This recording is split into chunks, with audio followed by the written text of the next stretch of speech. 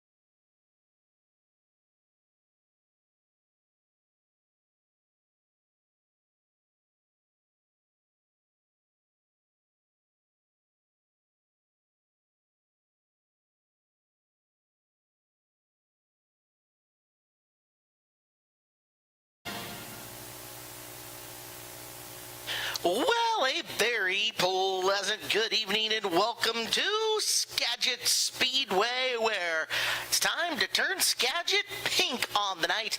It is our breast cancer awareness night here at Skagit Speedway with 3 classes of action getting ready to entertain you guys here at our 71-year-old clay oval. My name is Caleb Hart, and I'm glad to have you guys coming in and enjoying some Saturday night entertainment with us here at Skagit Speedway. We've got lots to get to tonight, lots to do. We appreciate you guys all lined up and coming in. The gates are now opened for admission at the north and south grandstands.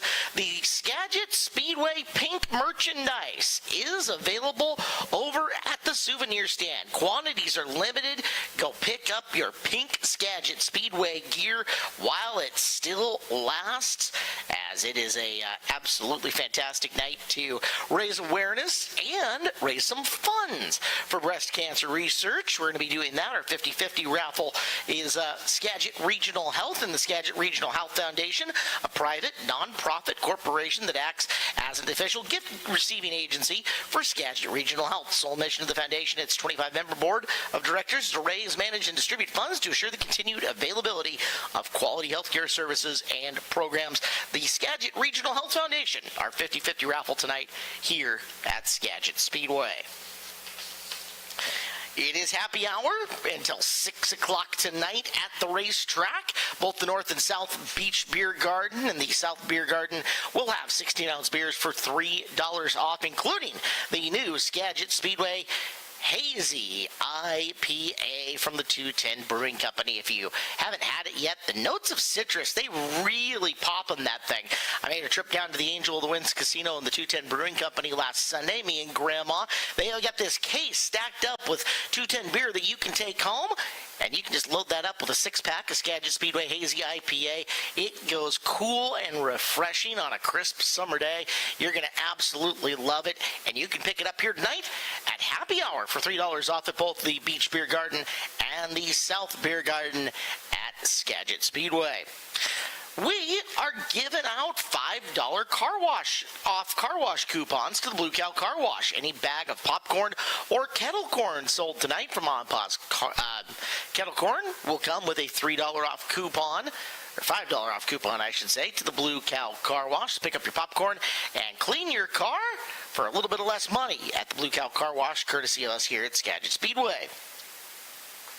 We have got gluten-free and alternative diet options available at both concession stands as well. Whether you're celiac and you need a gluten-free bun to maybe a vegan diet, plant-based nuggets are available. Maybe you're tired of the fantastic burgers, hot dogs, nachos, chili, and more that we have here. You can request sushi from the North concession stand as well. Check it all out. We have got all kinds of menu options available for you guys at both concession stands. Pre-race show will move on here in just a little bit. We have got lots coming up tonight here on Breast Cancer Awareness Night. Turn Skagit Speedway pink. But for now, we will get back to music. We'll have Eric List's Pit Walk coming up in just a bit as well here at Skagit Speedway.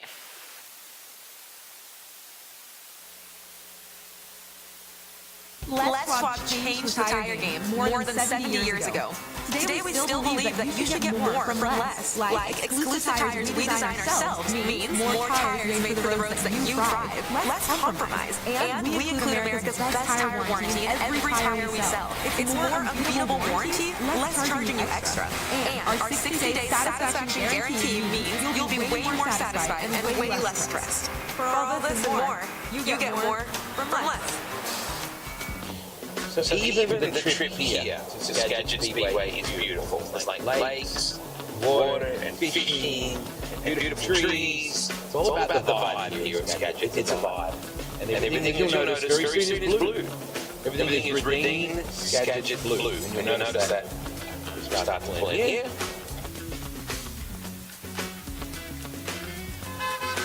And I love this. There's a lot of signage. You cannot, there's your sign, right?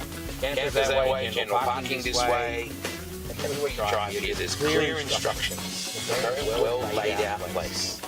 So this is just part of the very cool camping area. There's always lots of a great contrast in campers, right? Here's the bounder. See the kangaroo on the side there? Did you get that? Yeah. See that? That's the founder. This cool truck. This F-250. Oh, the 19 outfit over there as well. But it's such a great... Look at that whole retro vibe over there. How good is that? Morning. Happy Skagit. The Skagit experience at the pit gate is always very friendly as well. You'll notice with Carla, she's gone that far in these sporting events, she's even got blue eyes. Before she started working here, they were brown. But now she's redeemed Skagit blue. So she sells signage here, does sponsorship, her husband runs this whole pit area situation and drive-free things and all that sort of stuff. And that's Harris's coffee here. We didn't get that memo apparently. Anyway, this is part of the Skagit experience, it's a vibe here. It's a vibe. We've heard of NASA. This is Dasa. He's kind of like a rocket scientist, but in the Skagit white push truck sort of world. This makes the Sierra Grande. This is a classic. Now listen to this. That's how you know you've got a real car, right? Exactly right. So that sound? I mean, this is cool too. This is another very cool part of the Skagit experience. That's the darkest possible legal tint, Dasa. I think so. How many of you push truck folk are there? Six of us. And you'll have your own big... Look at that Bronco. Yep. That boy. Tire shine is on point. Very good. Hey, puppy dog. What's your dog's name? Socks. Of course. Because he's literally where? His whole body is socks. Dasa. You're not convincing me on the sock thing. Either way. Why do you do this? Because I love it. You get to push like the best sprint car drivers in the world, right? Absolutely. So Dasa, you know, you've been around this skateboard. You got to follow him too, because he's got a really cool social page. Skagit White Push Truck.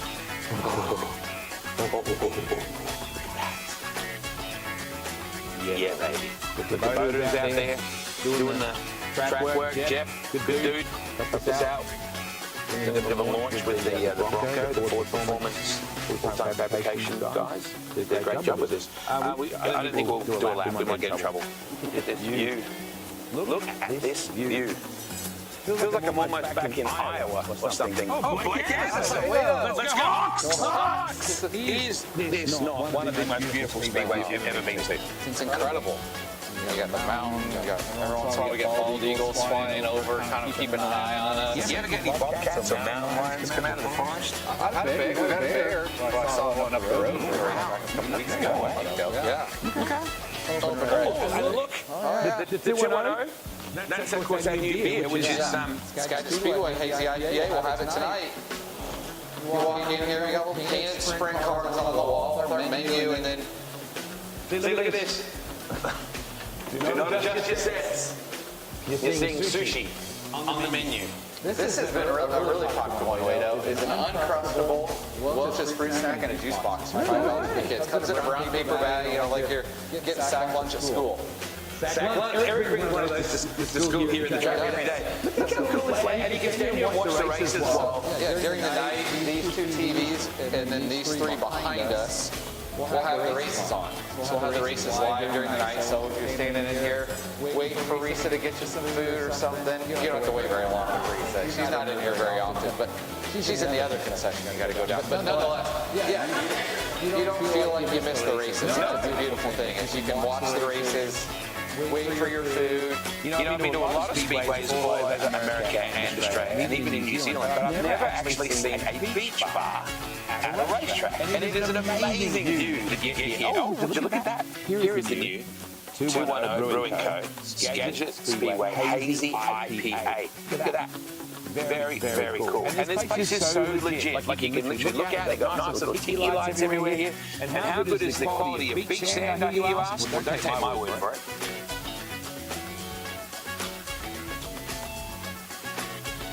You know, Wade, my favorite section is the loudest section at Skagit Speedway. That's Section G. And the really cool part about Section G is it's really close to the pit area. All the drivers get to stand and watch the races. Hey Wade, this is my favorite section. It's Section F. I used to fall asleep here in the stands like this when I was 6 years old. So I recommend it if you have kids that need to sleep. Well, ladies, my favorite stand is named after the Jim Rainbow Memorial Super Cup, where I've sat with my dad since I was a child, and he still even sits here now. And here we have the Kids Clubhouse, where kids can come here, play games, win prizes while watching the races. And around the corner, we have the family section. This is the family section, where there is no vulgar language, fighting, no smoking, and no alcohol. If you follow me up these stairs, you'll have a perfect view of Turn 1 and the podium to enjoy. So this is section A. Maybe it's going to be Canadian section, eh? Turn 1, they rip it and grip it down this main straightaway, hook in, and you get to see the car go off the track to the pit area. The other cool part is nice green spectator banks where kids normally like to roll down these hills. Here's one of two places you can get your merchandise at Skagit Speedway, right next to the main entrance. After you grab your merchandise, and you're an adult, come on over. The beer garden. This is where you can find the main beer garden, where it has all your nice cold drinks if you're feeling a little hot today. And then over here, we have a whole bunch of activities. We have cornhole, we have axe throwing, where Eric's not that good at it. But then, to stay part of the action, we have 3 TVs where you can continually watch it. And if it gets cold at night, we have space heaters. There's plenty of activities. And it's right next to the racetrack.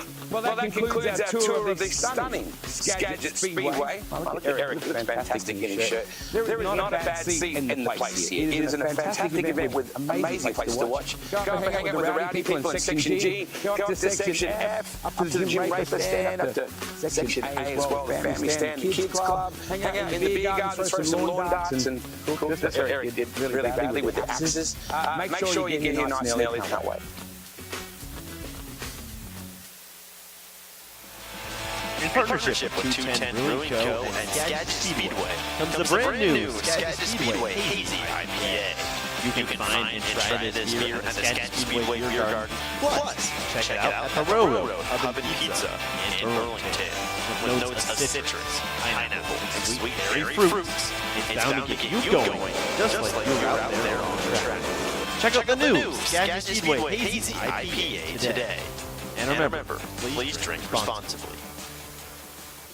It's Breast Cancer Awareness Night here at Skagit Speedway. Hello and welcome to tonight's free race pit walk and talk. I'm track reporter Eric Bliss, and I'm happy to have you along with me. Well, it's Breast Cancer Awareness Night. We're raising money for a great cause, supporting breast cancer awareness here at Skagit Speedway. 360s, 40s, and topless INCA modifieds, all racing tonight. But looking back last weekend, it was a weekend about Trey Starks. $26,000 richer for him, and now he has won 2 crown jewels this year at Skagit Speedway. The first driver to win 2 crown jewels in the same year, being he won a Dirt Cup, and then he won the 360 Nationals as well. Well, let's take a look at tonight's order event. 5:15 puts us into wheel pack with 360 hot laps and 360 qualifying to follow. Sporty hot laps, 4 sprint cars qualifying, and then modified hot laps. 7 o'clock opening ceremonies. All heat races will go 8 laps in scheduled distance tonight. 40s, mods, and 360s. Sportsman B main will go 12 laps as needed. Will then put us into A features. 25 laps for the modified, 25 laps for the 40s, and 30 uninterrupted laps for the 360 sprint cars tonight. Well, it's Breast Cancer Awareness Night. We're decked out in our pink. Let's go check out the pits out back. Well, we made it down to the pit area here on Breast Cancer Awareness Night at Skagit Speedway. 360s, 40s, and topless INCA modifieds, all racing tonight. We'll begin our walk-in. Filling the 22J, he's your co-points leader in the Sportsman sprint cars with Jane Whitney as well. But this is Justin Jacobson, the 22J. Both Whitney and Jacobson have 756 points. So it's been a great points battle all year long. Justin Jacobson's been leading. Whitney's been leading. It's went back and forth. So keep an eye on the 22J, and we'll get you a good look at Jane Whitney's car when we get farther down. Peyton Drake, he's just running the Sporty tonight. No 360 for him if he's here. There's Cole Logan, the most recent modified winner here at Skagit Speedway back on July 5th. Picked up his second win of the year. He's running really well. So here's a good look kind of at what a topless modified looks like. Talking to Jeff Westergaard. Good wave from the crew back there that, he feels like they do handle a little bit differently. Westergaard, who we're going to walk up to right here, does lead points at Skagit Speedway with 191. We'll also be in a sporty tonight as well. Trey Starks, we talked about him off the top, but won $26,000 last weekend here at Skagit Speedway. There's your co-leader, Jaden Whitney, the 88. Again, both have 756 points. Steven Hendrickson, we walked past the 13. That's right by the 21P. He sits technically in third. Right now, kind of second, but second with an asterisk since there's a tie for the points. Adam Holtrup, only at 71, he sits second in IMCA modified points here at Skagit Speedway. But for the 360s as well, this is the fourth race of 6 of the Summer Challenge Series. Again, that's a 3-race split.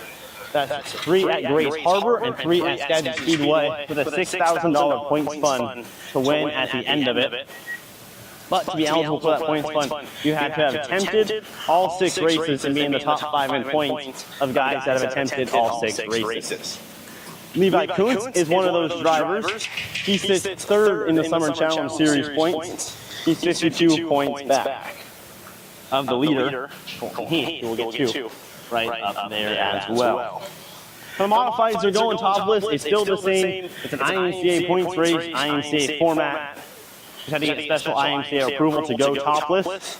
We have, so they're going topless tonight. There's going to look at 33 at Colton Heath. He leads again your Summer Challenge Series points, only by 2 points though over Levi Hillier. And Hillier was the most recent winner at Grace Harbor in the Summer Challenge Series. So Colton Heath leads with 324 points, but again, Levi Hillier only 2 points back and really threatening. So it's Breast Cancer Awareness Night at Skagit Speedway. 360s, sporties, and topless modifieds about to do battle. Thanks for joining me on Eric's pre-race, hit walk, and talk.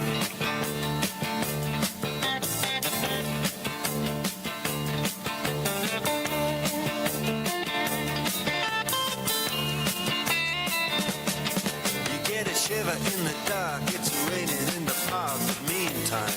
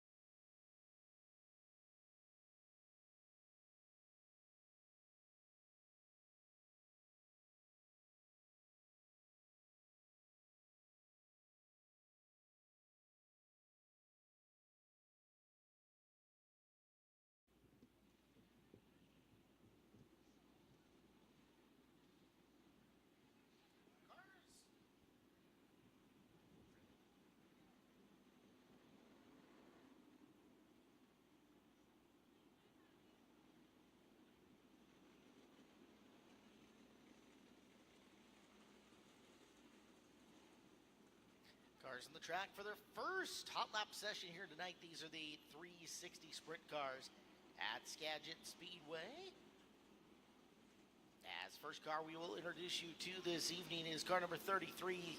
The 33R is Bill Rude. Bill Rude is out of Mount Vernon, Washington. Skagit Roofing, Sign Pro, Ideal Rental, R&H Mechanical, and NW Auto Body. Follow him with the reigning Grays Harbor Raceway track champion out of Olympia. That's Destry Miller in the Hour CU. Bulldog Trailer Sales Fusion Graphics number 5D.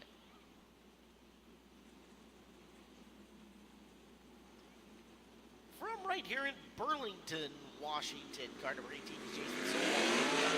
Car Martin USA. This is special thanks to Aaron Casey's Kitchen.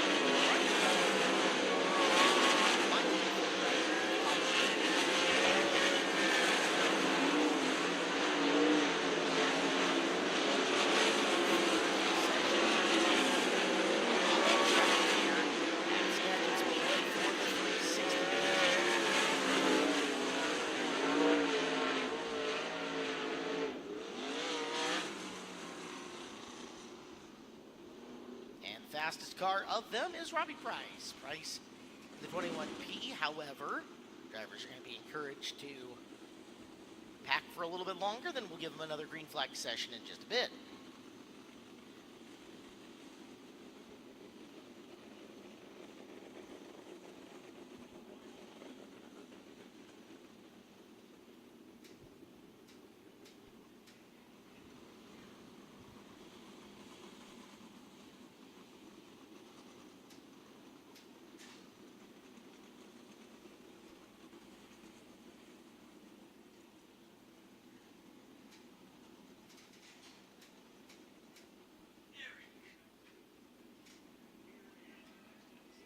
That first group will head back into the pits, or at least for now. See if we get a second session out of them after just a little bit. As group number 2 will start peeling their way out of the pit area and onto the track. Just a reminder, we're a smoke and vape-free facility. Designated smoking areas outside the gates and fenced-in areas 25 feet away. There is no sitting on the yellow line on the concrete, no drinking in the parking lot as well. We appreciate you guys helping us out and complying with that. Please do not sit on the seats with reserve tags on them, unless that is your seat. Somebody has paid for the right to have that, and unfortunately, it's not you. So, if you're in a reserve seat, please move and find another chair somewhere close. Next group rolls in from the pits.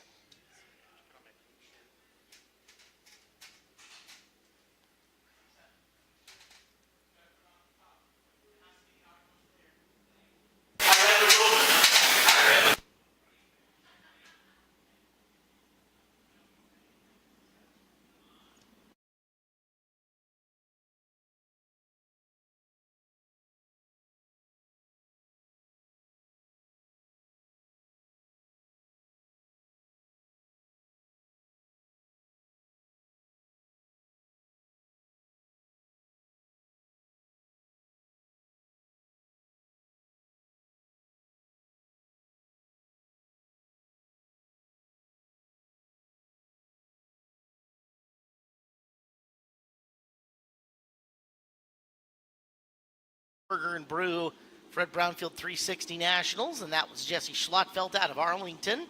High Performance Lubricants, Grinders Automotive and Marine, Shark Racing Engines, Triple X Pacific Performance Coatings, and JMI on the sponsor list for Jesse.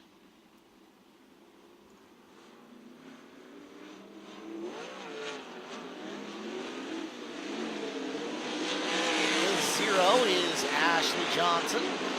Ashley in Transportation Economy Propane, Cascade Materials, Nordic Temperature Control, number 0 car.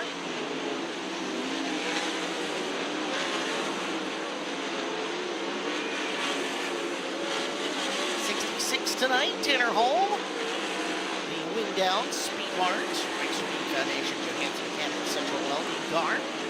77 is Levi Clack from Langley, BC. That is the Triple X Race Components, Chilliwack Ford, competitive performance number 77.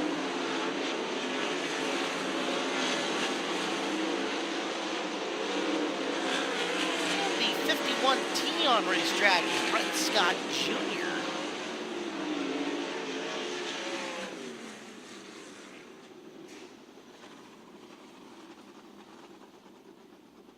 Scott and Tim Martin's 51, 33 Colton Heath on Raceway.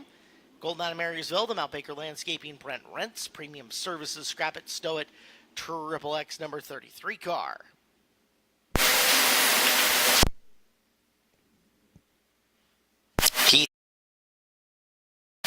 Followed by Jesse Schlattfeld, Tanner Holm, Levi Klatt, and Robbie Price, 1 through 5.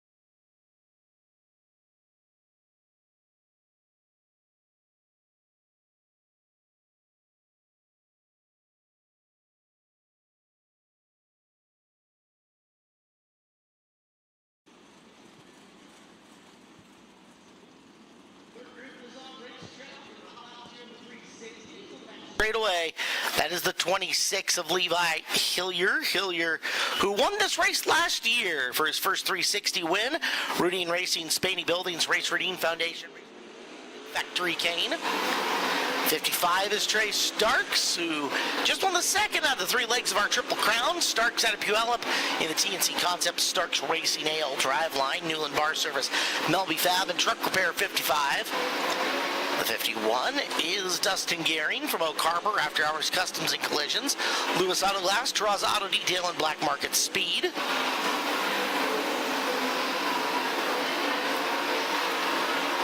The 1M, Alaska Mike Brown out of Kenai, BMR, Champs Equipment Rental, Alaska West Air, L&J Enterprises, Leah Brown, and Red Devil Racing sponsors on the 1M.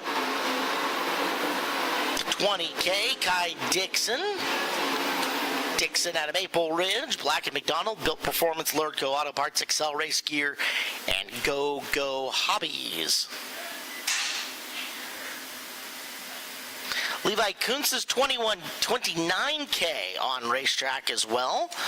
Kuntz out of Carnation, Washington. Don Ott, Laguna 292. George Anderson Company, Stillwater Trucking, Looker, and Bighorn Excavating.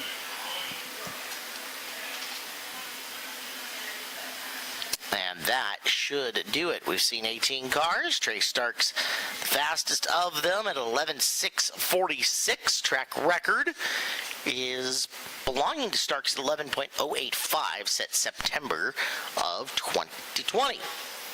So we'll see what happens here for time trials coming out in a bit. Justin Youngquist, Mike Auden joins us up here in the tower. This little overcast has been with us all day long here, Justin, and brings a little bit of moisture into the air, helps the engines run better, helps the track retain moisture. I don't think there's a bad spot to have tonight between 1 and 18 as far as your pill draw goes. No, I don't think it'll affect, earlier in the year, I think we saw that with the track being a lot drier, but like you said, the overcast sky today really helps keep that moisture in the track. So didn't see, of course we saw the track get a little bit better shape as hot laps went on, but the only thing I'm looking at really is a hole entering turn 1. We saw Starks and Hillier were able to kind of enter below that hole and upset the car just a little bit less than what some other guys in those earlier sessions did. So kind of interesting. We see the hole, pop up in turn 1 instead of turn 3, which we've seen the last couple weeks. So give some guys relief over there in turn 3. We'll see what the earlier guys do here as far as lane choice. It's really kind of right around the bottom. But as this goes on, I would look to see guys like Solwald, Schlottfelt kind of enter higher in turn 3 and try to get their momentum built up to where they can get a better drive off of corner 4.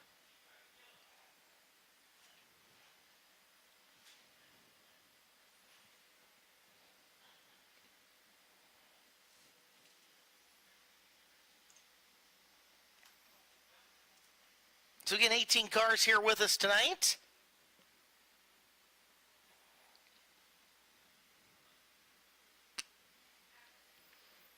All of them will make the A main, should split into 3 6-car heat races.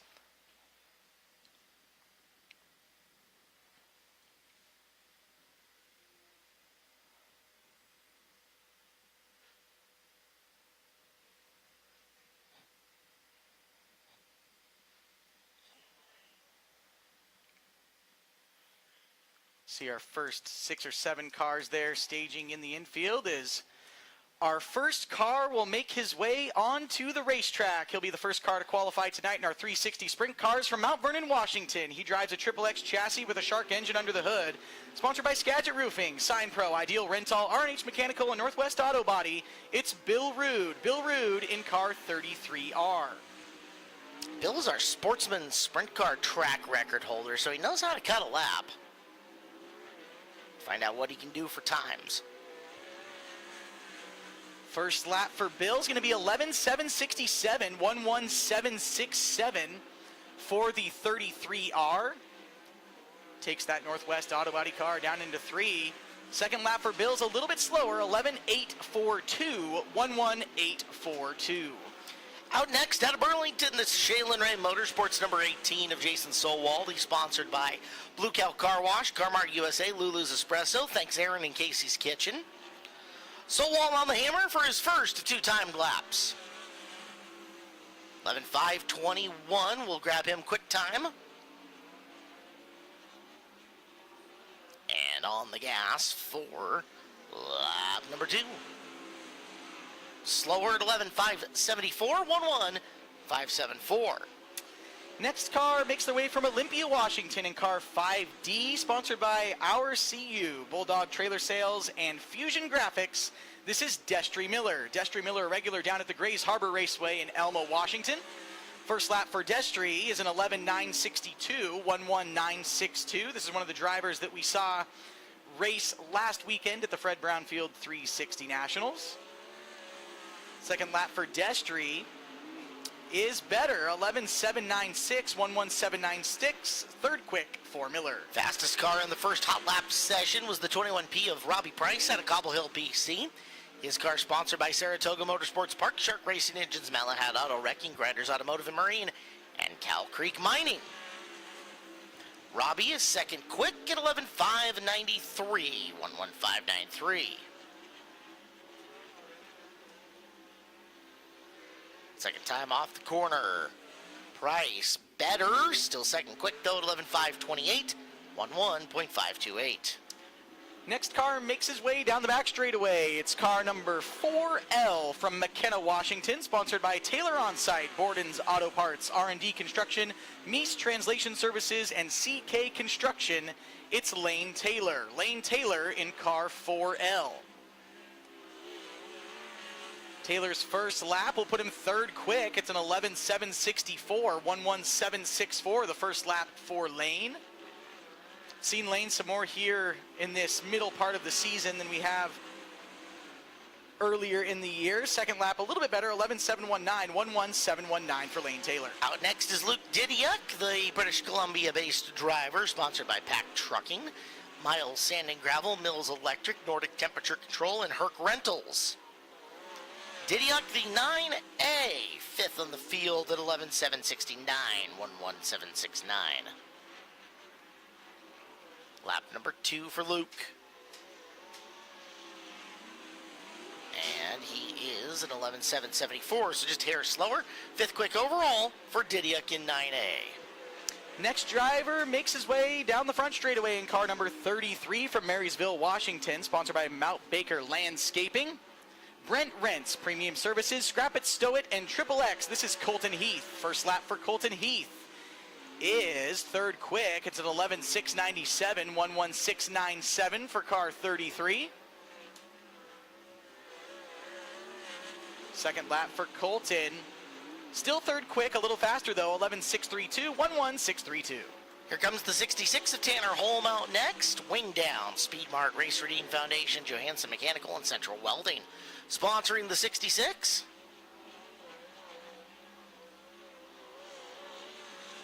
First time around for Tanner, fourth on the field, 11.679.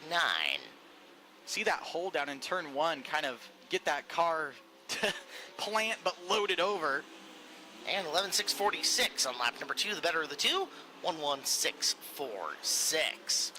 The next driver we saw have a heck of a run last week at the 360 Nationals, but he's back in his own car, car number 77.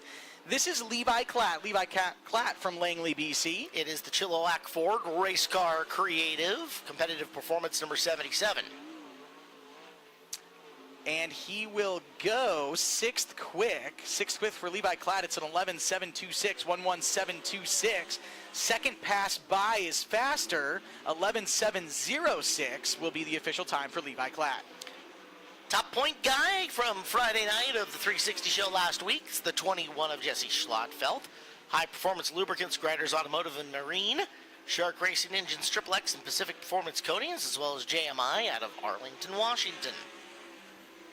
Schlotfeld, 7th on the field at 11.753. 11753 on lap number 1. Lap number 2. Faster, up to 6th quick at 11.718, 11718. Next car comes to us from Cedar Woolley, Washington. It's car 0, sponsored by Elite Transportation, Cascade Materials, and Nordic Temperature Control. Also by Red Dog Plumbing and Primac. That is Ashley Johnson. First lap time for Ashley is 11th quick. It's a 12.171, 12171. Making her way off of 4. Second lap time will be a little bit quicker, about a 10th quicker, 12.070. Next out, driving the Tim Martin owned number 51 T is supposed to be Brett Scott Jr. Brett Scott Jr. in the 51 T. About the 4th week for Brett in this race car, as his first time around. Comes across to 12.051, 12.051.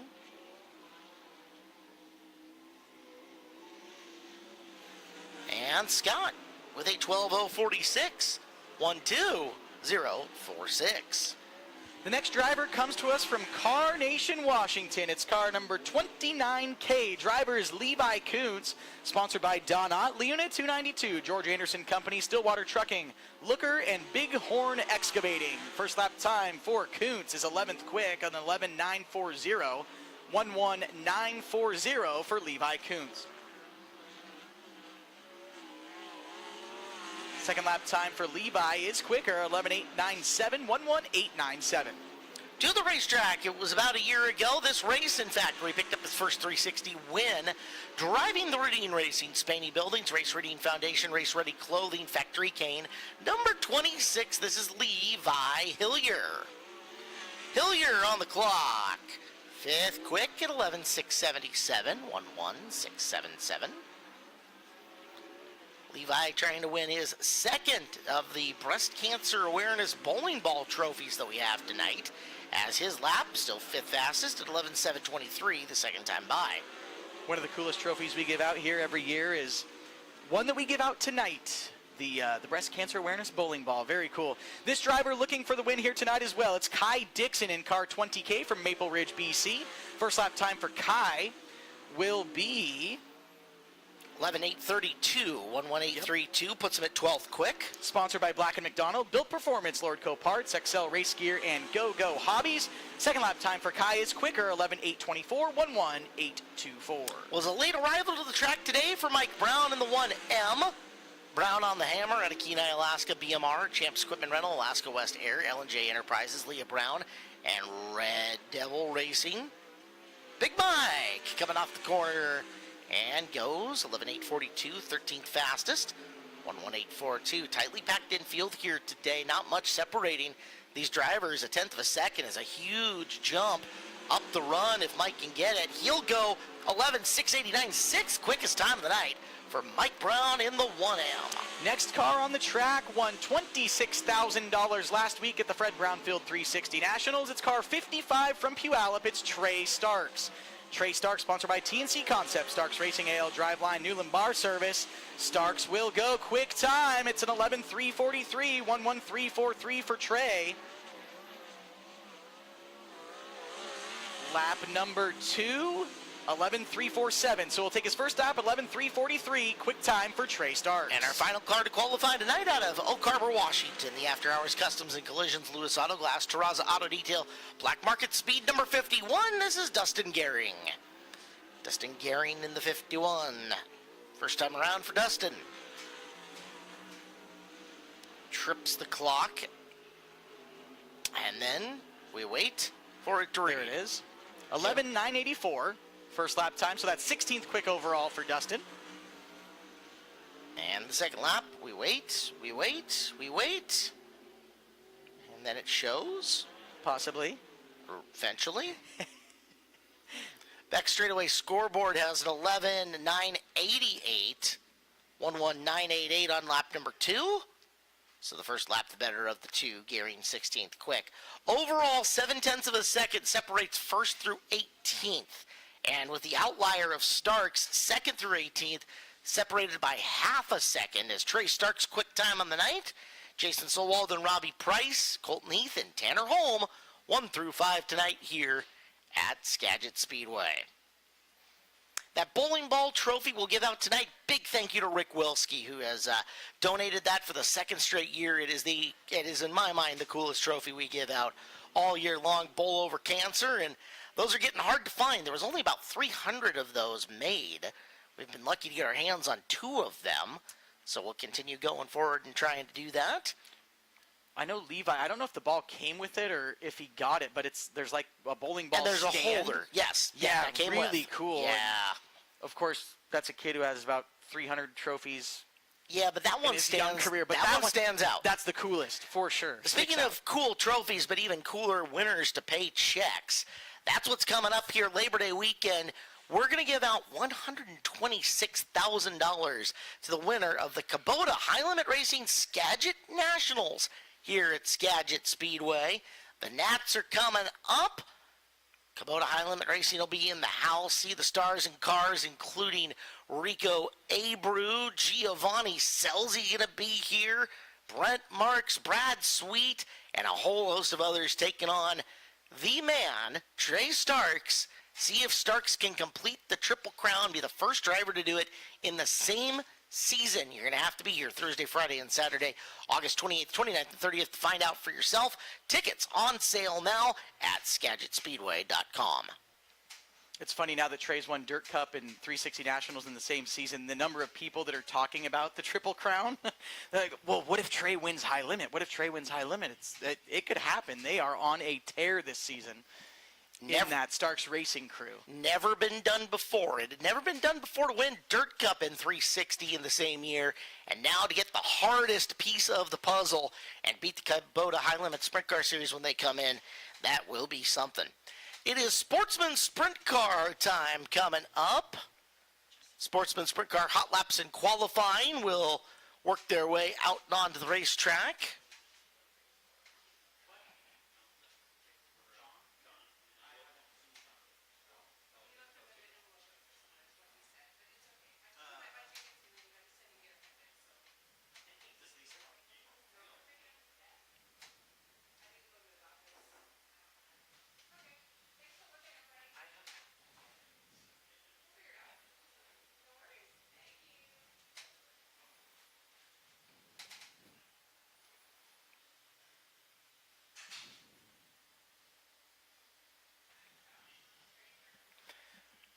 Well, we'll turn things over to Eric List. Eric will have the Sportsman Sprint for you all night long tonight.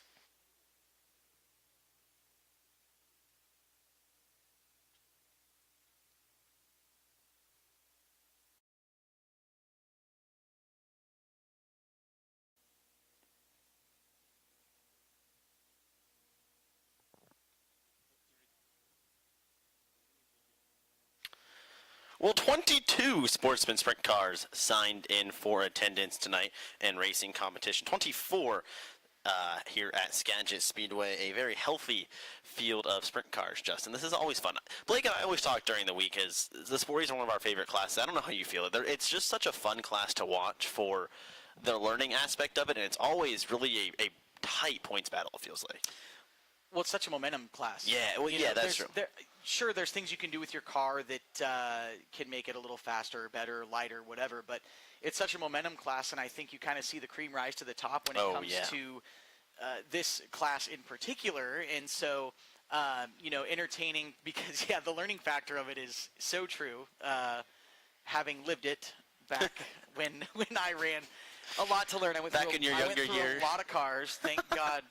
Who doesn't, though, to an extent sometimes man. when you're learning a sprint car or really any race car? Yeah, I've been to a lot of parts. It's something you never want to happen, but it's kind of the inevitable. I feel like of learning a race car, you're gonna tear some stuff up every now and then. Yeah, it's easy. My dad raced for 30-something years, and you can't do that, you can't do this. You don't know that until you do it. Exactly. Right? You're like, no, I can. You don't know where the edge is. I can feel that I'm fine doing that, whatever, and then you go out and junk it, and I told you, whatever. So then you hopefully learn from it, don't do it again, right? You hope. Yeah, I was a little slower on that one, but it's fine. It's fine. A lot of these guys, it's crazy how young a lot of these drivers are that are starting in the sprint cars at Skagit. We have 15-year-old drivers, 14-year-old drivers, 16-year-old drivers that, these guys are racing that aren't even allowed to drive on the road. So very, very fun to watch and kind of see these guys develop because they're really good drivers by the time they're 18, 19-year-old. So really, really fun to watch. Tanner Merritt hits the racetrack out of Camino Island. The Maxim Tepic Mexican Restaurant, First Class Auto Glass, General Plus Installation, Delta Camshaft, Piers Burlington Used Car Superstar. That's the 36 of Tanner Merritt. Next car in car 88, that is Jaden Whitney. Jaden Whitney comes to us from Sandwood, Washington, sponsored by Great Western Transport, Arlington Earthworks, Powder Coating Inc., and Snohomish Napa Auto Parts. Speaking of points battle, Jaden, your co-points leader, along with Justin Jacobson. They're both tied in points here at Skagit Speedway. The 66, none other than Taylor Burstick. Seen Taylor a handful of races this year in that Roots Racing-powered 66 car. Surrey, BC, Roots Racing, Alpha Fleet Services, Western Gasco, West Canada Auto Parts, Access Roadside Assistance, 66T as he'd be officially scored.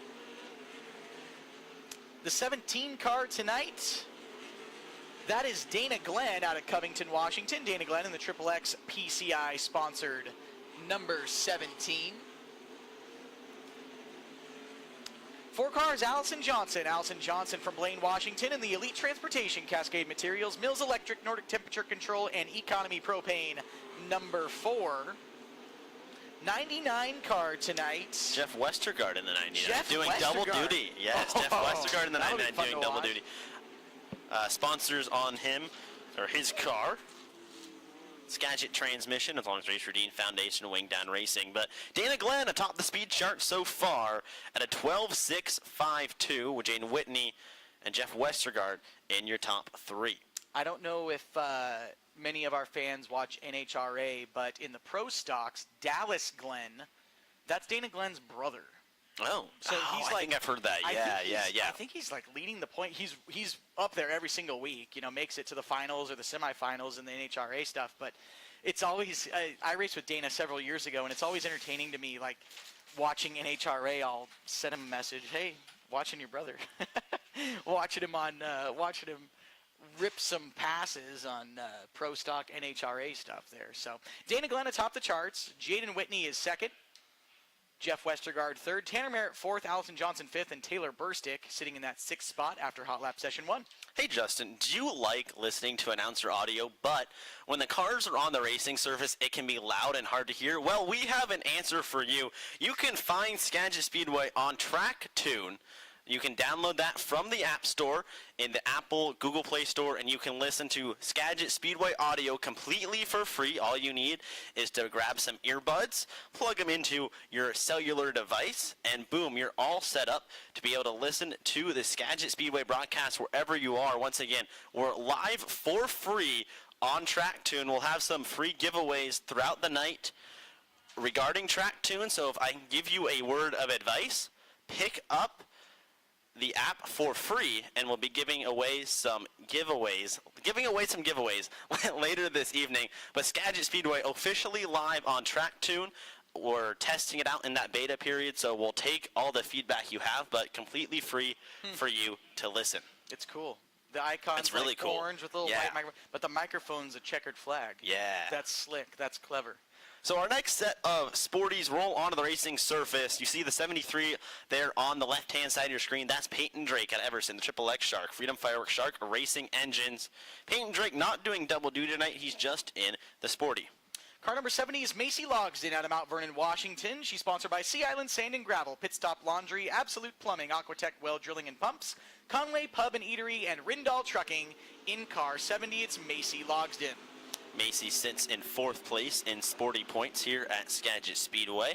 Has a win this year. The 51, that's Dustin Gehring, the Oak Harbor Black Market Speed, After Hours Customs and Collision, Lewis Auto Glass, Terraza Auto Detail, Black Market Speed, special thanks Bonfire Betty, and Wait on the Road 51 of Dustin Gehring.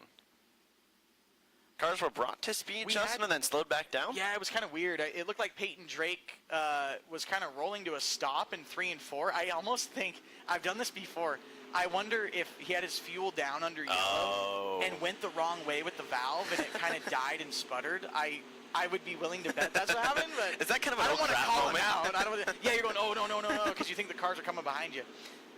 Who else is out here? Justin Jacobson, the 22J, rolling out of turn 4, but that's the 66 of Brett McGuy out of Arlington, the Pit Stop Laundry Services, Schaefer Racing, Obstacle Performance Coatings, Bob and Mary Reynolds, CSI Construction.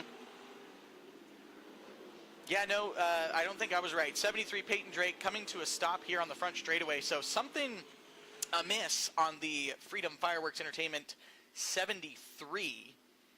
He kind of, sputtered maybe over in 3 and 4, got going again, did a lap, and now he stopped here on the front straightaway. So saw the checkered flag on that session, though. To the top is Jessen Jacobson at 12.586. Dana Glenn is still second. Brett McGuy now third. Jaden Whitney still there in 4th. Yeah, you see the 73. Nothing. No, visually. Yeah, the car looks fine. But yeah. I'm thinking they're going to rip the hood off that 73 and try to diagnose the issues there. Well, that's where you hope is maybe just a mag box or something simple to fix, and it's not, internal, right? Or maybe you hope maybe like a fuel filter Yeah. might need to be cleaned or something. I don't know. It's You hope for the least amount of work possible and the quickest fix. well because you don't have a lot of time. No, right? I mean, you got hot laps, and then you're going to turn right back around and come and qualify. So I know we got 24 cars, so we probably he's have 7th out, but 4 sets of hot laps, I would think. So that was set number 2. So you have a little bit of time, but it goes quick. oh, it goes very quick. Like, you're back there, you're like, what? That's already the last session? We gotta go.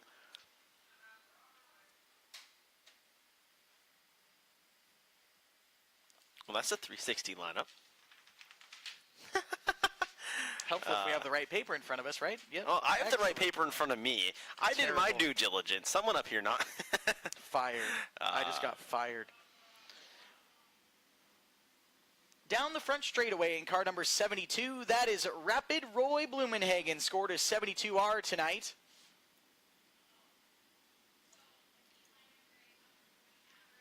The Dan Button Show and owned number 72. Behind him, making his way in corner number 2 now, it's the 57. 57T is Tony Bundy. Tony Bundy from Balta, North Dakota, sponsored by Jet City Equipment, Pit Stop Laundry, CSI Construction, and K&B Excavating in car 57. 76R from Puyallup, that is Cole Button showing. Got the pink rookie flags there on the back of the cage on the 76R. The 13 car, a winner in this class here earlier this season from Bellingham, it's Steven Hendrickson, sponsored by Pack Trucking, Miles Sand and Gravel, Mills Electric, Nordic Temperature Control, and Herc Rentals. 19 car making his way down the back straightaway, sponsored by Dirty Deed Septic, Cascade Flats Wedding Venue, and Wing Down Driving Experience from Cedar Woolley, it's Alden Ostrom. Alden Ostrom in car 19. 45 is Jackson Stratton in that blue, white, black, and orange number 45 from Stan Wood. It's a J&J chassis with a shark under the hood, sponsored by B&T Automotive, Arlington Power Equipment, and Sideline Excavation. Jackson Stratton in 45. Steven Hendrickson went to the top of the boards there in hot laps for your Sportsman Sprint cars with a 12.531, 12531, the fastest lap so far for your Sportsman Sprints here in hot laps. Justin Jacobson still second, Dana Glenn third, Brett McGuy fourth, and Jaden Whitney is fifth.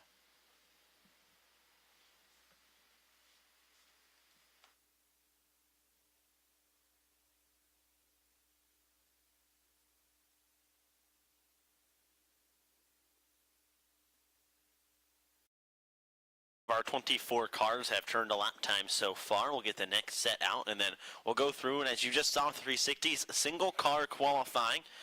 Your best lap time of 2 laps around the Skagit Speedway will then set up how we will run heat races tonight for the Sporties. The 09, that's Piper Harless out of Arlington, the Triple X Shark. Team 31, Uncle Chuck Racing. OPC, that's the 09 of Piper Harless.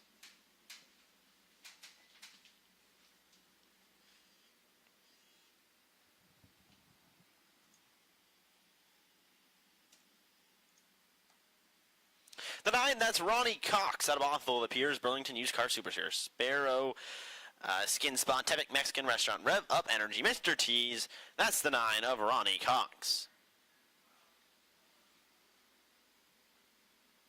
Good look there again, the 76R of Cole Button shown. Car number 37 makes his way from Stanwood, Washington, sponsored by Precision Racing Engines, Marty Hopkins Contracting, and Pied Piper Pub. That is Sean Wallenfels Jr. Sean Wallenfels Jr. It says me on the front of it. He's like Ricky Bobby. Talladega Nights. He's sponsored by me. He needs the Cougar on the top of the wing, and we'll have it set. That would be a car that would put a Cougar. That would be awesome. I would like that. Kira Zilstra, the 21Z out of Monroe, Washington. Triple X Garrity Engines. HLB Custom Fabrication. Miracles and Memories Academy. Clan Graham. TNG Backhoe. Monroe Chiropractic and Alternative Med Center. 21Z is Kira Zilstra.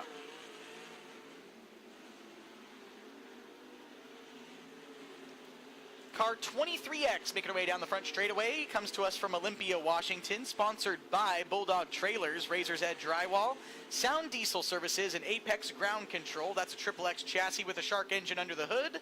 That is Zan Miller. Zan Miller in Car 23X. Got 3 of our girl drivers out here in this hot lap session. And Kira Zilster to the top of the board at 12.484, 12.484 for Kira Zilster in the 21Z. A nice time for her. Defeats Steven Hendrickson, Justin Jacobson third, Dana Glenn, and Brett McGuy, your top 5. She's repping. She's ripping indeed. So there's all 24 cars have turned a time for hot laps. We'll now get out for single car qualifying. It'll be fun to watch Peyton Drake and see if they can get that 73 going. Now, Justin, if I'm looking right, he's right kind of near the Lesh Swamp sign out back. It's tough to see if they're thrashing on the car. But that's where Peyton was parked. Kind of right to the left of the Les Schwab sign is where his hauler is. Well, and you know they've got the support of the entire Lemley family racing crew and everybody there. So there's about 59 people that are capable. Oh, and I only see about 4 of them working on the car. So maybe something that they were able to diagnose fairly quickly. I don't see a huge calm, rush. Yeah, so doing some air pressure adjustments and getting stuff ready there. His dad, Eric, behind the car. And yeah. Oh, wow. Okay, so most of the Lemley family's in Knoxville. Got it. And so the reason Peyton's not running the 360 tonight is because he is leaving for Knoxville then in the morning. So Paul Lemley wanted to go to Knoxville. I believe has never been to Knoxville. We'll look at Caleb. Paul has never been to Knoxville, correct? So Paul wanted to go to Knoxville. So he's made his way there already. Peyton, I was talking to him, he's not running the 360 because as soon as the Sporty's done, they're going to load up and head out to do motor maintenance, and then they have to leave for the airport at 5 a.m. tomorrow, and they're going to go fly to Knoxville for the Nationals. Jealous. Right? Me too. That's okay. We got Dirt Vision. I can. It's not the same. It's like watching us on YouTube. It's just not the same as being here, but hey. But you can be here next weekend. If you're not going to be in Knoxville, be here for Monster Slam at Skagit Speedway. Qualifying for the sports sprint cars begins with the 4 of Allie Johnson out of Blaine, Washington. They are Uncle Bill, Elite Transportation, Cascade Materials, Mills Electric, Nordic Temperature Control, Economy Propane, number 4. That's Allison Johnson. Allie Johnson in the 4, the white, pink, and black 4. Opening lap time for Allie Johnson as she comes off corner number 4. 13.048, 130.48 for Allie Johnson. Red Dog Plumbing, number 4. Goes up high on the exit of corner number 4, looking for better on lap number 2. She'll get it 12.910, 129.10 for Allie Johnson.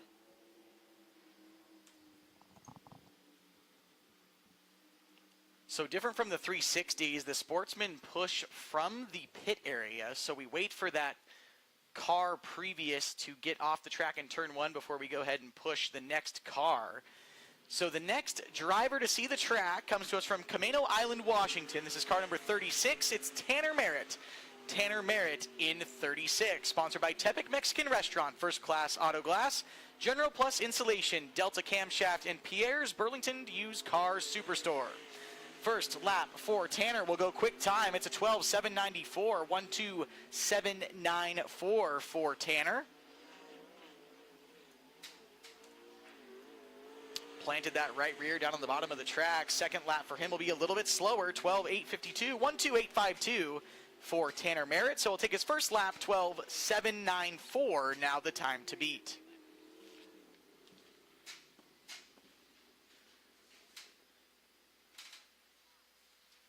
Your third car to make his lap time around Skagit Speedway is one of your co-leaders in sporty points here at Skagit Speedway. This is the 88 of Jaden Whitney out of Stanwood, Washington. Through Great Western Transport, Arlington Earthworks, Powder Coating Inc., Snohomish Napa Auto Parts.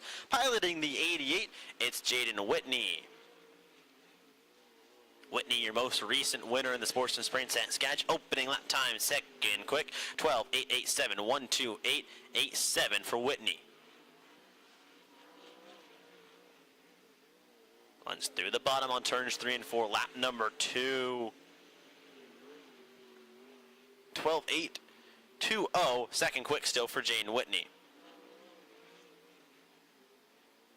So lap number 2 indeed better. However, he does not move up and improve from second quick. The fastest lap we saw in hot laps for the Sportsman Sprints was a 12:4.84. Right now, your quick time is at 12:7.94. So we'll see our drivers here as we can get some quicker laps going as the track wears in. The next car out is car number 17, Dana Glenn in car 17 from Covington, Washington. This is a XXX chassis, PCI-sponsored race car. First lap time for Dana will go quick time. It's a 12:5.22. 1:2.522 for Dana Glenn on lap number 1. Driving that car in really hard to the bottom of 3 and 4. Second lap for him is slightly slower, though, at 12:5.95. He'll take his first lap at 12:5.22 now, the time to beat in Sportsman Sprint Car qualifying. Glenn gets off the pace, and we'll watch as the 99 doing double duty tonight. In the Skagit transmission, wing down, Speedmart Race Routine Foundation, 99 out of Snohomish, out of Cedar Woolley, Washington. That's Jeff Westergaard. Jeff Westergaard in the 99. We'll watch Westergaard also drive one of our topless modifieds tonight. He's also the modified points leader. Lap number 1 for Westergaard is 5th quick, 12.942, 1:29.42 for the 99 of Jeff Westergaard. Looking for better on lap number 2. Will he get it? He will second quick. 12.623, 1:26.23 for Jeff Westergaard. Nice lap time turned by him. I have to imagine that's fairly difficult to be behind the wheel of a modified all season and race some midget stuff and then hop in a sprint car. Kind of learn how to drive that type of car again would take a few laps. But looking good second quick so far for Westergaard as we see our next driver make his way on to the track from Surrey, BC in car 66T is how it's scored tonight. It's Taylor Burstick. Taylor Burstick in 66T. The Roots Racing Alpha Fleet Services Western Gas Company sponsored car. First lap time for Burstick will go second quick, a 12.526, 1:2.526 for Burstick. Also sponsored by West Canada Auto Parts and Access Roadside Assistance. Second lap for the 66 car goes quick time, a 12.452, 1:2.452 for Burstick in the Roots Racing 66 car. What a nice time for Taylor Burstick. Track record, keep in mind, though, for the sports sprint was set by Bill Rood at an 11.883, so we're nowhere near the track record time. Here comes Peyton Drake. You saw he slowed and stopped during hot laps. He's got a push truck behind. Can he get the 73 Freedom Fireworks Shark Racing engine machine fired and the pilot light lit? It's not looking like it's going to go his way, Justin. Can you turn a lap with the push truck behind him? Tell the push truck guy, put it in gear, let's go. Push him around it. Yeah, if you haven't fired really by like Yeah. the middle of turn 3, you probably know it's not going to happen. So unfortunate for Peyton Drake. We'll see if we can't, hopefully they get it fixed and get him a lap here at the end of qualifying. As the next car out comes to us from Stanwood, Washington. It's a XXX chassis with a Shark engine under the hood. Sponsored by Grinders Automotive and Marine, Mel Decker Racing, Burlington Eagles, Sasquatch Subs, and Jacobson Trucking. It's Jessen Jacobson. Jessen Jacobson in 22J. First lap for Jacobson is a 12.733. That is 4th quick so far on the field. Next time, getting the car rotated off the cushion a little bit better there as he will go 3rd quick, a 12.584. 1:2.584 for the 22J of Jessen Jacobson. Still got some fast cars to come, so it's Burstick at the top of the speed chart. Dana Glenn 2nd, Jacobson 3rd, Westergaard 4th, and Merritt still there in 5th. Now out to qualify at Oak Harbor, Washington, the 27, XXX, O'Reilly's of Oak Harbor, Powers Diesel and Automotive Services, 27, it's Garrell Powers. Garrell Powers in the 27. Opening lap time for Powers, good for 8th, quick, 13.534, 1:35.34 for Powers. One of the rookies this year, competing for Rookie of the Year at Skagit Speedway. Lap number 2 for Powers, still 8th quick, 13.496, 13.496. Better, but still 8th quick.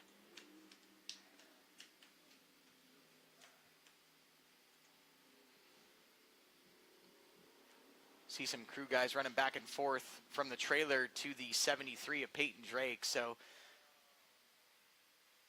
hoping the limited crew that they have here that's not in Knoxville can get that 73 ready to go. As our next car makes her way onto the racetrack in car number 70 from Mount Vernon, Washington. This is Macy Logsden. Macy Logsden in car 70. Sponsored by Sea Island Sand and Gravel, Pit Stop Laundry, Absolute Plumbing, Aquatech Well Drilling and Pumps, and Conway Pub and Eatery. Macy, a winner on the year here earlier this season. Macy goes 8th quick on lap number 1. It's a 12.940, 1.2940 for Macy. Second lap time, she will stop the clock at a 12.855, 1.2855. 7th quick overall so far for the 70 of Macy Logsden. One of our competitors with a 305 engine under the hood of her car, so we have a handful of them here, but just a little bit down when it comes to the, I guess, bark under the hood, as you'd say, in these 305s. And it's always interesting to watch, too, because when they're down a little bit in qualifying, they always pick up, and as that track slows down, it gets a little bit faster. Well, here's a guy doing double duty between Sporties and 360s. The 51 is Dustin Gehring at Oak Harbor, Washington. The Rocket Black Market Speed, After Hours Customs, and Collision. Opening lap time for Dustin Gehring puts him 9th quick, 13.100, 1.3100. Special thanks, Bonfire Betty and Wade Underwood as well on the 51 of Dustin Gehring. Lap number 2 trips the timing scoring loop for him. 9th quick, slower, 13.123, 1.3123. Dustin's one of the drivers we saw last week well, I should say 2 weeks ago now, I guess, go on Speed Week with the Western Sprint Tour. So got away from Skagit and got to see a few tracks there in Oregon and make his way up to run the 360 Nationals. Next out on the track, the car comes to us from Arlington, Washington, sponsored by Pit Stop Laundry Services, Schaefer Racing Oil, Pacific Performance Coatings, Bob and Mary Reynolds, and CSI Construction. This is Brett McGuy. Brett McGuy in 66. First lap time for Brett is a 12.838. That is good for 7th quick so far on the field. Really high entry there in 3, trying to get some drive off the corner. And it does not benefit him, a 12.925. So he'll take the first lap at 12.838 for the 66M as he scored of Brett McGuy. Brett's just trying to widen the track out a little bit, okay? He don't want to run the bottom. No. He's trying to get a top. The bottom's no fun. No, it's not. We want to be up on the fence, man. Let's rip some laps. 13th car out. That's the 19 of Alden Ostrom out of Cedro Woolley, Washington. Their Dirty Deeds Septic Cascade Flats wedding venue. Wing Down Racing. Number 19, it's Alden Ostrom. You got to look at Alden Ostrom, the guy who's been so close to a win this year. I mean, there's been a lot of speed in that 19. Just hasn't quite went his way. Opening lap time for him is good for 5th. Quick at a 12.705, 1.2705 for Ostrom. Seems like there's been weeks where he's got so much speed and then something weird happens and he gets caught up in some wreck or something going on. So looking for some redemption in the 19 car for sure. He finds redemption on lap number 2, goes 3rd quick at a 12.568, 1.2568 for Ostrom in the 19. Good lap there. Ostrom now 3rd overall on the field. It's still Taylor Burstick at the top of the charts. Danny Glenn 2nd, now Ostrom 3rd, Jacobson 4th, and Westergaard 5th. As we see our next car make his way on to the track, it's the 76R from Puyallup. It's Cole Buttonshoen. Cole Buttonshoen in 76R. First lap time for Cole, 14.188, 14.188. That is 13th quick overall for our cars that have qualified here in the Sportsman Sprint. See those pink flags on the back of his car? Those signify that he is a rookie in the class, so he'll have those on throughout the night here. Second lap time is quicker by about 0.3 of a second, 13.848. Still 13th quick for Cole Buttonshoen. Another one of our Rookie of the Year contenders, pushing off from the back straightaway. There's the 45 of Jackson Stratton, Stanwood, Washington, J&J Shark, B&T Automotive, Arlington Power Equipment, Sideline Excavation. That's the 45 of Jackson Stratton. Stratton in the 45.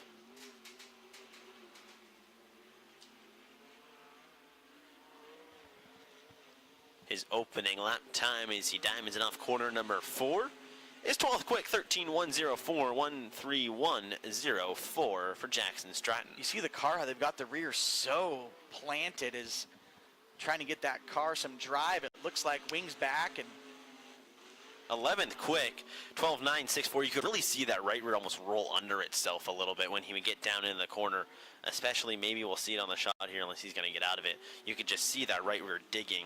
So 11th quick for Jackson Stratton on lap number 2 was much better for him. the next car out is scored as the 57T from Balta, North Dakota. This is Tony Bundy. Tony Bundy in the 57T, sponsored by Jet City Equipment, Pit Stop Laundry, CSI Construction, and K&B Excavating. Makes his way for lap number 1. Bundy will go 14th quick. It's a 13.548, 13.548 for Tony.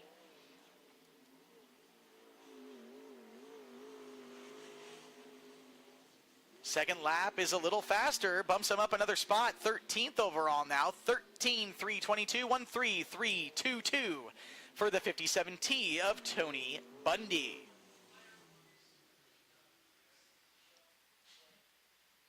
Over 3/4 of the way through qualifying, or there and about. There's the 72R of Rapid Roy Blumenhagen. One of my funnest nicknames I think there is to say. Rapid Roy Blumenhagen in the 72R. I think the coolest part's we get to hang out with his wife. Yes. While we're up here, Kim over in the scoring booth. Roy made some phenomenal spaghetti. Him and Kim both did. Was that last week? That last week. Oh, yeah. Anyways, lap number 1 for Roy is 12th quick, 13.066, 13066. So did he actually have a hand in the spaghetti?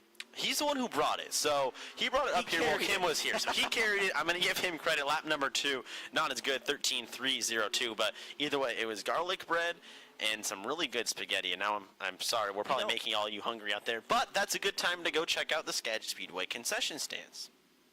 So I apologize, and also I don't. I remember Roy's cars when he was racing 360 410 back, and he had like this dark burgundy red, black with like gold leaf. It was very like fire truck-esque. That's cool. Oh man, beautiful cars he used to race. Next car on to the racetrack, in car number 13, this is Steven Hendrickson. Steven Hendrickson, my goodness, from Bellingham, Washington, sponsored by Pack Trucking, Miles Sand and Gravel, Mills Electric, Nordic Temperature Control, and Herc Rentals. Steven will go second quick overall at 12.491, 12491 for the 13 of Hendrickson. We saw him get his first 360 sprint car starts last week at the 360 Nationals.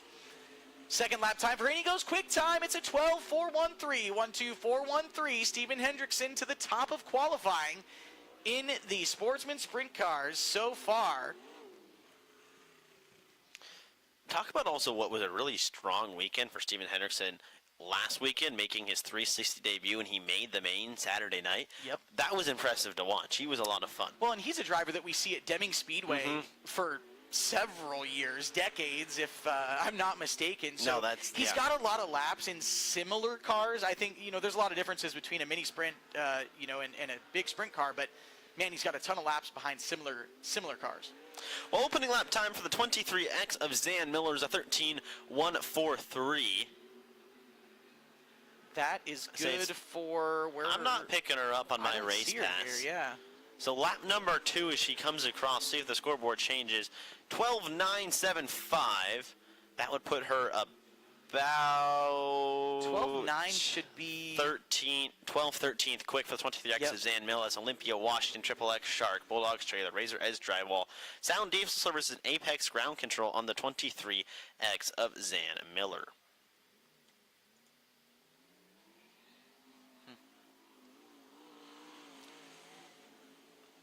Next car out on the track is car number 37. Comes to us from Stanwood, Washington. It's Sean Wallenfels Jr., sponsored by Precision Racing Engines, Marty Hopkins Contracting, and Pied Piper Pub. First lap time for Sean is a 13.205, 13205. That's good for 15th quick.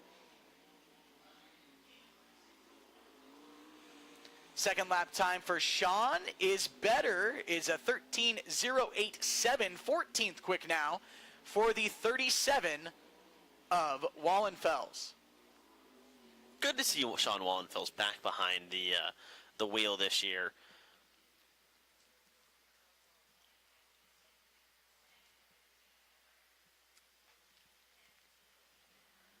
Next to push out the black and gold number 9, that's Ronnie Cox out of Bothell, Washington.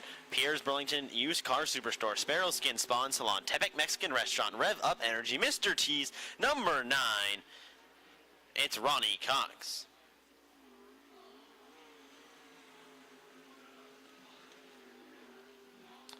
Opening lap time for Ronnie Cox is good for 7th quick, 12.762, 127.62.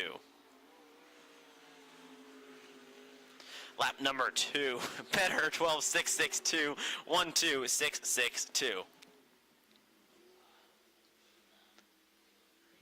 Just a few cars left to qualify here, and they are 3 of our ladies that we have here racing in the Sportsman Sprint cars here tonight.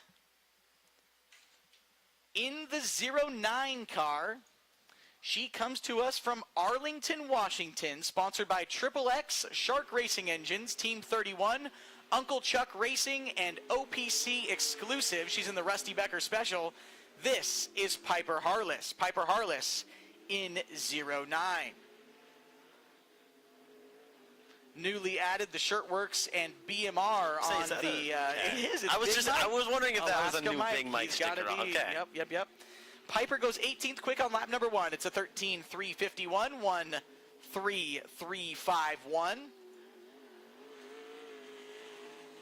Second lap time is better, a 13.331. Still 18th quick for Piper Harless. Her dad, a driver we've seen for several seasons behind the wheel of a Northwest Focus midget.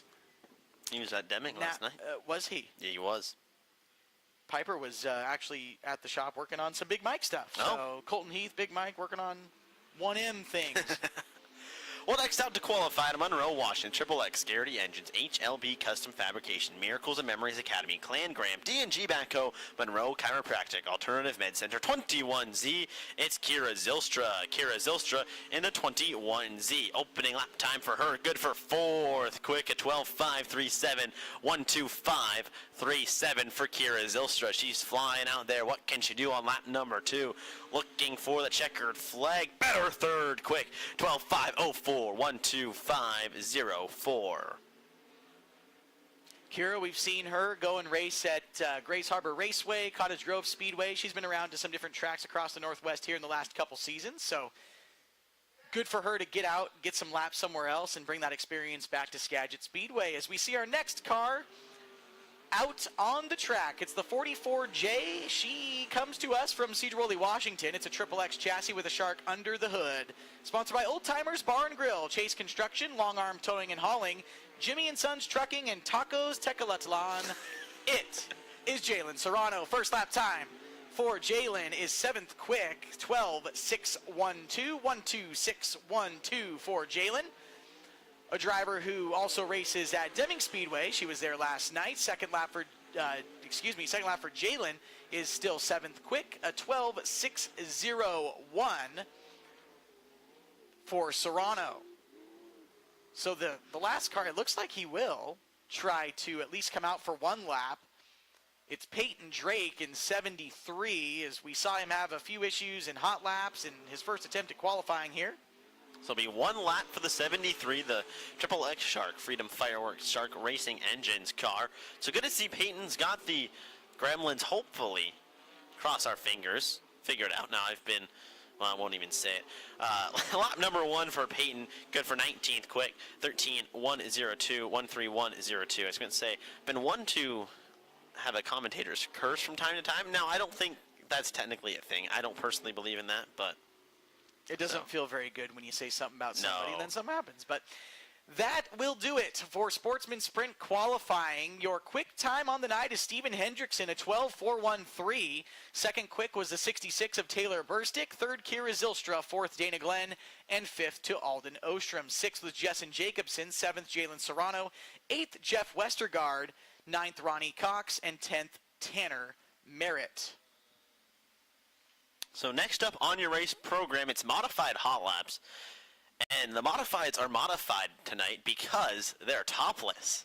So what a fun night that will be. You see the 26, Levi Hillier, one of our 360 competitors out there getting motor heat, making sure that car fires up. But modified hot laps coming up here at Skagit Speedway.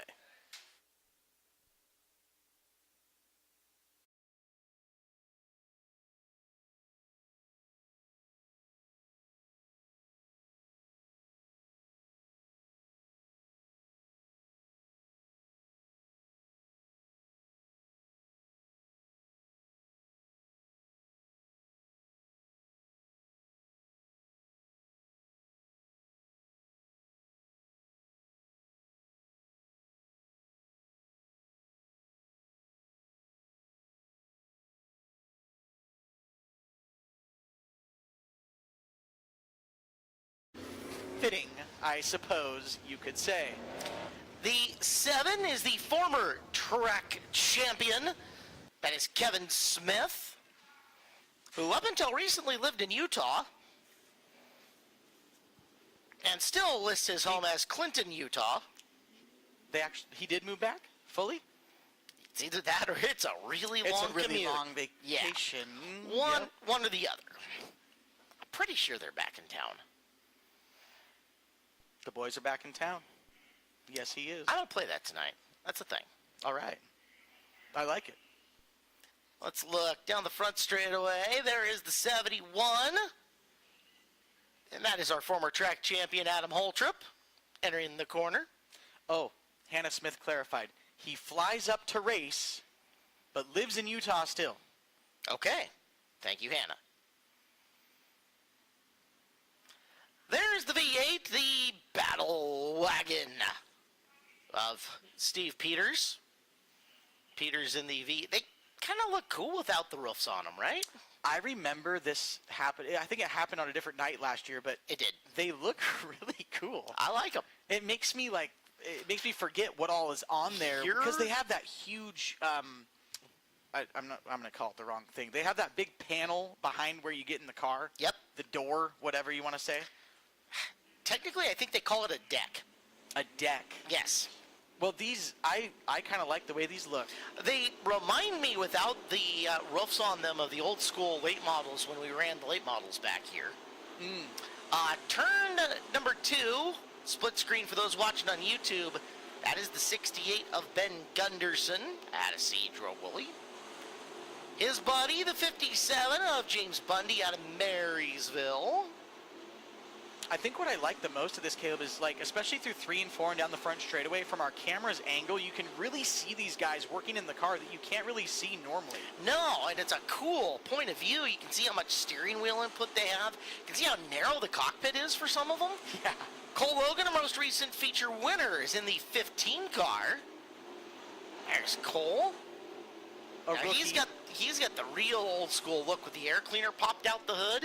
Yeah, buddy. Like it. Cole's had a really strong rookie season. Man, 2 wins so far, I believe, that he's got under his belt, and really taken a liking to this modified very quickly, as he's already got 2 wins, and we're just at the start of August. And the fastest car in the session is the 8 of Rick Smith. Rick had open heart surgery over the offseason, just his second week back. Quick recovery for him and looking awfully fast, as he is the fastest car in the session so far. So Smith, Logan, Smith, Holtrip, and Gunderson, 1 through 5, in group number 1. And here comes group 2. Got 14 of them total. Heat races are lined up by their 3-race point average. And then the top 6 finishers in each heat will transfer to the main, in which they will be lined up by their 3-race point average again. The IMCA way, Caleb. It's a way. That's right. There is the defending champion. This guy, last Saturday night at River City Speedway in Oregon, was the winner for the Northwest Focus Midgets and the Modifieds down there. He got the double win. That's right. Jeff Westergaard is doing double duty tonight in a Sportsman and a Modified. I was just going to say, he's looking to do it again, driving the wing down 99 in his own 66. There's Dave Harmon in the Banana Wagon 29. Dave traditionally has struggled getting this car in gear. We'll see if he's got any more success tonight. I forgot about that until you brought it up. Yep. Yes. The 21 is Corey Gordon. It's a very cool wrap job that they did on the Gordon car. It's bright and easy to see, and I like it. And they have my favorite coffee place, Leaded Coffee on the fender. Oh, good stuff. I love Although we're Leaded spoiled Coffee. with good coffee here at Skagit Speedway between Lulu's Espresso up at the That's south true. end of the grandstands and Gold Buckle Espresso down in the pits. I got my Lotus from Gold Buckle. There you go. Green flag out on this session. There is the 25 of Brent Morris. 25 car from Metchosin, British Columbia.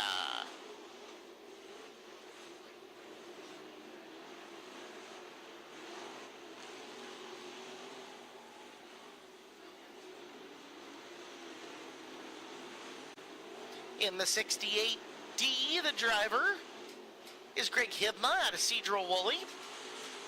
Black with gold 68D. And the 47 of Ben Malmstad. The 47 making his way out of Kent. That is the 16 of Rory Smith out of Victoria, BC.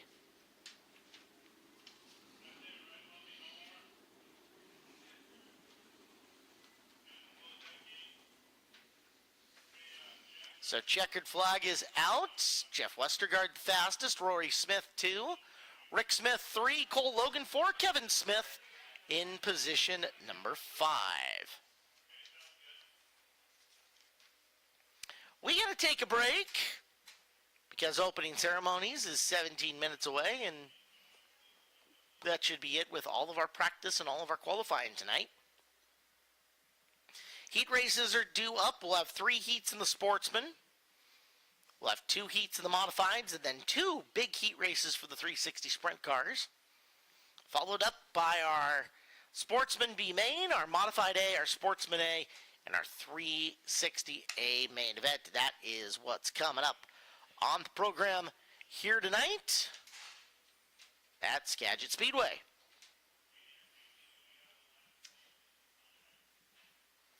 If you're looking for a vehicle, Carmart and RPM Performance, turn to extraordinary. Check everything out at carmart.com or visit us in the Carmart Auto World, exit 229, just off I-5 in Burlington. Carmart is a longtime proud sponsor of Skagit Speedway, and to all these incredible teams out here putting on the show tonight, and the entire team at Skagit Speedway. Always remember, if you need a new car, do what's smart. Come on over to Carmart. Well, Eric List has got the big bag of goodies. He has got Emma to his side. I do. And then the queens of the trophies tonight are Blake and Abby. It's Abby's very first night, so welcome to Skagit Speedway, Abby. All right, ladies and gentlemen, first can we have a big round of applause to Skagit Speedway. Welcome to Abby. She's joining us as a trophy queen tonight. Welcome, Abby. All right, we've got t-shirts, we've got goodies. So we talked about Track Tune earlier.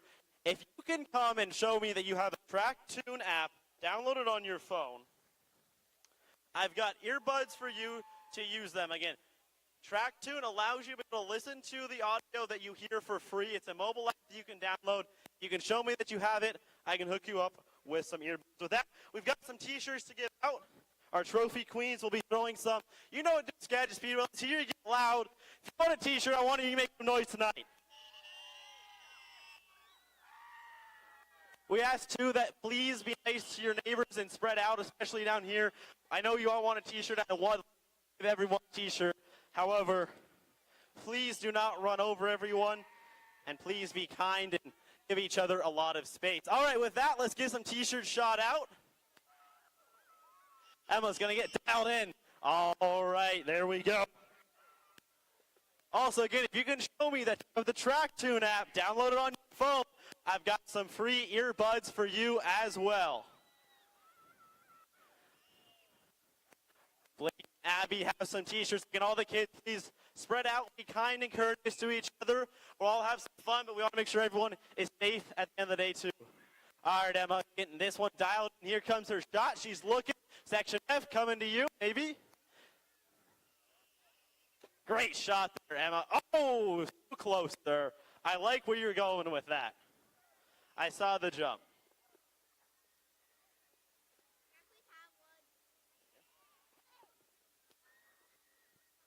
What a throw, Blake. There you go. Nice arm. All right, Abby, let's see it. You've got one in your hand, too. Make some noise for Abby. She'll only give you a t-shirt if you get loud tonight. If you want to make some noise. Make some noise down here. Nice shot, Emma. There we go. Nicely into section G. Randy, Nathan, you guys gotta check the arms on the new trophy girl. We gotta see what kind of rocket she's got down here. There you go. You're on it. All right. All right. On the big screen. Here we go. Abby's lining. All right, so find a loud kid, and there you go. All right, Abby, let's see what you got. Make some noise for Abby. Here we go. She's got a t-shirt. There we go. Oh, that's great. Nice catch. That's good form, too. Great form, even a better. Now, see, I know Blake played ball, so she's got a Blake's rocket. got an arm. Yeah, she has got, like, if she whipped that thing at full strength, she could hit a little kid in the head and knock him over. I am sure of that. All right. Well, keep moving along. Thank you, guys. You're doing a great job here up front, staying spread out, not running over each other. We really appreciate it. I'll make sure everyone stays safe here and has fun as well. You know, again, I've got a couple more Track Tune earbuds to give away. So if you can show me that you have the Track Tune app downloaded, I can get one for you. Emma's going to get the t-shirt cannon locked and loaded. The proper PSI. Emma, where are you feeling? Where are you wanting to go? Section D. All right, Section D. She's coming to you. All right, gentlemen, I see you up there in the white shirt. All right, Emma, can you get it to the gentleman in the white shirt? Oh. We're going to try. No promises, but we'll try. We'll get some more t-shirts out here lower as we continue to work our way. We're going to make sure Emma gets up into Section D. Oh, wow, nicely gets in Section. Sorry, sir, we tried. Thank you for coming. We appreciate it.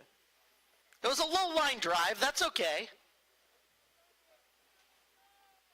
Oh, perfect. All right, so again, we've had a lot of great people finding the Track Tune app. It's completely free to download on your smartphone, and you can listen to the same audio here on the PA system throughout the race night, and we've got some noise canceling and noise protection earbuds for you. I've got, about 5 left.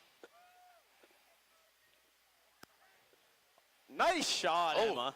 It was deep and No one playable. expected that. That was a sleeper shot.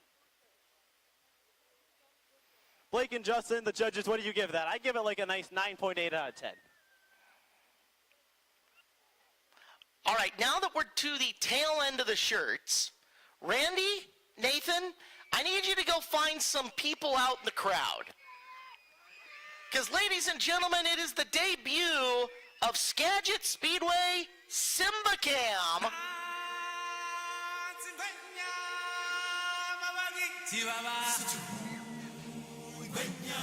Now, you know what to do if you got a newborn.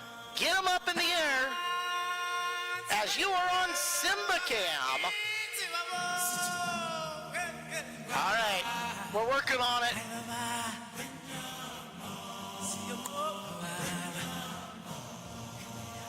Now, these are mostly adults. I get it. This can be problematic. You can also do it with like a food item or a beer. Give me the beer. That's right. Hey, it's Simba Cam. Come on, just like the Lion King. You got to get that thing up and in the air with 2 hands. This might be a work in progress. It is definitely a work in progress. 50-50 raffle tickets on sale. There we go. Yes. Yes. No. Pan back to the south. To the south. There it is. Simba Cam. All right. She nailed it. She understood the assignment. Well done.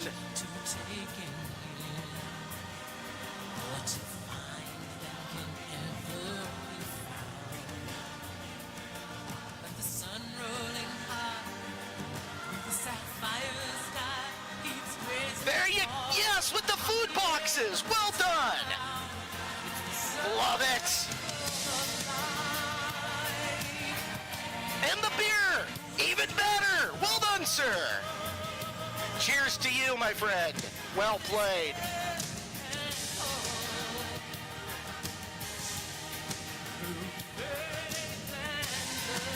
There you go with the beer in the back row.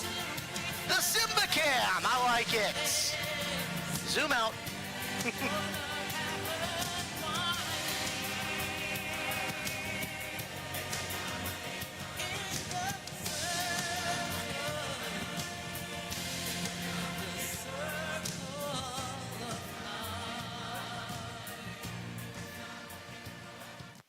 All right, we'll try it again a little bit later. We've got a few more. Well done on the Simba Cam. Hey, there's a 210 Brewing Company Skagit Speedway Hazy IPA I saw out there. Well played.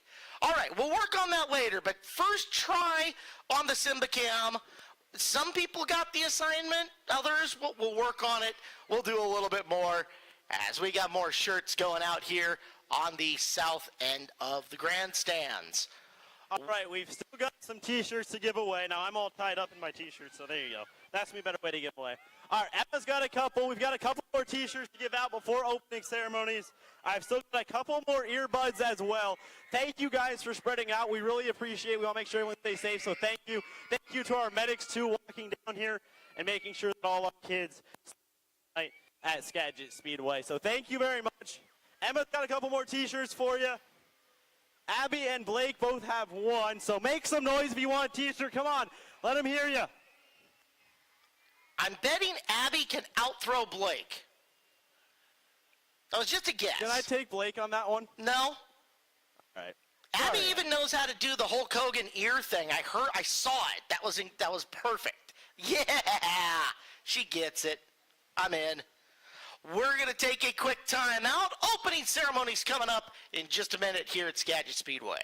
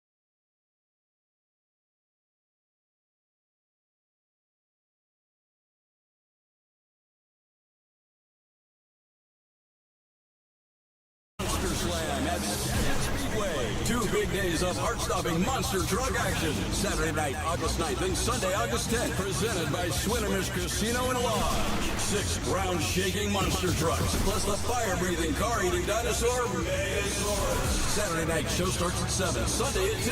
Kids 3 to 6 are just $5, and a free pit party is included with your ticket. Skip the line. Buy online at SkagitSpeedway.com. Don't miss it. That is next weekend at Skagit Speedway. Monster trucks in the house. Megasaurus. We'll have our Tough Truck Challenge and more. Glad to have you guys with us tonight here at Skagit Speedway. It is our Breast Cancer Awareness Night. It is Turn Skagit Speedway Pink Night here at the track. And if you guys haven't been by the souvenir stand and picked up some Skagit Speedway pink apparel, you need to do it. I have got the Skagit Speedway pink t-shirt on up here just behind the Jim Rape Memorial Grandstand segment.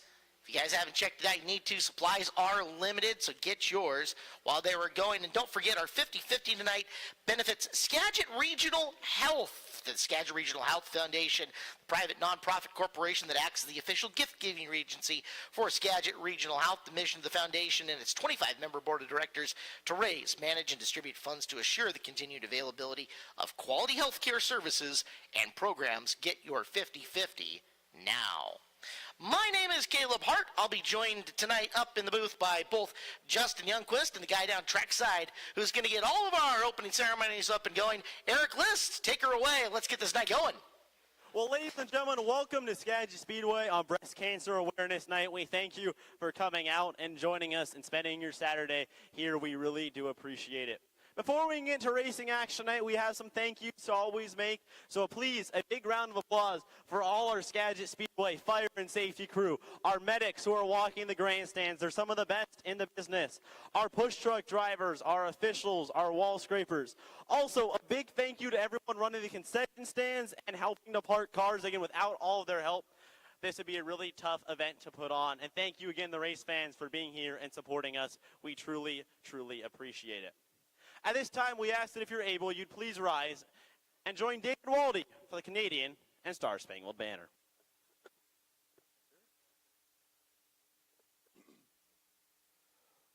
Oh, Canada, our home and native land, true patriot love in all of us command. With glowing hearts we see thee rise, the true north strong and free. From far and wide, oh Canada, we stand on guard for thee. God keep our land glorious and free. O Canada, we stand on guard for thee. O Canada, we stand on guard for thee.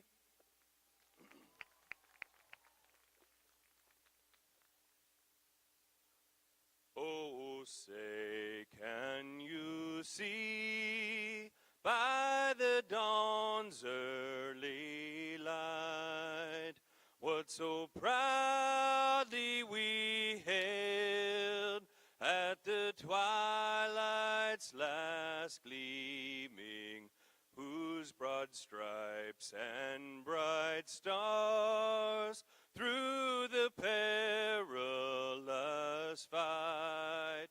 Oh, the ramparts we watched were so gallantly streaming, and the rockets' red glare, the bombs bursting in air, gave proof through the night that our flag was still there. Oh, say does does that star-spangled banner yet wave o'er the land of the free and the home of the brave. David Waldy, ladies and gentlemen. Well, with that, we thank you. Opening ceremony's over. Let's go racing, everyone. You know, Eric, before we do that, yes, sir. It's Breast Cancer Awareness Night. If there are any breast cancer survivors or current fighters here in the stands tonight, will you please stand up and be recognized for a second? This night is for you guys. Tonight we are doing our fundraising to help assist what you are either going through or have been through. And we really appreciate not only the fight that you have given, but maybe the fight that you are ongoing. Tonight is Skagit Speedway's chance to help give back to you guys. So on behalf of us, thank you very, very much. We appreciate you being here tonight. Tonight is for you guys out there, what we aim to do to raise some money to hopefully tackle that terrible disease and make it so nobody else has to go through the fights that you've either already been through or done. So from us to you, you breast cancer survivors and fighters out there, thank you very much for honoring us with your presence tonight here at Skagit Speedway. I know there's people on our staff that have fought that battle. It's a fight that's near and dear to our hearts. It's touched my family before. I know many, many others out there. So whatever we can do tonight to help make things better, we're going to give her a shot here at Skagit Speedway. Sportsman Sprint Car Heat Races are first up on the docket.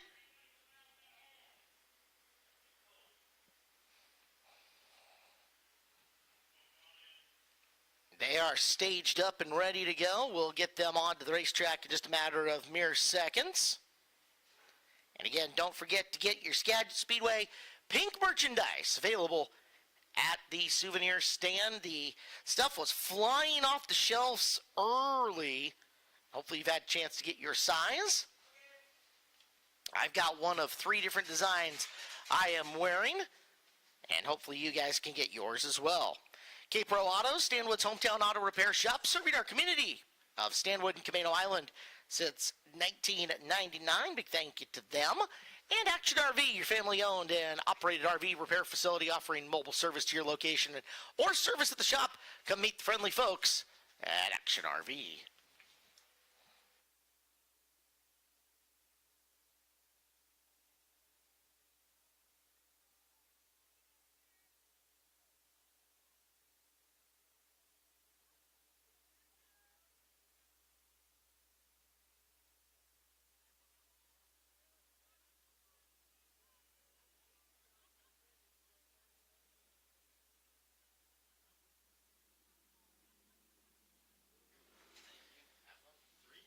First Sportsman Sprint Car Heat Race makes their way to Skagit Speedway for our first competitive event of the night. These heat races are all 8 laps. There will be 3 Sportsman Sprint heats, all with 8 cars apiece. So 24 entries tonight for our Sportsman Sprints.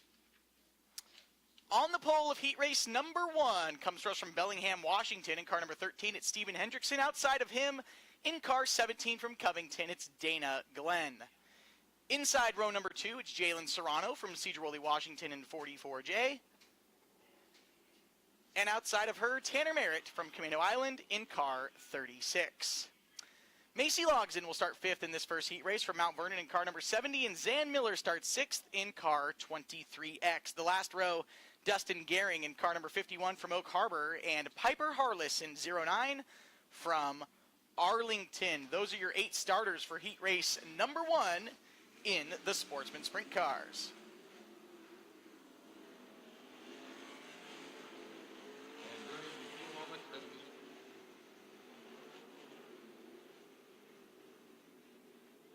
Well,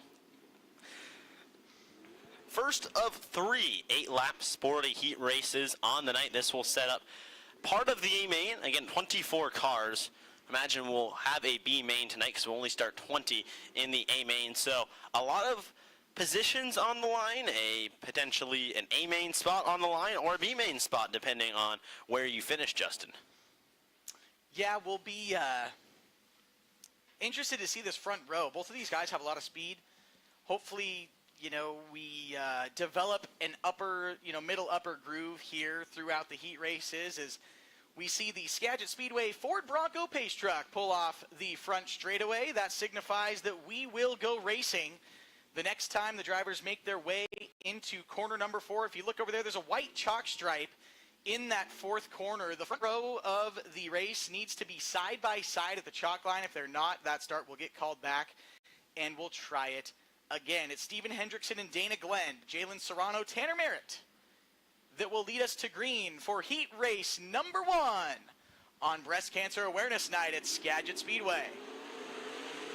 It's a drag race down the front straightaway. Hendrickson has the advantage on the bottom. Glenn going to have some momentum down the back. Hendrickson will take the line away, and now Glenn looks to the bottom through 4. Dana Glenn on the bottom as Skagit Speedway washes up right in behind Steven Hendrickson. Hendrickson going to lead lap number 1 and goes up high. Jalen Serrano, the first car to go down low, and pays dividends for her. She's making grounds on Dana Glenn, but then Glenn pulls away down the back straightaway. Glenn kind of opening his entry there in corner 3. Gets some good drive off of the corner. Right now it's Steven Hendrickson smooth and clean out front in car 13. Your top 3 breaking away from the field. It's Tanner Merritt 4th, Macy Logsdon looking for that 4th spot. Right on the bumper of the 36 as you see Dustin Gehring and Zan Miller racing down the front straightaway. It's Hendrickson out front easily, and Serrano still trying to make gains on Dana Glenn.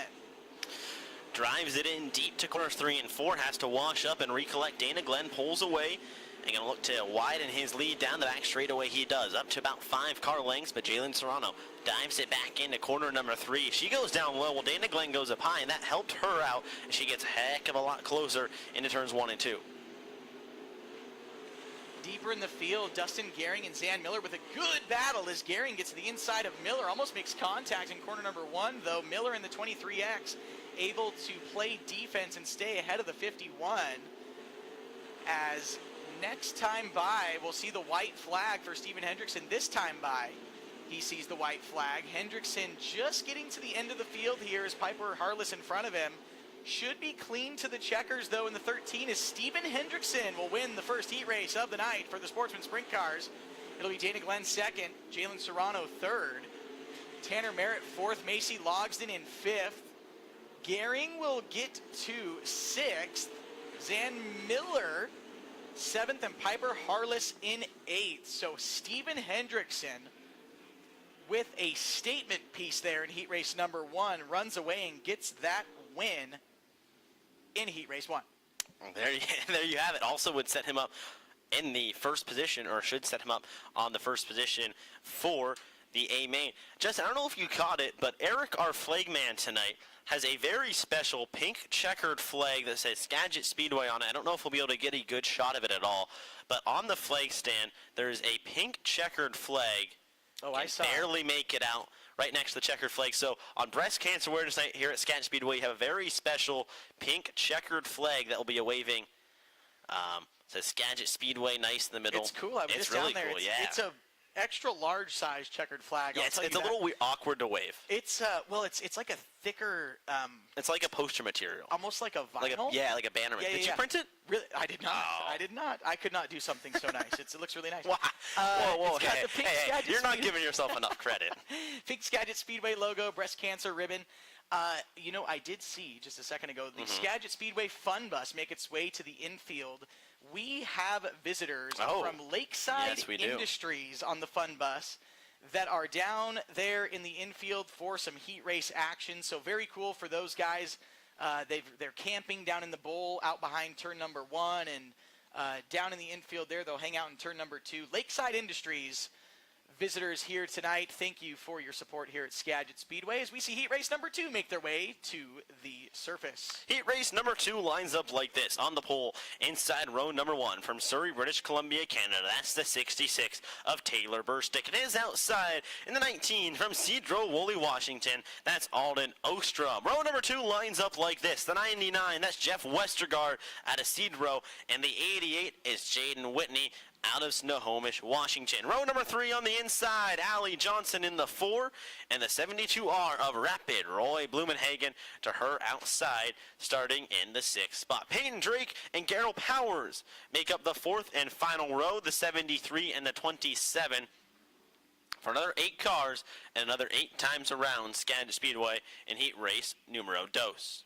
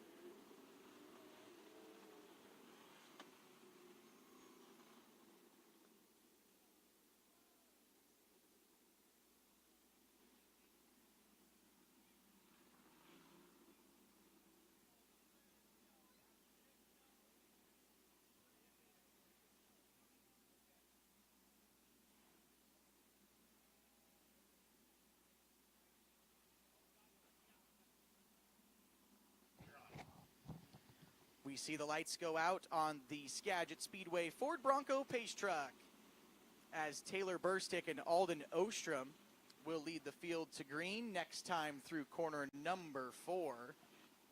Jeff Westergaard, Jaden Whitney, Allison Johnson, Roy Blumenhagen, Peyton Drake, and Garrell Powers in this 8-car field for heat race number 2. Just what's going to be really fun to watch with this is the 88 of Jade Whitney. He's one of your co-points leaders in the sports sprint car division along with Justin Jacobson. So watch this 88. Green flag flies for race number 2. Away we go. The 19 of Alden Ostrom with a good start. He goes to the high side, and that's going to allow him to power around the outside of the 66 of Taylor Burstick and take the lead down the back straightaway. Jaden Whitney up to that 3rd spot as Jeff Westergaard in the 99 running there in the 4th position. Whitney trying to get that car turned down a little bit lower. We see Peyton Drake and Allison Johnson battling for the 5th position on the racetrack as Drake will drive it in deep in corner number 3. He gets that 5th position from the 4 of Johnson. We still have your leader, Alden Ostrom, in the Dirty Deed Septic number 19 out front with Burstick in tow. Burstick trying to run down Alden Ostrom, who's just looking to run away and hide. Start in that 2nd spot and use the start of the race to his advantage to pull away. And now has a 3-car length lead over the 66 of Burstick. Burstick closes on the exit corner number 4, but Alden Ostrom pulls him down the straightaway. Burstick able to get a good run there, just a little bit lower of a groove than what Ostrom's running. Ostrom's kind of up in that cushion, and Burstick's kind of sticking it on the bottom. No real challenge amongst your top 5, as really the whole field is spread out fairly evenly around Skagit Speedway right now, as you see Burstick on your screen there running in the 2nd spot.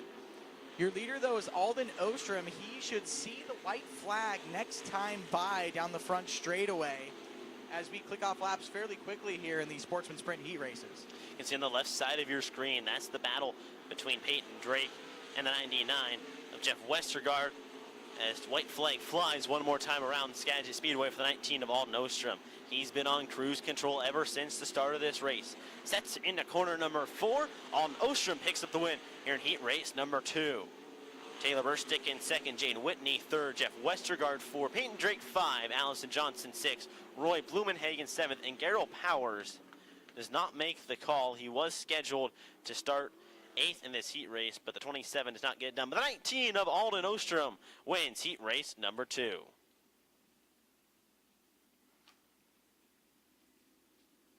Biggest mover there, I think, was the 73 of Peyton Drake. Started 7th, finished 5th, so not a ton of movement there. Whitney went from 4 to 3. Ostrom 2 to 1, so just some swapping there as far as inside outside. But we will see our last heat race here for the Sportsman Sprint Cars make their way to the surface. Another set of 8 cars going 8 times around once again. Push trucks will get in place back there behind the Interstate Batteries outrageously dependable restart zone. The restart zone, if you're new to Skagit Speedway or haven't been here in a while, that green stripe on the back straightaway is where we have all of our restarts. So traditionally, you'll see restarts happen out of corner number 4. Of course, that's where we'll have our initial start to each race. Restarts, though, on the back straightaway. So Interstate Batteries coming on board as our Interstate Batteries outrageously dependable restart zone sponsor in 2025. The third heat race has made their way onto the racetrack, starting on the pole in 21Z. From Monroe, Washington, that's Kira Zylstra. Outside of her, it's a co-points leader, the 22J from Stanwood, it's Jessen Jacobson. Starting third from Bothell in the black and gold number 9 car, that's Ronnie Cox. Outside of him from Arlington in 66M, that's Brett Magai. Starting fifth on the field in car number 45, it's the orange, black, and white number 45, that is Jackson Stratton. Outside of him, that blue number 37 from Stanwood is Sean Wallenfels Jr. Starting 7th on the field, 57T's Tony Bundy from Balta, North Dakota. And rounding out your 8 starters is Cole Button-Schoen from Puyallup in 76R. Zylstra and Jacobson on the front row of your final Sportsman Sprint heat race. They'll lead us to green for 8 laps coming up. We mentioned Jaden Whitney, who is in heat race number 2. The 22J of Jessen Jacobson, he's your other tied co-points leader, however you want to put it, in the Sportsman Sprint cars. So the 22J of Jessen Jacobson will roll off second, looking to secure the points lead and try to beat out Jaden Whitney, who's looking to, well, defend and take the lead himself. I almost wonder, Eric, if this heat race is going to widen the track out at all. You kind of see that groove that everybody's been running on the bottom of the track that's worn in a little bit more and kind of drier than the rest of the surface. It's easier said than done. Oh, yeah. But there's kind of a ripple through the middle of the racetrack. If you can get up in that looser dirt, there is some smoothness actually to the track under there that not ideal for a Sportsman Sprint, but if you can get your momentum up and there's enough grip, sometimes that can turn out to be almost a quicker line around. So generally we see the shorter line around the racetrack better for these Sportsman Sprint cars, but coming up in our modified and 360 races, sometimes we'll see those guys widen the track out a little bit through the corners. Well, we'll see the modified heat races after this, so potentially a chance for that track to continue widening out as lights go out, and we're coming to the green flag in corner number 4. Zylstra and Jacobson down the front straightaway. It's a drag race. Zylstra to the bottom as Jessen will get some momentum around the top, give Jacobson the lead down the back straightaway. Zylstra will look to the bottom in 3 and 4. Jacobson takes the line away. He'll lead lap number 1. Nice move by Jessen Jacobson to clear the top spot, and that's going to allow him potentially a high starting spot in tonight's A-Main, especially when he's fighting for a points championship like this. You need every spot you can get on the racetrack to be every point when the night is over. 22J of Jessen Jacobson in smooth sailing so far. Saw Magai get up to that 3rd spot after he started in 4th, so +1 for the 66 of Brett Magai.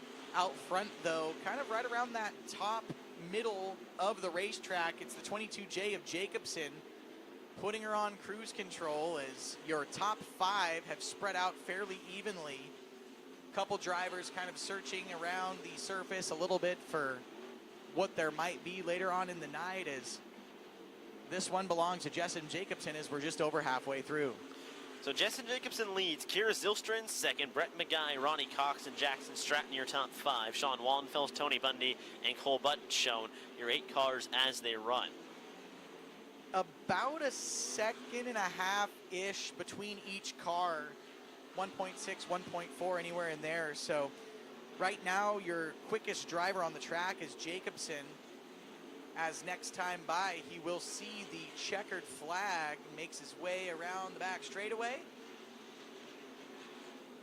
He'll see the bumper of Cole Button-Schoen, but it's not a threat as Jessen Jacobson takes the pink and white checkered flag win in heat race number 3 for the Sportsman Sprint Cars. Kira Zylstra 2nd, Brett Magai 3rd, Ronnie Cox 4th, Jackson Stratton 5th, Sean Wallenfels 6th, Tony Bundy 7th, and Cole Button Schoen rounds out the field in the 8th position. So Sportsman car heat races in the books. It was Steven Hendrickson who picked up the win in heat race number 1. Al Nostrom who picks up the win in heat race number 2. And Jessen Jacobson, your third and final heat race winner. Those will be your 3 cars on the front row-ish of tonight's A main event. Well, front row-ish, because 2 cars will have row number 1 and 1 car will have, that row number 2. But Sports Sprint Car heat races in the books, topless modified heat races coming up.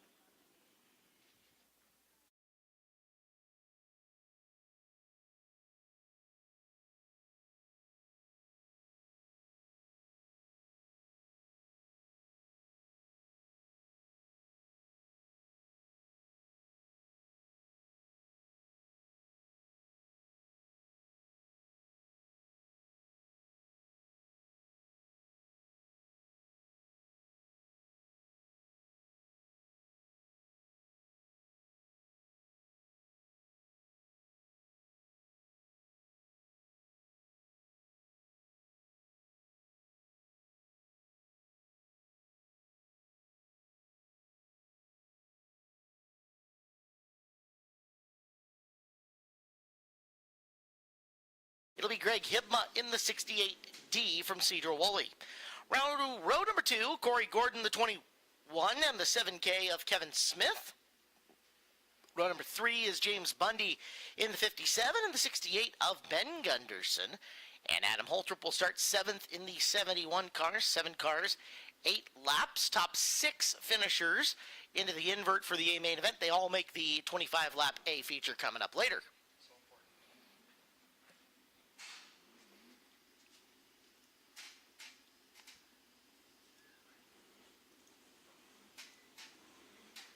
Front row of Morris and Hibma. Hibma's car owner and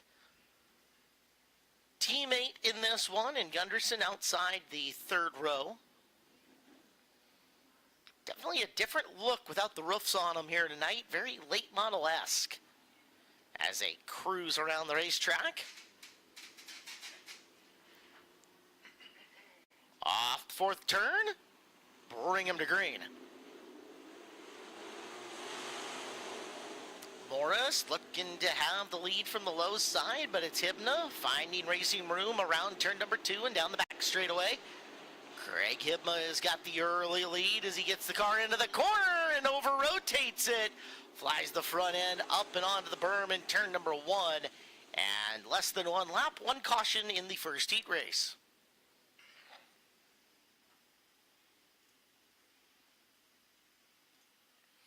Well, it's a whole different look at the steering input when you don't have the roof on top of it. You can get a good eyeball in, and for a taller driver like Hibma, who sits way up in the seat of that. It's interesting because we can normally see, with sprint cars, you can see right in, but the modifieds, it's very rare that we can ever see much of the hand movement or anything like that on these cars. So really cool perspective, like we talked about earlier, to be able to see these guys, how tall they are, and their hand movements and everything like that going on in the cockpit. Hibma will get squared around. We'll back him down off of the relatively tall apron. And again, that was a change made about a month and a half ago, right, Justin? Maybe longer. 2 months now? Yeah, time flies. Time flies. Sure does. It was before Dirt Cup. So, yeah, maybe 2 months. Okay. I don't know. Time, whatever. Well, we're into August now, so if you want to say around 2 months. Around now, it's 2 months. We're going to say 2 months. It's great.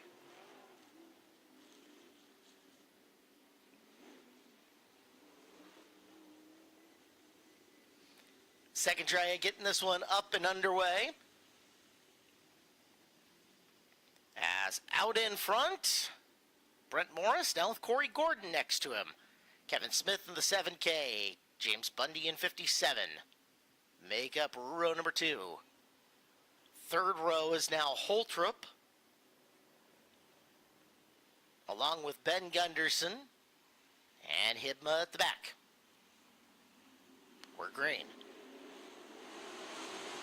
Creeping to life down the front straightaway we go.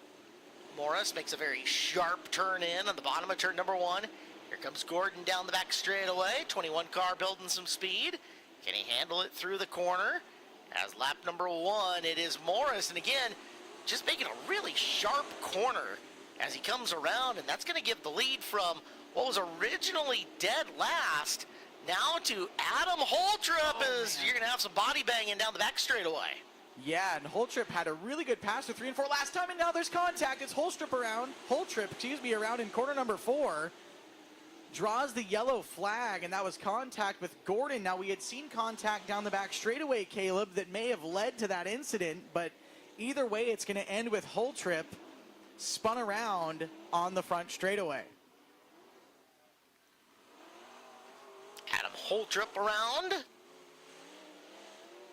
And we did get a lap in, thankfully, so it'll be a Delaware double style restart. But yeah, from dead last to the front, and now back to dead last we'll go, Adam. Holtrip had a really good pass just the lap before in 3. He kind of drove the car deep through a couple of the other guys and was able to get up to 3rd. And then we saw that battle for the lead down the back. And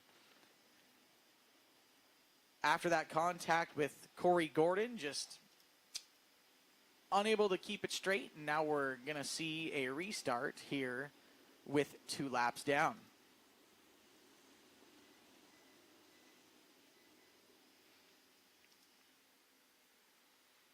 It is Gordon sitting in the lead position. Kevin Smith and now Ben Gunderson in 2nd and 3rd. Brett Morris to the inside. Greg Hibma to the outside. They are 4-5 here in the Delaware double style restart. Leader on point by himself. 2nd place gets his choice of high-low in race lines.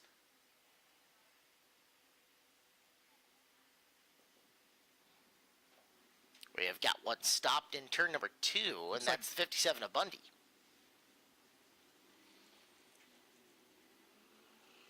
Side by side over there with him. So here's the good news. They don't have to lean down to get their face inside the window now. They can just talk over the top. That is true. So, I don't know if he's calling for a push truck or a... Oh, yeah, so push truck's there. See if Bundy can't rejoin this field here with 2 down. They have fought motor gremlins in that car over the course of the year. And he is going to duck it into the pit area and call her good. So then there were 6 with 6 laps to go. One less driver for Holtrip to have to try to roll his way back past.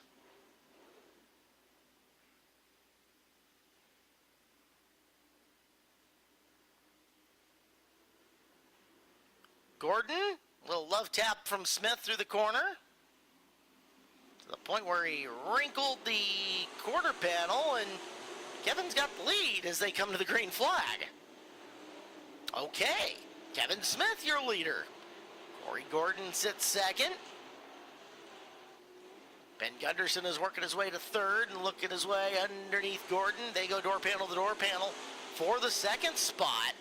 Split screen here on the YouTube view, and there goes Gunderson driving by. Look out, Corey, get a handle on it. Rocker panel trying to fall off on the left-hand side, but he's got her back together as we look at your leader, Kevin Smith. And it's Holtrip now with his way battling for that 3rd spot, so from the back twice as Holtrip will get it. Morris slow. Up at the top of 2, there's contact now with Hibma. Morris was slow. The left front is now all bent and out of shape. I don't know that we'll see the yellow. Now we do see the yellow. So caution flag for Brent Morris, and you saw him struggling to get a hold of it out of the 2nd corner. Some contact further back in the field has hurt the left front of that car, and he has taken her off racetrack down the front straightaway. And then there were 5 with 5 laps down. We know that to a T, these guys talk about, and especially if they've driven other realms of race cars, how hard a modified is to drive. To a T, your drivers like the Smiths who have been in sprint cars, Westergaard who's driven a sprint car, etc., says sprint cars are a walk in the park compared to how hard a modified is to get to handle. And this heat race is a really good indicator of that.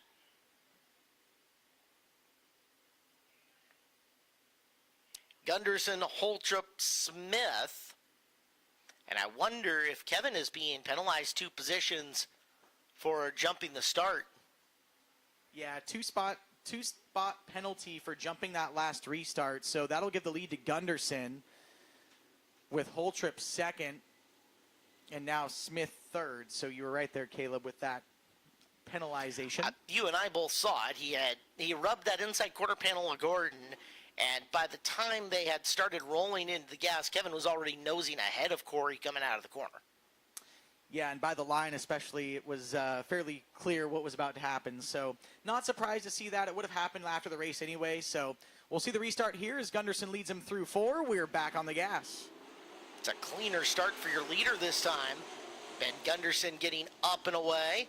And now Holtrup and Smith rubbing on each other through 1 and 2. Smith has the advantage down the back straightaway as he'll bomb it into corner number 3. Holtrup trying to get that car rotated around the bottom. Gordon still lingering there in the 4th spot. Your leader, though, is Ben Gunderson. He should see that white flag here next time by. And take a look as Ben gets in and under. There's a ripple in the racetrack that all these drivers are trying to make sure they stay under. Any of them hit it with that little small right rear tire they're working with and sends the car all kinds of out of control. But Gunderson going to successfully traverse the racetrack as he will take the checkered flag. Here comes Smith. Big old charge at the end. Made up a bunch of ground, but Ben's going to win this first of 2 heat races. Yeah, Kevin drove really deep into 3 there on the last lap and was able to draw very, very close, but Gunderson hangs on as Holtrup was 3rd there, comes up to the side of Smith, maybe waving his hand at him, hard to say. I saw you. Just a wave, just a nice courtesy wave as we'll see our 2nd modified heat race come out in just a moment. More than just a rental store, Birch Equipment, the largest selection of equipment in the Northwest. Bigger equipment, longer reach, local, bigger, and better. Visit birchequipment.com for more information. Well, if you guys have not enjoyed a Skagit Speedway Hazy IPA yet, you owe it to yourself to do so, as the Skagit Speedway Hazy IPA, available at both the Beach Beer Garden and the South Beer Garden. In partnership with 210 Brewing Co. and Skagit Speedway comes the brand new Skagit Speedway Hazy IPA. You can find and try this beer at the Skagit Speedway Beer Garden. Plus, check it out at the Railroad Pub and Pizza in Burlington. With notes of citrus, pineapple, and sweet berry fruits, it's bound to get you going, just like you're out there on the track. Check out the new Skagit Speedway Hazy IPA today. And remember, please drink responsibly. Skagit Hazy IPA also available at the 210 Brewing Company at the Angel of the Winds Casino. Head up to the beer fridge and load up a 6-pack of your own. Well, let's find out what's happening, as there's always fun going on up the hill at the top of the hill. That is Bow Hill Road and the Skagit Valley Casino Resort. Looking for the ultimate escape? Entertainment is our game at the Skagit Casino Resort. Play your way with thrilling games, live entertainment, fantastic dining options, and relaxing hotels. Come discover all the excitement at the Skagit Casino Resort. The Skagit Valley Casino. Heat race 2 for the IMCA Modifieds on racetrack now. Out in front of this one, it'll be Rick Smith in the 8W. Ben Malmstad next to him in 47. 29 of Dave Harmon and the V8, the Battle Wagon of Steve Peters. Rory Smith 16, Jeff Westergaard 66, and Cole Logan's 15 make up the 7 cars here in heat race numero dos. Logan and Westergaard coming from the back of the field in this one. And again, heats are lined up by point average per the driver, by the way.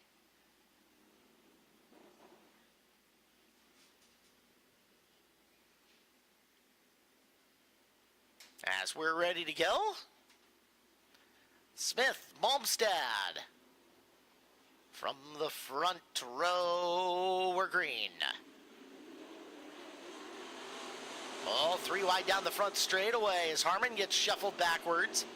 Rick Smith jumping the lead. Rory Smith, no relation, already in position number 2. Cole Logan making his way down the back straightaway. He'll already shoot into position number 3, down into corner 3. at lap number 1. Cole Logan up to 3rd and Westergaard already up to 4th. Look at that, Justin. Look at Rick carrying the left front almost the whole way around the track. Finally plunks it down about middle of the back straightaway.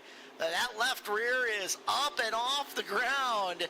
Rick Smith flying it like a 410 sprint car at Williams Grove as Rory Smith works to 2nd. He had all that time out of the seat, and he just dreamt about getting back behind the wheel. So he is living that out right now around Skagit Speedway as we click off lap number 3 here in this modified heat race. It's Rick Smith out front, Rory Smith 2nd, Cole Logan still 3rd with Westergaard 4th. Closer in look of the Rick Smith car on the YouTube broadcast. There it is, that left front, like a full half a foot or more up and off the ground of the corner, and shows you how hard these cars are on the right rear as a drive tire goes. And a lot going on in the right front as well to kind of set up that corner entry to where they can carry the left front the whole way. See Westergaard look to the inside of Cole Logan over here out of corner number 4, almost pulls side by side down the front. Logan will take the line away down into corner 1. 2, 3, and 4 are having really solid runs here, but shows you how good Rick Smith is, as you haven't seen him in picture for a while, as Rory Smith, Cole Logan, and Jeff Westergaard continue to duke it out. And yeah, there's the look from the speed cam. 2 laps to go, and Rory is closing on Rick. Oh, Westergaard with some trouble over in corner number 2. He comes slowing down, as I think that'll probably draw the caution, and it does. Westergaard drove the car down the front straightaway, kind of set into corner 1, and then just slowed way down, coasting over into corner 3 now. You want an interesting little dichotomy of things? 1st through 4th were a half track ahead of 5th through 7th. And they were all tight. Literally a half man. track. That was nuts. Westergaard drops the window net and has already undone the belts. They have been fighting engine on this car as well. See the safety crew get to the side of the 66 over there in corner number 3 is, yeah, Westergaard knows he's out of this one and just wants back to the pit area. So unfortunate, as Westergaard had ran up to, what, the 4th spot from, what, 6th? 7th? 6th? 7th? Yep, 6th. Okay.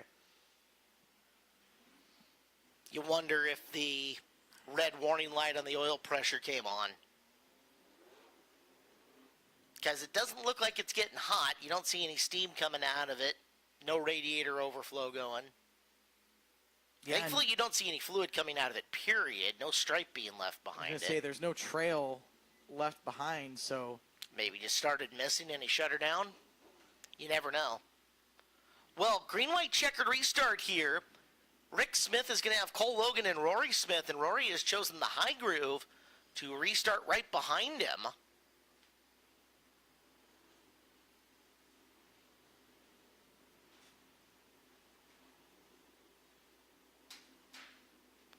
Here comes Smith off the corner.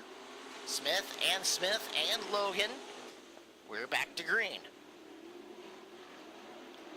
Rick Smith down the back straightaway. Here comes Logan shooting in the bottom. He's got a run at him through 3 and 4. Cole Logan with a run on your leader, side by side for the lead off the corner with 1 lap to go.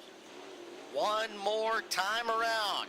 Down the back chute, Logan challenging Smith, the former Trek champion versus the multiple-time feature winner on the year. Off the corner, Smith pushes wide. Logan digging for room. Give it to Rick Smith to take the heat race win. Smith takes the win ahead of Logan and Rory Smith. Great finish for those 3 here on our second heat race. Cole's mom sits right near us, like right down in front of us here in the stands. Like there-ish, like right two there, step standing up there. now. Yep, Yes, yep, yep. I see her. It's always so fun to watch her. She's got a group of friends here, and oh yeah, fun to watch them cheering for him. Wearing their pink tonight for Breast Cancer Awareness Night. Absolutely. So that'll do it for modified heat races. As we need to move forward, it's 360 sprint car heat race time. 2 very large 360 sprint car heat races are en route for you. Is it time to update your HVAC system? Turn to the experts at All Phase Heating and Air Conditioning All-Phase Heating has been serving Skagit County and beyond for over a decade and specializes in residential upgrades and more. Now the county's only carrier distributor, providing comfort solutions to the community with kindness, integrity, and professionalism. Call All-Phase Heating and Air Conditioning for a free quote today. Well, folks, next weekend at Skagit Speedway, it is the annual two-day show with the malicious monster truck tour. The monster trucks are coming to Skagit Speedway. Monster Slam at Skagit Speedway. 2 big days of heart-stopping monster truck action. Saturday night, August 9th, and Sunday, August 10th. Presented by Swinamish Casino and Lodge. 6 ground-shaking monster trucks, plus the fire-breathing, car-eating dinosaur, Megasaurus. Saturday night, show starts at 7, Sunday at 2. Kids 3 to 6 are just $5, and a free pit party is included with your ticket. Skip the line. Buy online at SkagitSpeedway.com. Don't miss it.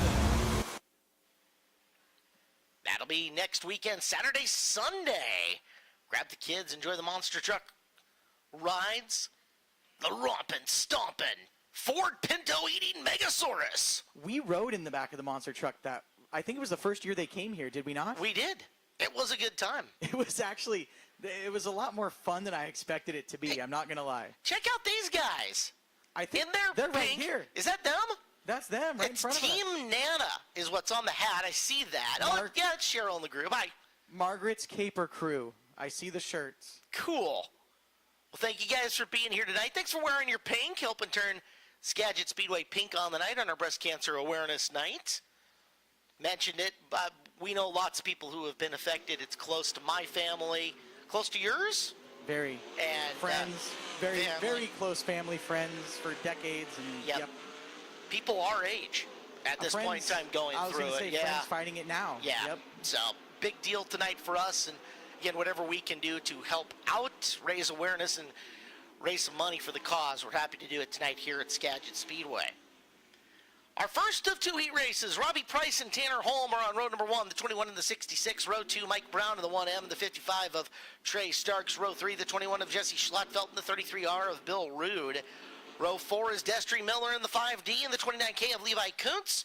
Brett Scott Jr. by himself in the 5th row, 9 cars, 8 laps. This is another round of the Summer Challenge Series between Skagit Speedway and Grays Harbor Raceway, of which 5 drivers are still eligible for that points fund. Amongst them, Kuntz, Miller, and Rude from this heat race. There's 5 drivers left. Colton Heath leads the point standings. Levi Hillier is 2. Levi Kuntz is 3. Bill Rude is 4, and Destry Miller is 5. Or Miller's 4, Rude is 5. And they've seen all the events so far between Grays Harbor and Skagit. You have to make all events to be eligible for the points fund. Now it's a rapid start, but it's even as we'll go green. Tanner Holm trying to work the high side. He'll nose ahead with Price down the back straightaway. Coming back after him through the bottom. It is Price, your early leader. Holm second, and Starks up to third. Good race back there for the 4 spot between Brown and Schlattfeld. Brown able to keep his momentum going there through the middle of the track. Schlattfeld trying to fight on the bottom, and Schlattfeld's going to get that car turned and try to pull side by side down the front. Every spot that Jesse grabs now is one that he doesn't have to get later. He may not make the top 3 redraw, but he is digging to get around Mike Brown. If he can pass him now, he doesn't have to pass him in the main event, as he's right up on the back bumper, angles it off to the bottom, and he will take 4th away going into turn number 1. Brown made some contact with the wall down the front straightaway. It gave Schlattfeld the advantage, so move Schlattfeld to the 4 spot as your top 3 are fairly even now, about 7/10 of a second between those cars, as it's Robbie Price ahead of Tanner Holm and Trey Starks digging for second. Holm, car gets a little off kilter as he goes into turn number 3, and Starks on the hunt. Trey Starks has narrowed to within a couple of car lengths. He's coming after Holm. That's position 2 down the back straightaway.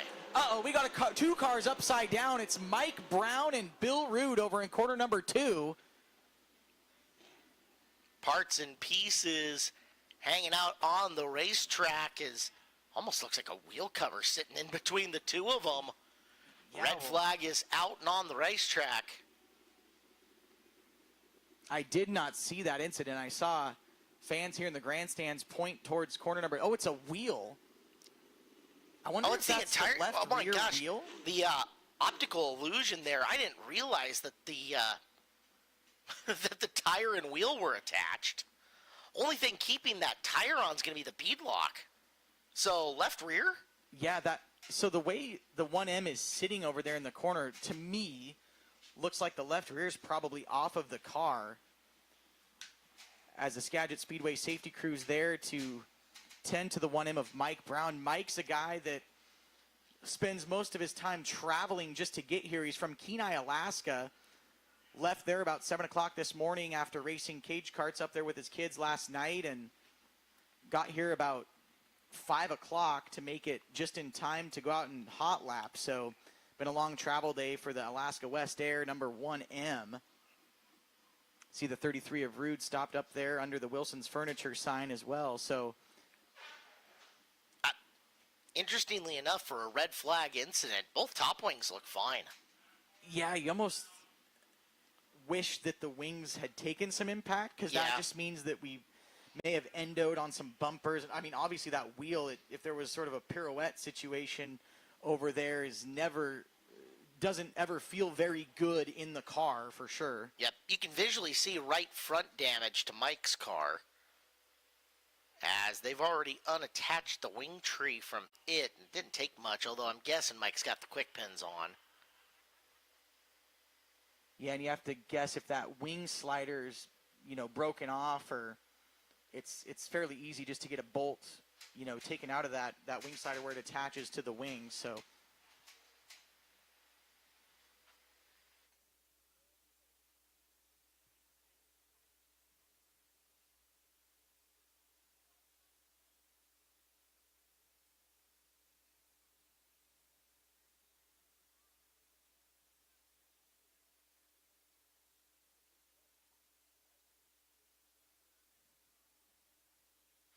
So red flag conditions out in corner number 2, and you can see they're taking the wing off, so it's going to take a second. Our safety crews have drilled on this multiple times all over the off-season and multiple retrainings during the year to make sure that whatever happens to the driver, they are 100% doing everything they can to guarantee the safety of him or her as they get out of the race car in the corner. So red flag conditions here in heat race number 1 in the 360 sprint cars. Rude's car is going to go up and on the hook, and it is pulling away. Right now the concern is for Mike Brown in turn number 2.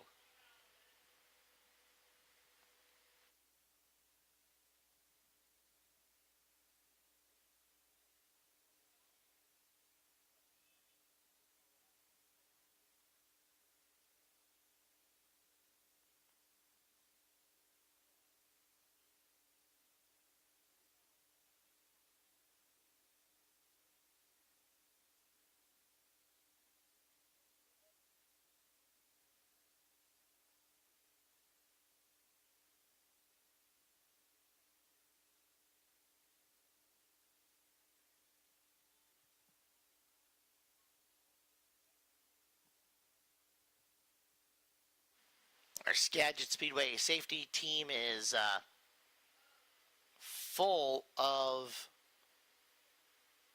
folks that are firefighters, EMTs, medics, and professionals from across the industry, so they know everything they need to do, and again, with pretty extensive training in the process to make sure everything can be taken care of to the absolute safest for the driver out in the corner. And you can see a flood of people out there. For those of you watching on the YouTube stream, we have cut away for the time being. We'll bring you back to live video after the situation has resolved itself in the second corner. And for everybody here at Skagit Speedway again, you can see that we are under red flag conditions. 5 laps into this 8-lap heat race for Mike Brown in the second corner.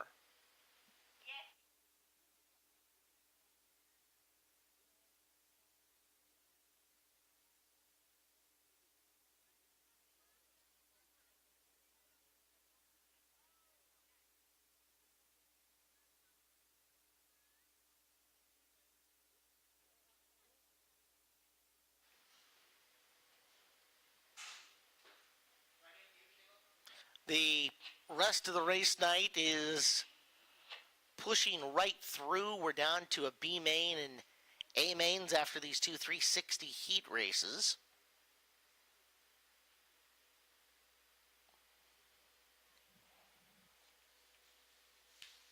Once again, need to welcome the employees of Lakeside Industries in the house tonight, as well as Dirty Deed Septic employees for celebrating with us here tonight at Skagit Speedway.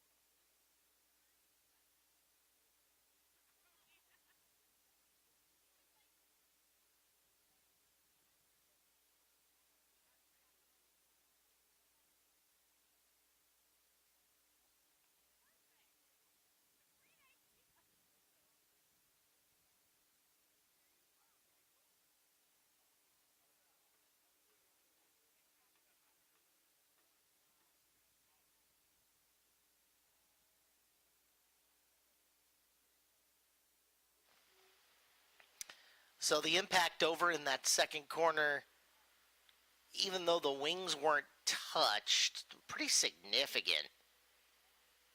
Again, we've already seen the Rude 33 car pulled away, and attention is on the 1M of Brown.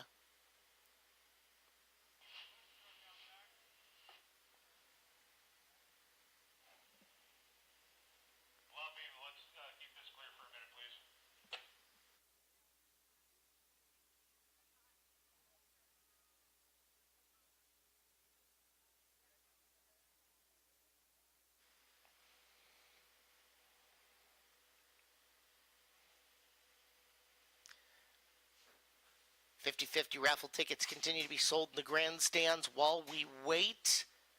Last call will be made at the end of the B feature for the Sportsman sprints. So once we do get back to racing action, it'll take just a little bit, and then we will be closing in on last call for the 50-50.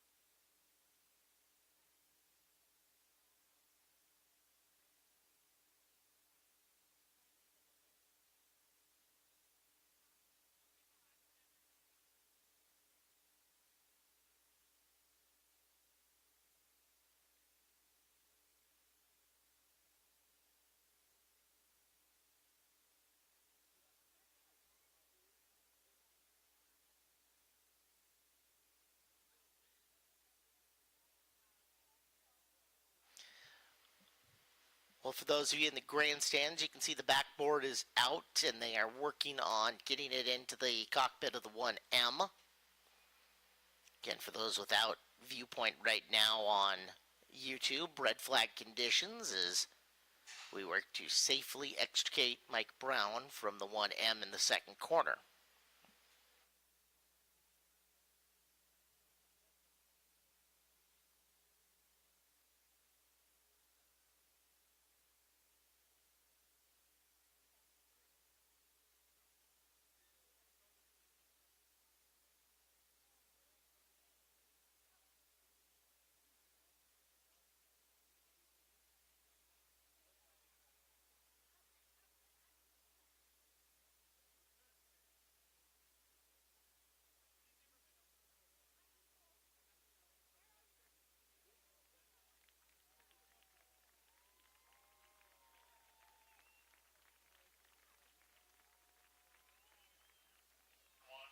Well, you can see Mike out of the race car, and he is going to take a precautionary ride in the Skagit Speedway white and blue bus.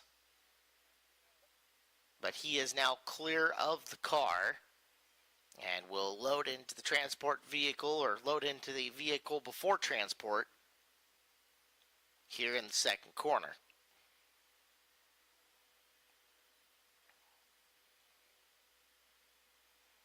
Appreciate your patience. Looks like that rear axle on the brown car is broken, so not sure if that's what happened and caused the flip or if that happened during the accident itself, but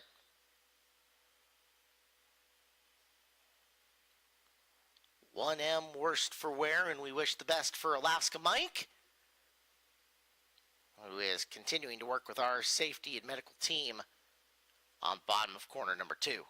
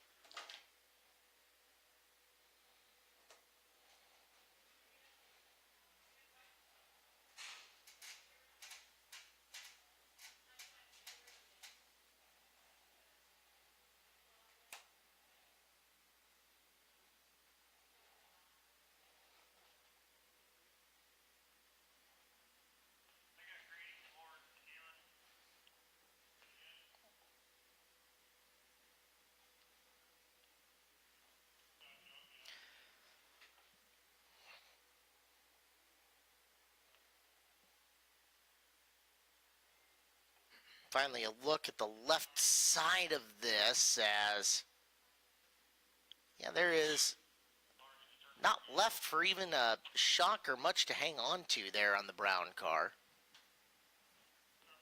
Yeah, we saw that left rear wheel and tire assembly sitting on the racetrack, and Randy Frank with his camera was able to zoom in closer and see that that axle did snap. So definitely not what you want to see when a car goes flipping like that, especially as we'll get Mike Brown taking a look at, and hopefully everything's okay with the driver of the 1M.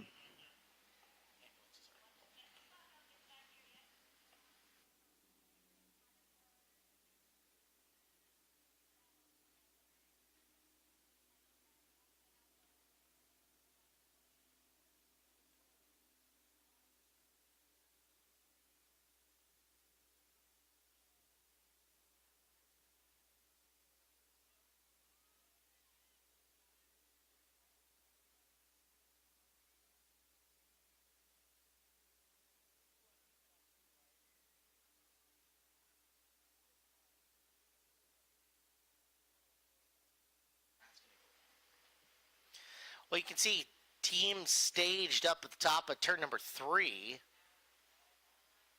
as the Skagit Speedway medical van. I don't know. It's not a fully equipped ambulance, so you can't call it an ambulance.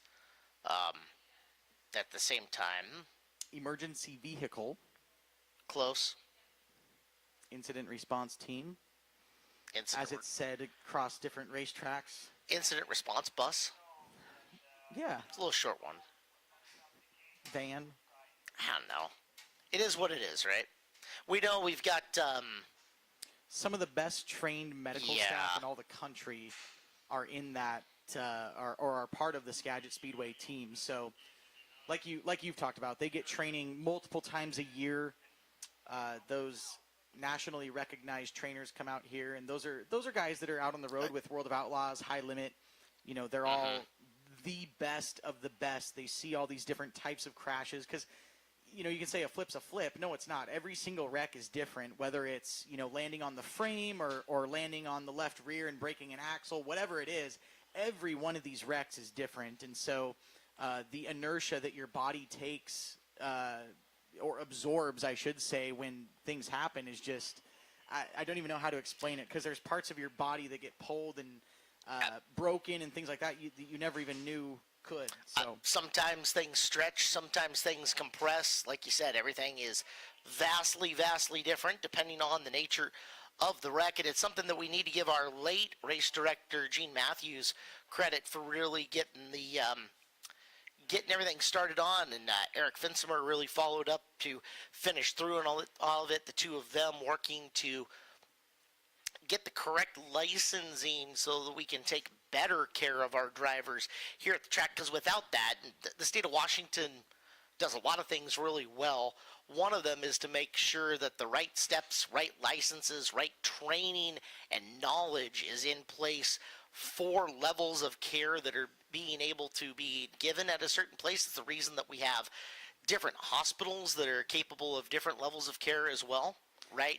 The worst of the worst go to Harborview, but depending on your situation, you might go down to St. Joe's or et cetera, so on. Here at Skagit Speedway, for the facility that we've had, we are licensed basically as strongly as any facility is going to be able to be for an outdoor sporting event facility in terms of the care we can give to the driver immediately following an incident response. And again, that's something that Gene got the ball started on and Eric finished up for us. And it's a good thing for you drivers, because we're going to do absolutely everything we can do within our power to get you, I don't know what the right word is I'm looking for, but to make sure that you're in the best possible shape you can be when you leave this racetrack, depending on what's happened to you. Yeah, I know last year in the wreck that I ended up breaking my neck and my back, and it was, I was visited like 6 times, I think, in the trailer by different people, and Eric was one of those guys. And even just last week, after the races, it was 2 hours after the races, he's having a conversation with John Hager, the track general manager, and they're going, hey, we can do this better. We can do this better. And even though they're already at a level that's much better than 75% of racetracks across the country, they're still getting better and working to be better. And I think that comes from a place of true, honest care, where it's not just their job, right? Like, yeah, sure, it is their job to do it, but Eric, especially leading the whole group, really, really cares about being the best and doing the most that he can for drivers and the fans too. And there's care here for the fans. And let's give you a little more information as well. Michael Peltzer, who is on our safety team, heard the conversation that we were just having here. The white and blue vehicle that you see out there is actually a BLS level ambulance. So as you see it come through the screen, just part of the, again, licensing that we're allowed to do. It's not allowed to transport. So that can get your driver from where we're going, from point A to B, but off facility, it's not allowed to go from there. So that is an ambulance per se. So we can call it Skagit Speedway ambulance and be accurate on that one. Different levels of what they're able to do is, in the parking lot, I mean, it's things like this. In the parking lot, you're not allowed to park in certain lanes because in cases like this, an ambulance has to be able to get to the pickup point that's been set by the county to do, from A to B and B to C. So this vehicle will take, Mike to that ambulance pickup point and able to get the care that he needs. So very important that every step of this is all taken very seriously and everybody does their job. Right. So if you ever hear us telling you to move your vehicle because you're parked in an emergency lane, that's the reasoning. Instance just like what we're going through right now. The only thing that could be better would be if it was a Ford from Ford Performance. That's right. Next year. We'll see. Long-term goals. Yes. So again, Mike Brown in the Skagit Speedway ambulance. And again, best wishes to him. Our fingers are crossed for his long-term health and well-being here at Skagit Speedway. As after this long delay, it looks like we're going to be close to getting ready to go to racing action once again here in just a couple of minutes.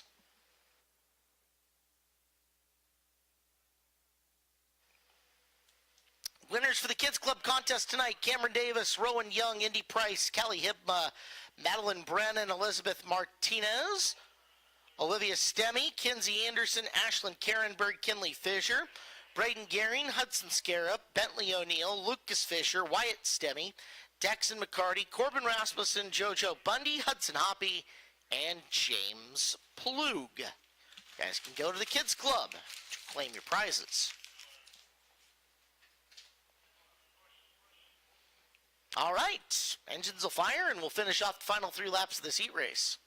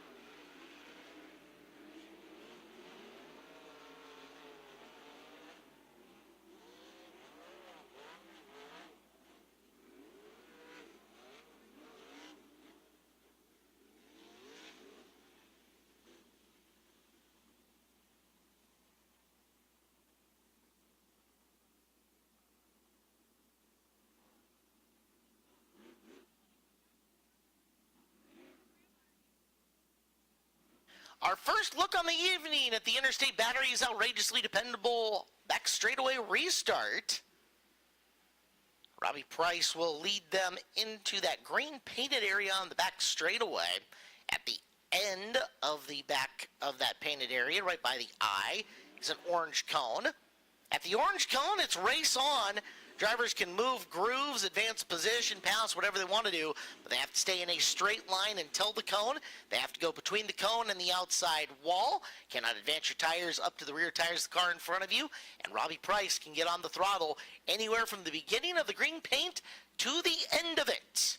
Price, home, Starks. Back to green flag action. We're underway. Trey Starks going to cruise up and around the outside. If Starks can get Price for the lead, he's got the pole of this main event. Price comes up racetrack to try to throw the block, but here comes Trey. High side, 3 and 4. Trey Starks, as if he didn't need any more help, will be on the pole of this main event if he can lead 2 more laps. Goodness gracious, what a roll Trey Starks has been on. 1 to go. Starks, Price, and home. From 4th and into the lead, Trey Starks takes the win. He has got a clean sweep working tonight at Skagit Speedway as he starts on the pole for the A main event.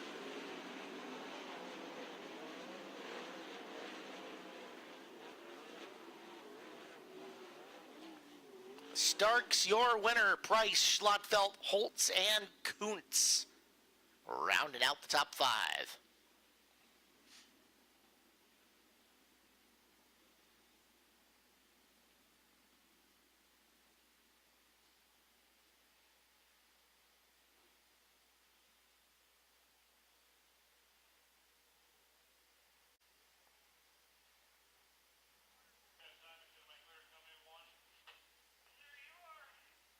Heat race number 2, final heat race of the night is coming up. This one is stacked and loaded. Don't forget, great live music happening at the Angel of the Winds Casino Resort. AngeloftheWinds.com is the place to get your tickets. As the race ends, the music begins. Fantastic acts coming up, including, trying to remember, we had tickets for one of them here recently. I'll go take a look. Go see what acts are coming up the Angel Winds Casino Resort here soon. But is a fantastic lineup of music on its way. Hey, look at the pink checkered flag out there tonight. That is very cool. Getting her picture taken with the sunset, and now she's going to turn around, look on the big screen. That's right, turn, big screen. That's right. That's you. Fly that checkered flag. Well done. Heat race 2 for the 360 sprint cars coming up. It is Colton Heath who's got the pole in the 33. Levi Hillier, last year's winner of this race, in the 26. Levi Klatz, the 77. Jason Sowald, the 18. They make up row number 2. Lane Taylor, the 4L. The 9A of Luke Didiuk. 20K of Kai Dixon. 51 of Dustin Gehring. And the 0 of Ashley Johnson. Your 9 cars for 8 laps here in the second heat race.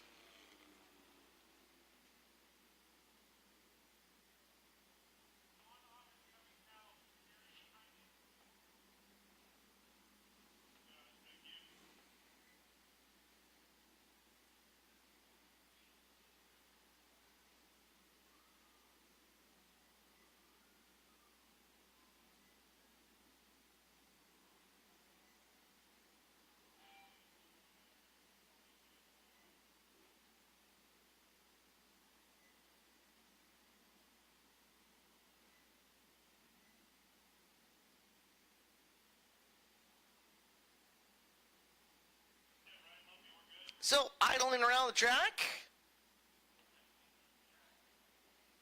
We will get them stacked up 2 by 2 and ready to roll in just a second.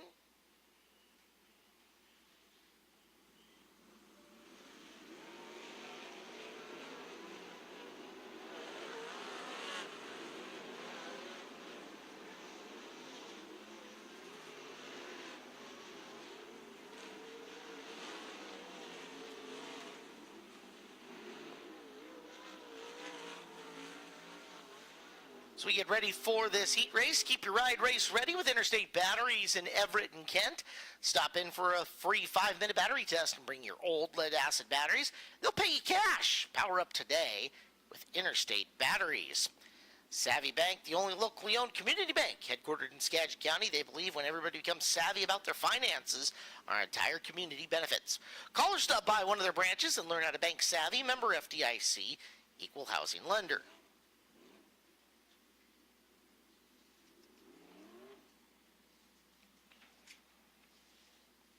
They are ready to go. Field. Wheel the wheel down the back straightaway. Heath and Hillier. Klatt and Sowald making up the first couple of rows. We're underway. Levi Hillier trying to close down the bottom groove on Colton Heath. He'll get through 1 and 2. And nose ahead for the early lead. It is Hillier into the top spot over Heath and Sowald, already sitting in position number 3. Levi down the back straightaway, stretching the advantage. Sowald on the attack, down low, looking for room to race underneath Heath, the second spot. Colton upstairs, whipping through 1 and 2. Carr handles the capitulations of the racetrack and drives forward as he looks for forward drive and a chance to run down Levi Hillier out in front of this.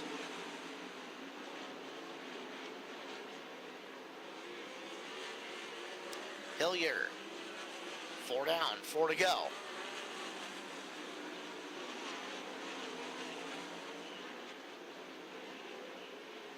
One into the pit area already. I think that's Levi Klatt who's ducked in. As Hillier bumping the wing back. Levi has already trunked the wing a little bit here in the heat race. He's down to 2 to go, and Colton Heath is running him down. Colton Heath closing on Levi Hillier as they come to the white. Drawn closer to him. Hillier fighting the 26, got the good start. Here comes Colton, right up to the back. Last lap bid for the win. Cross the groove he goes, drag race to the line, and Colton Heath gets the victory. Colton Heath, don't call it a comeback. Been here for years, And to the line, picks it up over Levi Hillier. Gap between the two was very tight. As at the line, waiting for the computer to update here with the official margin, but 0.012. Colton Heath at the line steals heat race number 2 back from Levi Hillier. Congratulations to him. Well, Sportsman Sprint B main will come up next.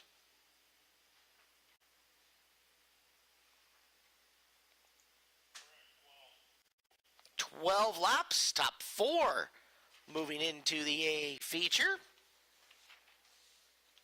And we'll welcome Eric List back to the microphone as we remind you all popcorn comes with a $5 off coupon to the Blue Cow Car Wash with locations over in Anacortes and, of course, Mount Vernon on College Way. That is $5 off your Blue Cow Car Wash package with any Skagit Speedway popcorn or kettle corn from Ma and Pa's Kettle Corn. Well, make sure you get your Blue Cow Car Wash coupon. Get yourself some popcorn and kettle corn. Little secret, we filmed a fun little video. Keep an eye on social media. Eventually come out with Dirt Dog and Blue Cow Car Wash and promoting and using said coupon. A lot of fun. Keep an eye out on the Skagit Speedway social media for that. Well, are you craving crispy roasted chicken and an ice-cold drink? Hit up the Alger Bar and Grill just 5 minutes north of the Speedway on Highway 99 or take exit I-5 240. Grab a bucket of chicken and JoJo's to go or try one of their burgers, baskets, or fresh salads. It's a 21-plus spot with 13 taps, growlers to go, and non-alcoholic options too. Like and follow Alger Bar and Grill on Facebook for daily specials, and don't miss happy hour Monday through Thursday from 3 to 6. Call for takeout and mention this ad for $1 off your family chicken bucket.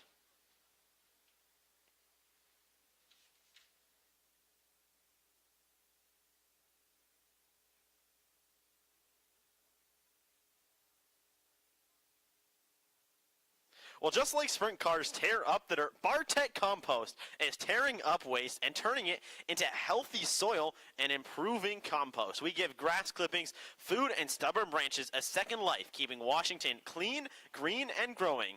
Racing and recycling, it's a win-win. Learn more at bartech.net.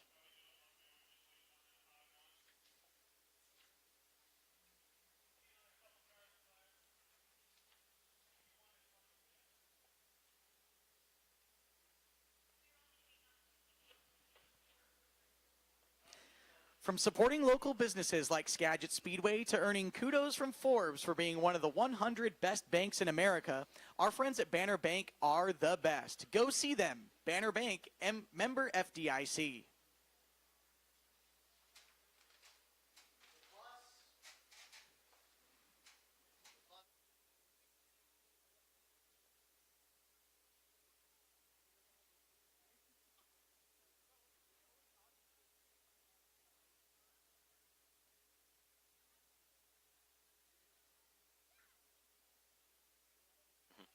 Well, a big shout out and welcome to all our friends from Lakeside Industries. They've been hanging out on the Skagit Speedway Fun Bus. They're out in the bowl. That's part of our campground here at Skagit Speedway. So welcome to the races, Lakeside Industries. We thank you so much for coming and hanging out and being big supporters of Skagit Speedway. Came last year, too. I remember they were out camping, had a big group out there last season. So great to have those guys back.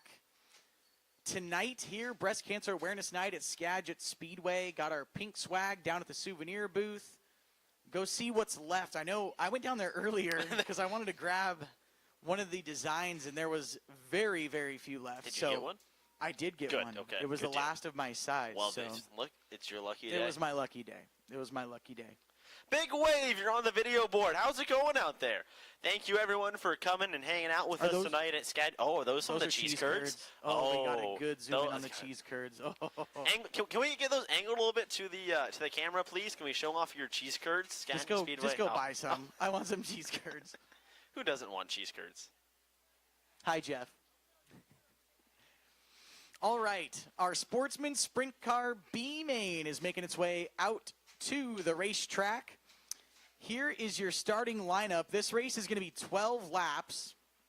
On the pole in car number 51, it's Dustin Gehring. Dustin Gehring will be on the pole of the B feature. Outside the front row is Allison Johnson from Ferndale in car number 4. Row number 2 on the inside from Stan Wood in car number 37, it's Sean Wallenfels Jr. Starting outside him is Zan Miller in the 23X from Olympia, Washington. Starting 5th in car number 72R from Alger, it's Roy Blumenhagen. And starting 6th in car 57T from Balta, North Dakota, it's Tony Bundy.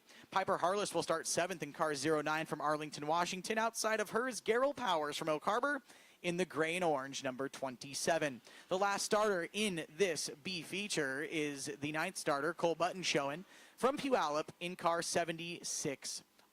Again, this is 12 laps.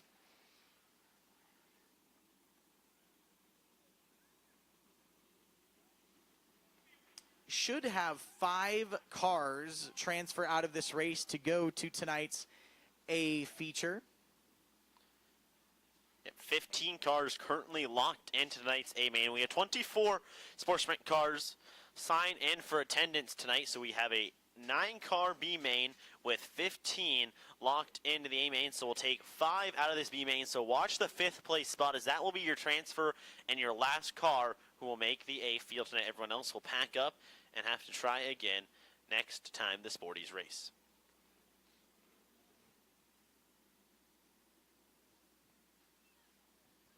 So field will idle slowly around. We'll get the track packed in a little bit and then get them caught up to the Skagit Speedway Ford Bronco, and we'll turn them loose. Again, you can find Skagit Speedway brand new as of tonight on the Track Tune app. Free to download from the Google Play and the App Store. Once again, that is Track Tune, like a racetrack, and then as you tune into a radio, Track Tune. We handed out some free headphones earlier, so just starting this out, we'd love to hear your feedback. Plug in any headphones to your cellular device and listen to Skagit Speedway for free on Track Tune, and available in the Google Play or the Apple iPhone store.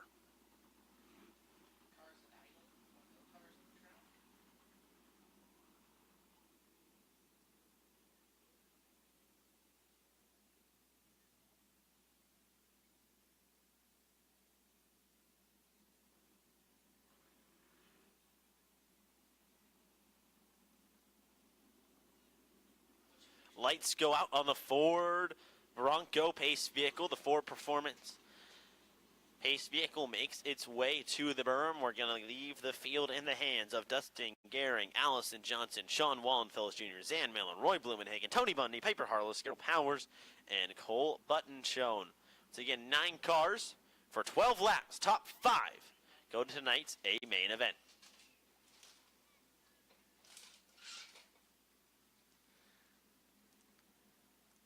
Dustin Gehring, Allison Johnson lead them slowly into corner number 4. We're green off of 4.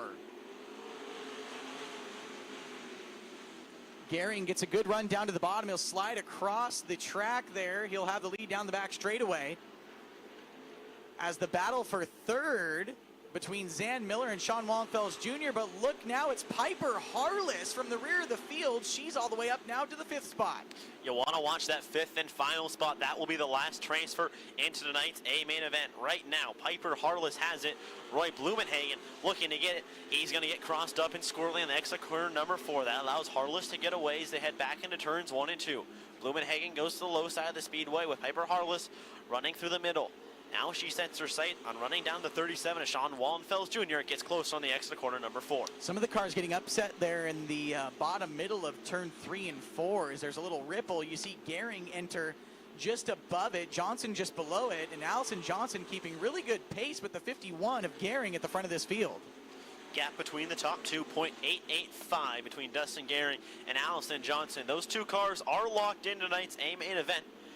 As you get a look at the battle between 5th and 4th, on the left-hand side of your screen. Going to say the race for 5th getting really good as Blumenhagen got back around the 0-9 of Harless. Deeper in the field for that 5th spot. Blumenhagen kind of snuck under the 0-9 as you watch that battle on the left side of your screen. Blumenhagen kind of hits that ripple. Harless able to get a run right to the back bumper of the 72. As you see on the screen, the second place runner there of Allison Johnson. Your leader, though, is Dustin Gehring as we're over halfway through this 12-lap race. 7 laps into this 12-lap B main event. Dustin Gehring, Allison Johnson, Zan Miller, Sean Wallenfels Jr., and Rapid Roy Blumenhagen, your top 5. Piper Harless trying to get that momentum built back up in the 0-9 car as she knows that if she doesn't pass the 72 of Blumenhagen, she will not make the race tonight. So that spot there is going to be contested. That's a hot spot to have as we have only a couple laps left. Your leader, Gehring, now to the back of Button showing. That's going to allow second place Allison Johnson to reel him in just a little bit. As Gehring looks to the bottom, he makes contact with the lap car. And that's going to draw a yellow. It's Cole Button showing, rolling to a stop in corner 2. Cole Button shown loses a tire and comes to a stop up high in corner number 2, and imagine it looks like would be his right front tire. I can see the left front, the left rear, and right rear. Yeah, that tire down with the official at the bottom of corner number 1. Oopsies.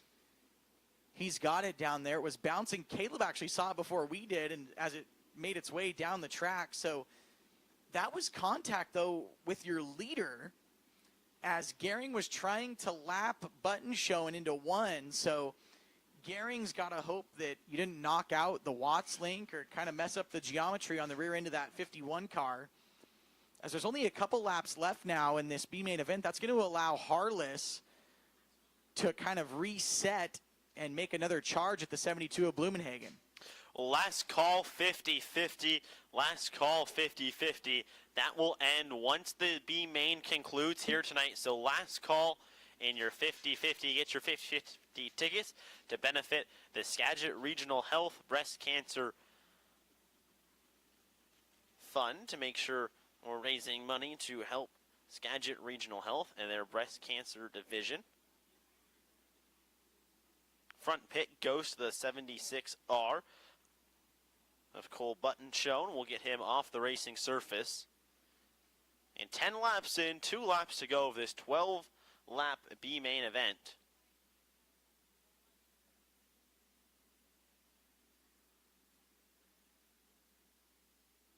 Cole elects to stay in the race car.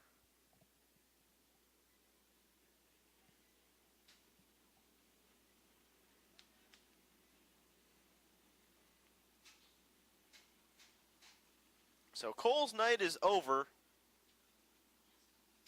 And for a couple more cars, it will be the end of their night too. Again, we're taking the top 5 into tonight's A feature for the Sportsman Sprint cars. 15 cars locked in, 5 more out of tonight's B main event will join the entire field for 25 laps coming up after the modified main event, which is up on deck next. Lights go out. We'll go back to green flag racing in the Interstate Batteries. Outrageously dependable restart zone on the back straightaway, Justin. Yeah, we'll see Gehring lead Johnson, Miller, Wallenfels, and Blumenhagen. Right now, those are your transfer cars. It'll be Harless looking to get back to that 5th and final spot. Bundy, though, is making a charge for the 6th spot as Gehring's going to lead us in to the restart zone. He goes very early. He'll get the momentum spooled up in the 51. Floats the middle. Everybody goes to the bottom. Harless looking to the outside of Blumenhagen. There's contact. Bundy almost to the inside of her. She goes to the bottom, and she's going to try to get that spot from Blumenhagen. That's the race for your transfer spot into the A main tonight. Blumenhagen has it. Piper Harless there. Tony Bundy trying to sail it around the outside. He'll have to get 2 positions, but at 57 is on the move, a little squirrely, and he'll fall back and lose some momentum to Piper Harless. Harless looking back at the 72R. Time's going to run out. White flag flies coming to the checkered flag. Now Dustin Gehring picks up the win in a nice B main. Allison Johnson second. Zan Miller third. Be the 37 of Sean Wallenfels Jr. fourth. And Roy Blumenhagen gets your 5th and final transfer spot. But Dustin Gehring wins the B main and will start 16th in the A main tonight for the Sporties here at Skagit. So it's Harless, Bundy. Harless, Bundy, Powers, Button showing that we will not see back until August 23rd on all-phase heating and air conditioning night. Of course, next week we've got Monster Slam. After that, 410s, 360s are back with the midgets. So August 23rd, we'll see those drivers back. The top 5 finishers, though, we'll see later on in tonight's A feature for the Sportsman Sprint Cars.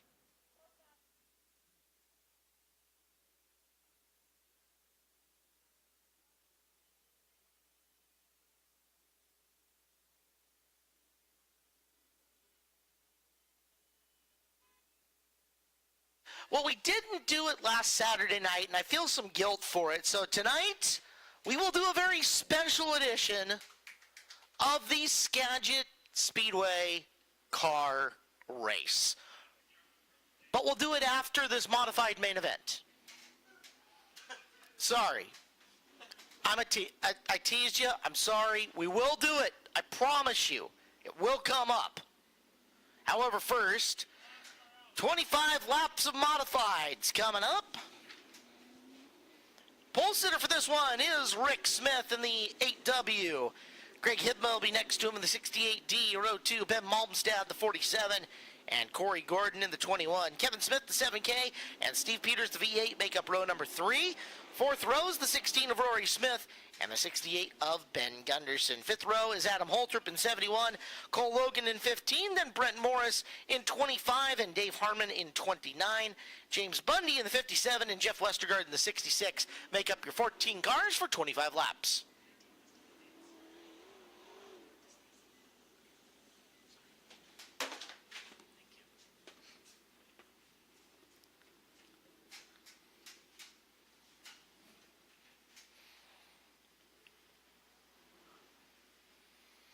IMCA Modifieds ready to go. Great starting position tonight for Rick Smith. He is really in a place where he can go wire to wire in this deal and just control the race from out in front of it.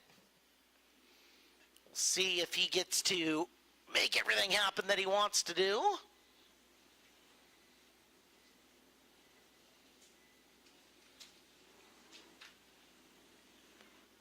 Hibma from the outside of row number 1, former Hornet Trek champion, has yet to pick up a modified win. A good spot as well to pull the surprise over the wily veteran. Ford Performance Ford Bronco pulls off, and modified main event time coming up. Smith, just months removed from open heart surgery, bringing him down with Hibma to his outside. We're underway for the 25-lap mod main event. Everybody does their jobs through 1 and 2. Hibma got up into the marbles and lost a bunch of ground as Gordon has moved into second. But all eyes out front. Lap number 1, Rick Smith gets the lead and leads her, and everybody completes it. So it is Rick leading the first time by. Cole Logan in the 15 and Steve Peters. They'll battle for third with Logan getting the spot. He's quickly moving through the field. As Rory Smith in the 16 also on the move. Great look at the suspension on the modifieds, and you can see how hiked up they get when they're on throttle. Rick Smith whipping the car around, heavy on the right rear. They've got that thing way dialed in tonight. Left front not even touching the ground as they roll through 1 and 2. First time that left front touches the ground was like for 2 seconds in the middle of the corner. Pretty cool. As Smith trying to open that lead up even more. Rory Smith to the inside of Corey Gordon. He's looking for third. The 16 car working on the 21. Rory has the lane. He'll maneuver through and give it to Rory Smith, who's worked into third. Cole Logan is second. As Kevin Smith and Jeff Westergaard trying to climb through. Kevin down low takes fourth away from Gordon. So brother Kevin trying to get through this pack so he can race with brother Rick. Westergaard up and around the outside, 14th to 5th for Jeff Westergaard in 6 laps. The 66 is moving after mechanical failure in the heat race.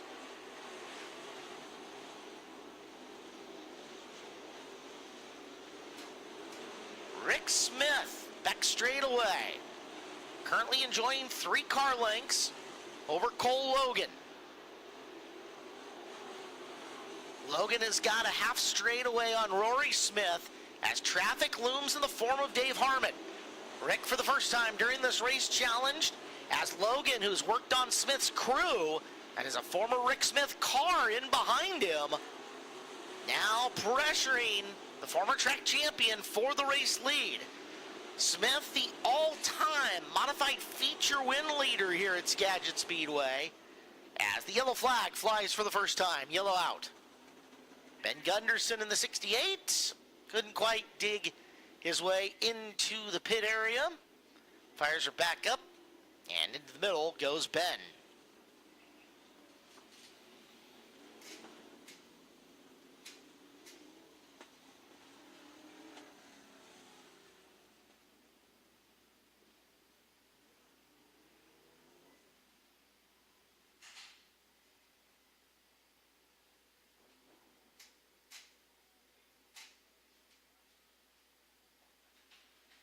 So Rick Smith has led the first 9. Cole Logan was up to the back to challenge him. Rory Smith in 3rd. Jeff Westergaard from 14th had worked to 4th. And Kevin Smith will restart in position number 5. They'll go Delaware double style in behind your leader, and that means second place Logan's going to get his choice of upper or lower groove as we come back to action here.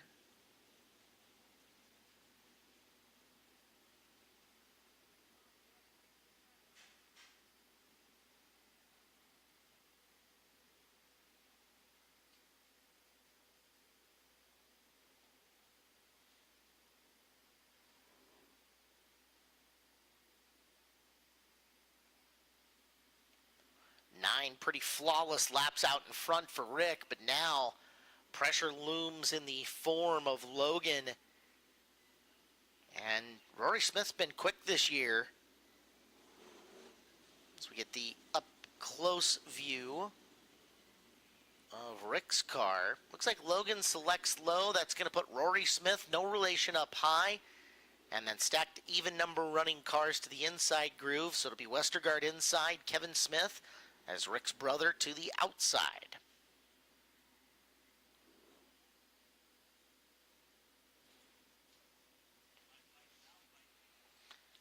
Next time by, they'll be back to green. Right now, Eric up the flag stand says turn the lights out on the Ford Bronco Ford Performance Pace vehicle. Rick has been in this position before. He is comfortable with leading them around Skagit Speedway. 29 of Dave Harmon has gone to the work area, but Dave was not involved in the caution that brought the race to a stop, so he will get no time. Looks like he'll be trapped in there for the time being. Smith starts high, watch for the big cut down low, starts right there, and we're off. Rory Smith angles from the high groove to the bottom, and he got some front bumper from Logan. He catches a piece of Peters, Malmstad involved, and more. James Bundy's 57 spun out.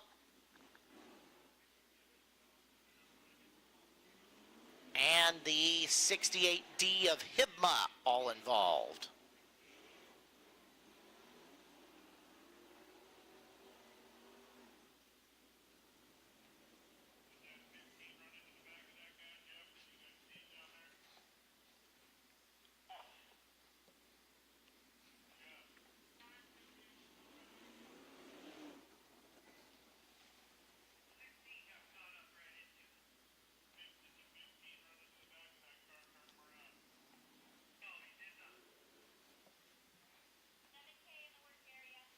$7K of Kevin Smith has gone to the work area.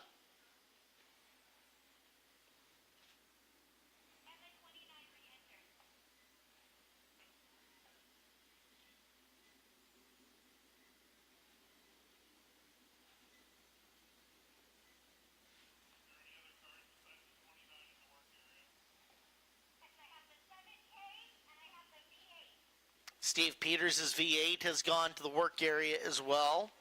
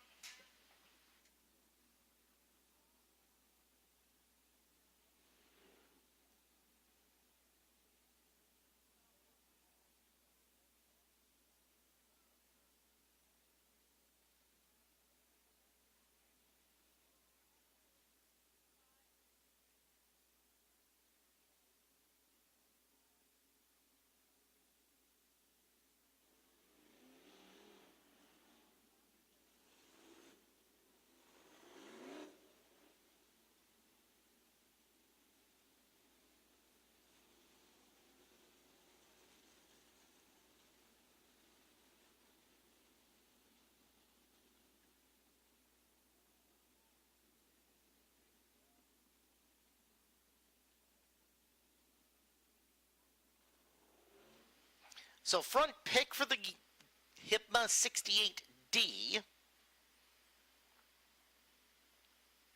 Disappointing night for Greg, as you can see him drop the window net, pull the buckles off, and begin unstrapping the helmet. All things that would be tough to see if these modifieds weren't topless.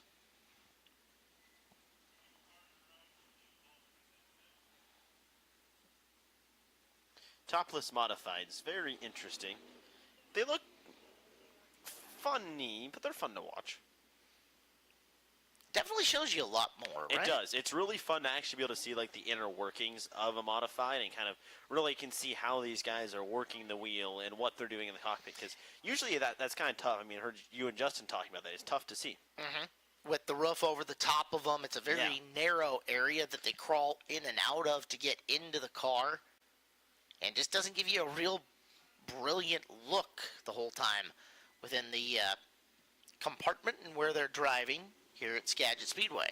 Yeah, modifieds are, you look at a sprint car, and a sprint car is tight. A modified is tight to fit in, too. I mean, they look like they're wide, but where the driver actually sits versus how wide the cars are, the driver's maybe about half of that really entire width. So they're tight cars, especially when you add that roof on. It can be a tight window to slip through. Well, the V8 of Peters has made his way back out. 7K of Kevin Smith was also in the work area. He's made his way back out. They'll go to the back of the field, 9 laps in, and 16 to go. Look at this, Caleb. Jeff Westergaard, who, at least according to this, started 14th, right? And he did. Up to 3rd place already. That's going to be a really fun restart to watch him and Cole Logan duke this thing out. Dave Harmon had gone to the pits right as the race was getting ready to restart. He gets out of the pits without a lap being completed, so he doesn't lose a lap that way. Good for Dave. Hey. One of the real nice guys in the pit area.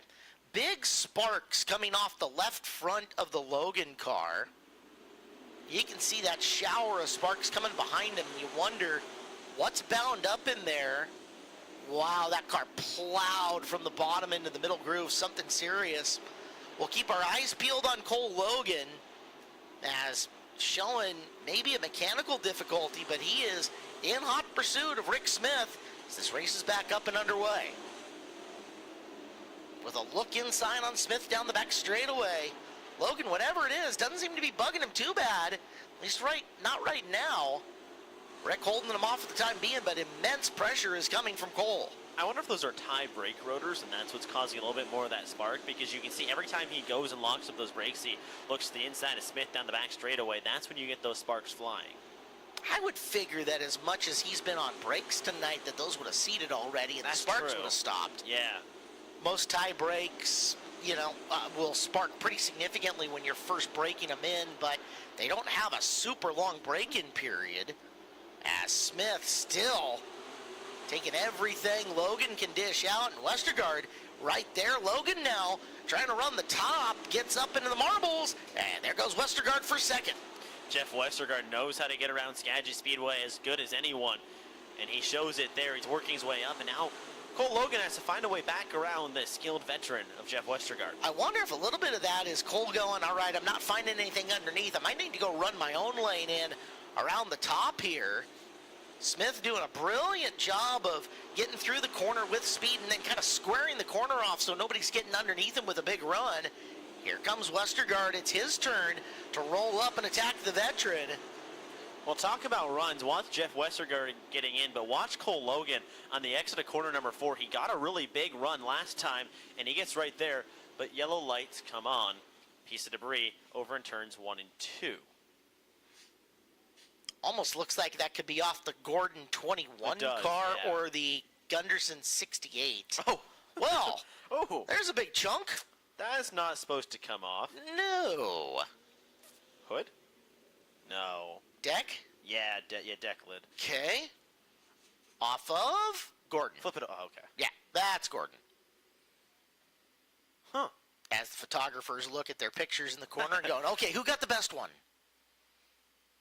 All right, so where did that come off? Let's play Find the Deck Lid. Oh, yeah. That's the right door. Oh. That's the right door off of the Gordon car. If you guys want an interesting look at the frame, that's how they build a modified. Look at it. Interesting everything inside of a modified. That was such a good-looking wrap, too. It was a sprint car. That's brilliant. Well, they're going to bring back to it. That was a good 6-lap battle up in front. Smith gets a chance to catch his breath. Westergaard and Logan on the restart, right behind him with 10 to go. Rick Smith going to cut down, forces Jeff to jump on the brakes as we are back to green flag action. There's Logan into the corner. Little love tap. Everybody gets away. Holtrup trying to get underneath Gunderson as the 3 cars again battling for the lead. The race is on up front. Here comes Cole Logan around the top side of Skagit Speedway. He's threatening with Smith. He's got speed exiting turn number 2. What can he do with it down the back straightaway? They're going to pull even in the corner number 3. Was this the plan by Cole Logan? Go race yourself a groove. Up and around the outside. Logan takes the lead on lap number 17. And here comes Jeff Westergaard now. Smith going to have to get on defense once again. Westergaard looking to the inside while Cole Logan sailing around the top side of Skagit Speedway. Jeff Westergaard looking to get around, but he won't. Smith not giving up down low. He is really slamming hard, and he has picked up the pace on the bottom groove now. Knows he needs to race the car a little harder into the corners. Forcing Logan to be perfect, and Rick Smith going to retake the lead on lap number 19. Logan got crossed up, hit a bump in turn 3. Goes right back to work now in the second spot, but Jeff Westergaard's there side by side for the second spot down the back straightaway. That's going to allow Smith to pull away as they enter corner number 3. If he can get any kind of breathing room, Rick Smith will take it as Jeff Westergaard working the bottom furiously on Cole Logan, and Logan goat roping the high groove in the 15, trying to bring back in Smith. 3 cars for 1 spot. We're down to 4 to go as Smith crosses the line this time. If it ain't broke, don't fix it. Cole Logan, he goes to the top side, but he's going to lose a spot to Jeff Westergaard. Kisses the wall down the front straightaway, puts his left front into the right rear of Westergaard. They keep going, and Smith pulls away. Wow, Westy just leaning on him to get through corners 1 and 2. Kicks up a piece of debris that goes up into the early grass. Westergaard down on the bottom. He's hunting Smith. He's within a car length with 3 laps left as Smith rolls down the back straightaway, and your defending track champions trying to get there. Jeff Westergaard's going to give him everything he has to make this pass. Will he have enough time? And can he catch him? Lap traffic can make it really interesting. First car, Dave Harmon. Harmon sticks to the bottom. Smith gets off the low side for about the second time this race only as he'll come into the corner. And again, just a few months after open heart surgery, Rick Smith leads this race with 1 to go. White flag flies. Jeff Westergaard on the bottom. Rick Smith there. Down the back straightaway. Flying that left front completely to the bottom. Out of corner number 4. Rick Smith gets it done at Skagit Speedway. Jeff Westergaard second. Cole Logan third. How about that, race fans? What a battle that was for the top 3 spots in the modified A main tonight. But Rick Smith gets it done from the pole position. And again, just, I don't know, a little over half a calendar year away from open heart surgery, and the guy is back in victory lane in one of the better modified A's we have seen between those top 3. This is going to be a fun victory lane. As it should be. Go have fun down there.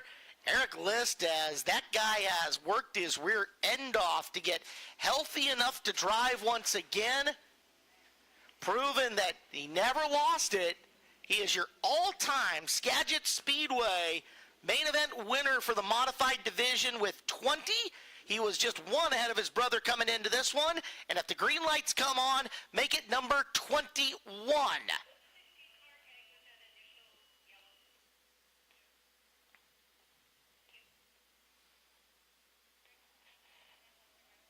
Green light is on! Rick Smith,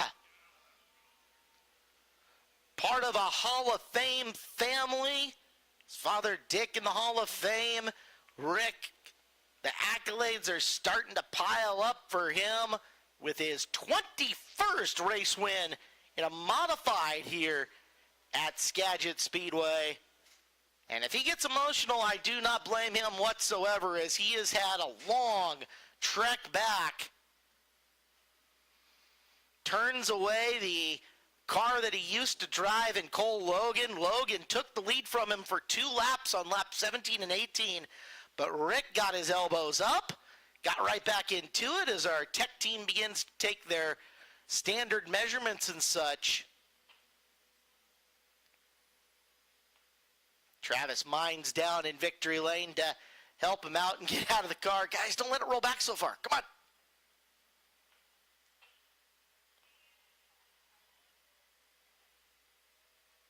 There he is! Get loud for Rick Smith!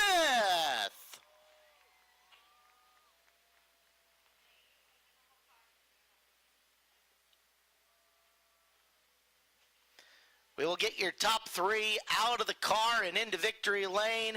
Handshakes from Jeff Westergaard, Jimmy Dietz on our officiating staff down there. Galen Stewart, our race director, making his way down. Handshakes from Grady Robertson as well.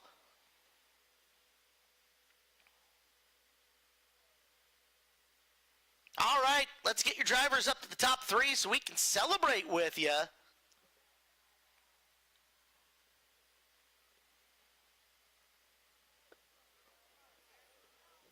Eric, tonight's Breast Cancer Awareness Night, but so much of the story has been overcoming those medical hardships, and I think appropriate tonight that, again, a open heart surgery survivor ends up in victory lane just a few months after he goes through it. We'll hand things down to you to celebrate with Rick Smith. Well, he gets a handshake from Mel Decker. Ladies and gentlemen, he's in front of you. Give a big round of applause to Rick Smith. Handshakes and hugs all around down here. We'll get Rick up to the top spot of the podium to come have a chat. Man, oh man, that might be one of the best modified A-mains I've seen at Skagit Speedway. Wow. I don't even know where to start because that was that fun of an A-main to watch. Was it that much fun to drive? I mean, the battle between you, Westergaard, Cole Logan, really that entire race. Well, yeah, that for the first race back in a car I haven't drove in a year since I had all my medical issues, and that was one fun race, especially Cole in my old car that I sold, my really fast car, obviously, and Jeff's fast. So, yeah, that was a good race. And one of the best ones I've been involved with in a long time. What's the road been like to get back to be able to race here at Skagit Speedway? Well, last December I had a heart attack, and then I had open heart surgery like 3 months after that. So my doctor released me. He said, you're better off in a race car than you are driving down the road. And I said, what? We're going back racing. Well, you'll take that any day, won't you? Man, that car looked like it really just worked everywhere. How key was it to get it set up to run that track? This track here was it was a tight track, really fast track, obviously. I mean, there was a top and middle. And this car's, I'm still trying to figure it out, but I think it's pretty close. Obviously, we won with it. Anyone you need to thank? Yeah, I got to thank Travis. He's been right by side, and my dad and my wife that comes out and checks on me when I'm in the shop, because a lot of time I'm in the shop by myself doing all this stuff. And then Bill Warchow that he didn't show up tonight, but we'll give him a trophy at home. Well, ladies and gentlemen, Rick Smith, give him a big round of applause. Well, Jeff Westergaard comes from 14th to 2nd. Man, you were right on the back of Rick. Anything that you could have done to try to get one position better? Finish the heat race. You know, I lost the motor earlier in the year. The motor got really loud back in Willamette, and I dropped a couple lifters and caused a bunch of motor damage to the car. This time, it did it in the heat race. I thought it did it. It got really loud, bunch of banging and clanging down underneath the car. It ended up being a muffler, so we were able to weld it right back on. But it put me starting 14th, and I had to put my nose down and go to work. Well, you and I talked that you said the topless modified is a little bit more predictable. You're only second time in it. How do you feel after running it topless again? You know, it frees the car up on entry for sure. I think it lets some of the air off the deck. I'm a wingless driver. I like wingless, so I think it kind of collaborates with taking a wing off a car and losing some downforce. You know, we lose downforce in the funneling, and I really like it. It makes the cars predictable. It makes them a little easier to drive, I think. So yeah. Washington Spray Foam, Todd Anderson, T&M Anderson, my parents, my wife, my kids, Skagit Transmission, Speed Mart, Ideal Rental, Pacific Party canopies. I think I got everybody. If I didn't, I'm sorry. I'm tired. I got to go get another race car and go race the next race. So. Well, Jeff Westergaard, second night in the modifieds. He'll run a sporty coming up next. Well, Cole Logan gave Rick Smith one heck of a run. You were running around the bottom, and all of a sudden, Caleb and I saw you move up to the top side of Skagit Speedway. It paid dividends, but why'd you do it? Well, the car was really, really loose, and I didn't realize my left rear chain broke. I'm not sure when, but the thing just freed up, so I had to move up, and that was it. In a weird way, did that almost help you? Because it looked like the speed you found around that top side just was different than what he was finding on the bottom. For sure, it was just, the only problem was it just wore me out. The car wasn't very good when that chain broke, so I was dead by the end of it. Yeah, I want to thank County Mechanical. It's his birthday this weekend. Happy birthday, Trav. Variant Excavation, Right Way Plumbing and Heating, Northwest Drywall, Jensen Septic. Oh, I'm probably forgetting a couple people, but I just want to give a big thanks to everyone that helps me out. Well, Cole Logan finishes third tonight at Skagit Speedway. Congrats to our entirety of the top three, Cole Logan, Jeff Westergaard, and Rick Smith tonight at Skagit Speedway. Well, while they take pictures, we promised you a run of the Run Good Life car race, youtube.com/rungoodlife. Place your bets and get ready to find out who the winner's going to be. Green's got 5 on the year. The Picklemobile, the Banana Wagon's got 5 on the year. Race Routine Foundation has got 3. And the red has got 2 as the Run Good Life car race 4. Entertainment purposes only begins right now.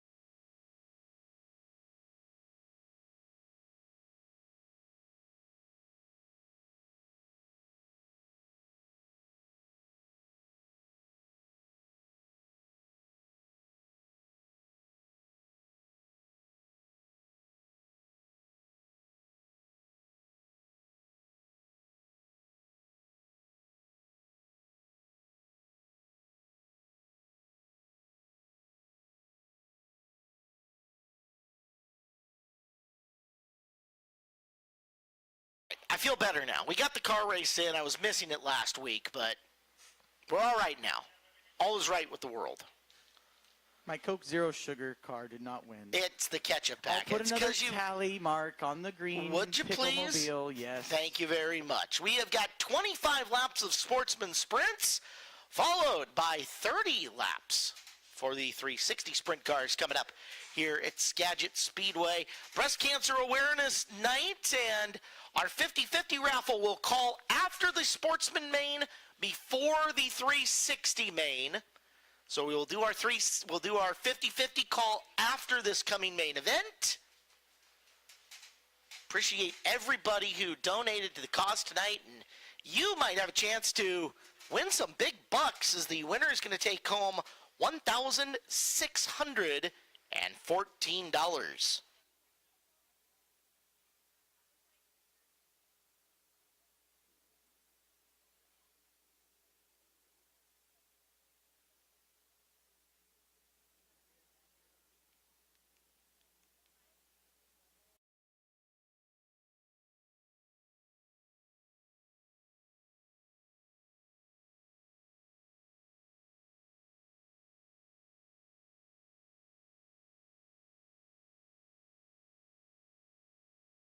And on the pole of this race, in car number 13, he made his 360 sprint car debut last weekend for the Fred Brown Field 360 Nationals. And he'll look for a win here again in Sportsman Sprints. It's Steven Hendrickson in car 13. Outside of him, in the 19 from Cedar Woolley, it'll be Alden Ostrom. In row number 2 is the 22J of Jessen Jacobson out of Stanwood, and Dana Glenn in the 17 from Covington, Washington. Starting 5th on the field from Surrey, BC, in the Roots Racing 66, it's Taylor Burstick. Outside of him is Kira Zylstra in car 21Z from Monroe. Jalen Serrano and Jaden Whitney, the 44J and the 88, make up row number 4, starting 7th and 8th on the field. Starting 9th tonight in car 66 is Brett McGuy from Arlington. Outside of him from Camino Island in car number 36, it's Tanner Merritt.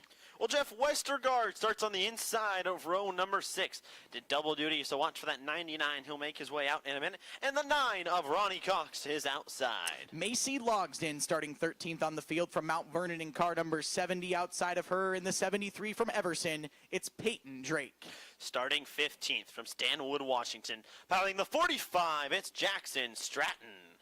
And his outside in the 51, row Carver, Dustin Gehring. Starting 17th on the field, one of our B-Main transfer cars. In the 4, it's Allison Johnson from Ferndale. Outside of her, in the 23X, it's Zan Miller from Olympia. Your final B-Main transfers making up the 10th and final row of tonight's 25-lap A-Main event. That's the 37 of Sean Wallenfels Jr. and the 72R of Rapid Roy Blumenhagen. 20 cars for 20 times around the Skagit Speedway. 25 times around the Skagit Speedway. Ford Bronco pace vehicle leading the field around Skagit Speedway. If you're watching on YouTube, you see that 70 of Macy Logsden making her way down the front straightaway. What a nice looking car. I love like the gold. What do you call it? Like the 70? chrome. I say the leaf style kind of number. That's Superflow graphics with the design and graphic wrap on that car. Macy, a winner, getting her first win in a sprint car, first win at Skagit Speedway earlier this season. As we've talked about, coming into tonight, a tie atop the points in our Sportsman sprints as Jaden Whitney and Jessen Jacobson both tied at 756 points. And then third, it's your pole sitter, Steven Hendrickson, with 713 points. Macy Logsden, the highest rookie, with 680, and Kira Zylstra in 5th there in overall season points coming into tonight's main event. Well, there's a good look at the 22J of Jessen Jacobson. And, Justin, this race is really going to favor Jacobson in the sense that he's starting 3rd, where Jaden Whitney's going to start 8th. So, Jacobson, if he's going to want to go for the win, he's going to have a much easier chance. But to counter that, Jaden Whitney can pass a lot more cars, but he's going to have to work his way up there as he starts farther back on this field. I think it's hard to say who's at an advantage here, because really Steven is. Hendrickson yeah. has been really strong all season in that 13 car. Starting on the pole, he'll have the clean air right on the start. Dana Glenn was strong. Of course, Ostrom, we talked about him earlier. He's looked really good, but has had some bad luck that's put him back and put him in some bad spots, you know, with some DNFs and things like that are really just out of his control. So I think the front of this field, really, the top 5, 6, 7 cars, it's going to be a really, really good race, especially with the track that we've got. You know, you've kind of got that lower groove. You can get your car to rotate the bottom, but there's also a groove above kind of the rough spot in the middle of 3 and 4 that you can get your momentum going as well. So it'll be very, very interesting to see the guys navigate this racetrack, guys and girls, I should say, navigate this racetrack. And, you know, for those guys starting deeper in the field, people like Jaden Whitney, people like Jeff Macy Westergaard, Logs, and even Macy, Peyton Drake. You know, it's going to be very, very entertaining to watch those deeper cars try to make their way up through the field. If you're a crew, what are you telling Steven Hendrickson? Where are you telling him to run? Are you telling, hey, cut your laps on the bottom until you feel like you have to move off? Or are you telling him, hey, go around the top side and see what you can do? I don't know that you really tell him what to do. I Okay. think You're not you know, recommending a line, you think? I mean, he's seen what's been Yeah, passed all for night, sure, right? yeah. So I don't know that somebody like Jeff Needham, who's the crew chief on that 13 car, I don't know. He was a crew chief for me several years ago. It's more of just kind of coaching, saying, you can get this done, right? Like, you're trying to instill that confidence in the driver, just going, hey, here's kind of the adjustments that we made. Go make it work. And these cars work better the harder you drive them. Even if your car doesn't feel good, you don't have a lot of confidence, drive it harder, and a lot of times it'll work better. So, which is ironic to say. It is. Because you can be very uncomfortable. Yeah. And then they go, drive it harder, and you're like, dude, it's not going to work. Like, what do you feel like I can't drive it harder. What do you mean? I can't, yeah. Lights go out around Skagit Speedway. It's Steven Hendrickson and Alden Ostrom leading the field of Sportsman sprint cars. 25 laps on deck through 3 off of 4. We are green at Skagit Speedway.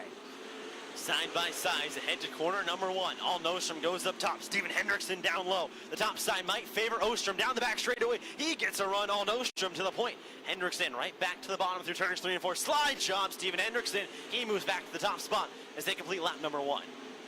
Good race up in the front with your leaders. Really good racing back around the 6th and 7th position as well, with Jalen Serrano and Taylor Burstick back there for around that 6th spot. Jaden Whitney now getting in on it as he's trying to make his way up through the field. As now we got a race for 2nd. It's Dana Glenn up to the 2nd spot. Dana Glenn made the move around Alden Ostrom on the bottom, now goes to the top side of the racetrack. That leaves a door open on the bottom for Ostrom, who can't close, but he got closer. They go back into turns 1 and 2, all while Steven Hendrickson has extended almost a half a straightaway lead, and we'll see lap traffic here very soon. Hendrickson out front in this one. Good racing all through the field, especially back towards the 8th and 10th position. Oh, we got one around. It's Tanner Merritt in the 36 in corner number 3. And he was running around that 15th position, right around Ronnie Cox and Jackson Stratton. I just saw the very end of it. He kind of looped it over there, tried to keep it going, but the car stalled out. So that is going to favor your leaders big time, as Hendrickson was just getting to the tail of the field and was going to have to navigate lap traffic here on lap number 4. That's going to help Hendrickson because he's going to have another probably 4 laps, give or take, before he'll see lap traffic again. He was really good in clean air. I mean, you saw half a straightaway. I would imagine he's going to probably want to go right back to that, and he probably will, unless, you look at Dana Glenn, who was fast the last time we ran Sporties here. If he can get a good jump on that ensuing restart, maybe we'll see a slider going into 1 and 2. Yeah, we saw Dana get by Ostrom there just a couple laps ago as that 17 car, as Dana kind of gets into a groove, feeling more comfortable with the 17, getting the car under him and making some moves. So Ostrom obviously wants to get some position back and go after the leader, because getting anybody out front, especially in this field, is going to be really hard to try and catch them unless you get to lap traffic and it gets kind of dicey. So definitely look for some moving and shaking here. You see Jaden Whitney. I was just counting position to see where he was. Yeah, looks up to 6 now. So he's 6 from 8, so plus a couple 2 spots. Yeah. This might be a restart that can help Jaden, and he's got Kira Zylstra in front of him and then Jessen Jacobson. So if he can get by Zylstra and you can get Jacobson and Whitney battling, they both know what's on the line. They're good friends, but they know it's a battle for a points lead. Gloves are off in a little bit, I'd imagine. It's a battle for a championship. Yeah. So, I mean, your name goes in the record books. Yep. Your at picture Skagit gets hung Speedway. on the backside of the grandstand. You get a banner all year You get a big at the trophy. grandstands. You get all the trophies, the accolades, the recognition, the money. So as I know it's August, we still have, a month and a half, 2 months to go, but there's not all that many races really as we look at it. So these guys got to scratch and claw for everything they can. We see the Ford Performance Bronco make its way into the infield. So for the first time in this A feature, we'll see the Interstate Batteries outrageously dependable restart zone come into play. Hendrickson, I don't know if he goes early, goes late, try to use it to his advantage to get a jump and run away from Dana Glenn. I feel like I like the going late strategy. I think make Dana Glenn wait, and then shoot at the last minute, but we'll see what Hendrickson decides. I like the idea of waiting because it gives that guy in second a chance to bump you. Yep. And when you feel that bump, you go. Yep. Because generally, they bump you, they're on the brake, right? They're like, oh, and then you just take off and go. So we'll see Hendrickson lead him down in. He goes fairly early. Dana Glenn with a really good restart, sticks right on him. Hendrickson low. Everybody kind of around that low side through 3 and 4 down the front straightaway. Back into turns 1 and 2. Dana Glenn bouncing massively, keeps it under control as the exit corner number 2 sets his sights back on the 13 as Steven Hendrickson through corner number 4. He points his car to the bottom of the racetrack, doesn't get any closer on the exit of turn number 4. We've got a race down the front straightaway between Whitney and Jacobson. Jacobson hit the rut over in 3, but the yellow's out. And it's for the 70 of Logsden over in corner number 4. Oh, look at that right front. Her front end is folded. Snapped. On the 70 car. That is a huge blow for that team. As Macy just a couple weeks ago had a rough go of it with some damage and some wrecks on the back straightaway, and she'll need to get to the work area for a front end. Do you think that's folded, or do you think that's completely broken? It's so tough to say. I don't know exactly what I think. I think the beam's got to be bent on that thing. That looks too folded to me to be repairable, of course. No. I think it's completely. Not at the best angle here to see it, but. Well, we'll see what happens when they pick it up. The other stay attacher's gonna just flop loose in the breeze. I wouldn't. Why even risk it? No, you got to pull it out completely. Yeah. That wasn't my argument. It was just whether it broke or whether it bent. I want to know how it happened. I do too. That's my question. She was running in the let's see, where was she? Around the 11th position at the time of the incident. So hard to say without video replay what exactly caused that, but nonetheless, they'll get her back to the work area, see if the crew can't hopefully get something figured out on the 70 of logs. And of course, we just talked about the point standings, and Macy coming into tonight, it was 4th.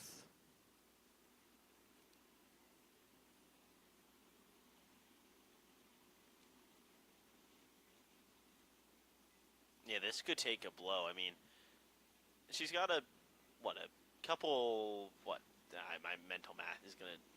What are you saying, 23, Yep. 23 points over Zylstra? Yep. So good look at the front end as it comes by, and a great shot there from Nathan Prince and Randy Frank up top. Thank you, guys. Yeah. You see that ratchet strap holding the hub and everything kind of That's to the what I car. was That wondering. beam is completely snapped. So that'll be a full front end swap for the Macy Logsden number 70. Speaking of, I mean, that's going to be tough to do. We saw what felt like at least 3 different front end swaps last weekend, and none of them were completed successfully within the allotted time in the work area. So it's not an easy thing to do. You can have everything prepared. You can have, that spare front end ready to go, but to still unbolt all your radius rods, unbolt your shocks, potentially have to put 2 front tires on if you don't have one on your front end already. It's a process. I think the hard thing, too, is that a lot of these teams don't really practice doing that. So, this isn't a full-time job for any of us out here. So, you work on the car in the shop, you kind of have some time to build it and whatever. You're not really doing that rapid. Of course, you know everything that needs to be bolted and unbolted. Yeah, but you're not doing that. You're not doing it within 2 minutes or you're a minute taking or your whatever time it to is. make sure it's proper, yeah. Right. So it's all bolt-on parts. Well, yeah. It's all bolt-on, but when you have to undo 20 parts.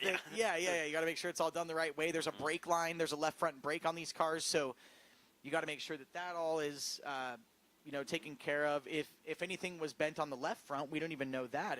If there is a torsion arm or the drag link for the steering, we don't know if any of that was affected as well. So we see the tow truck back there with the flashing yellow light near the Doyle Guffey's Rally Auto Sales sign, just hanging out in the work area with the Macy Logsden car. Well, lights go out, so we'll come back to the green flag in the Interstate Batteries outrageously dependable restart zone on the back straightaway.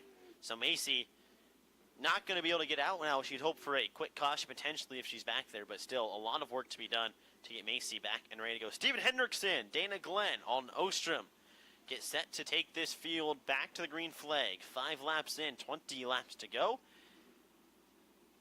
Into the restart zone. Hendrickson goes early. Really good start again for Dana Glenn in the 17. He stays right with Hendrickson through 3 and 4. Hendrickson up top, Dana Glenn falls in his tire tracks, goes a car length higher, and that allows Hendrickson to pull away down the back straightaway.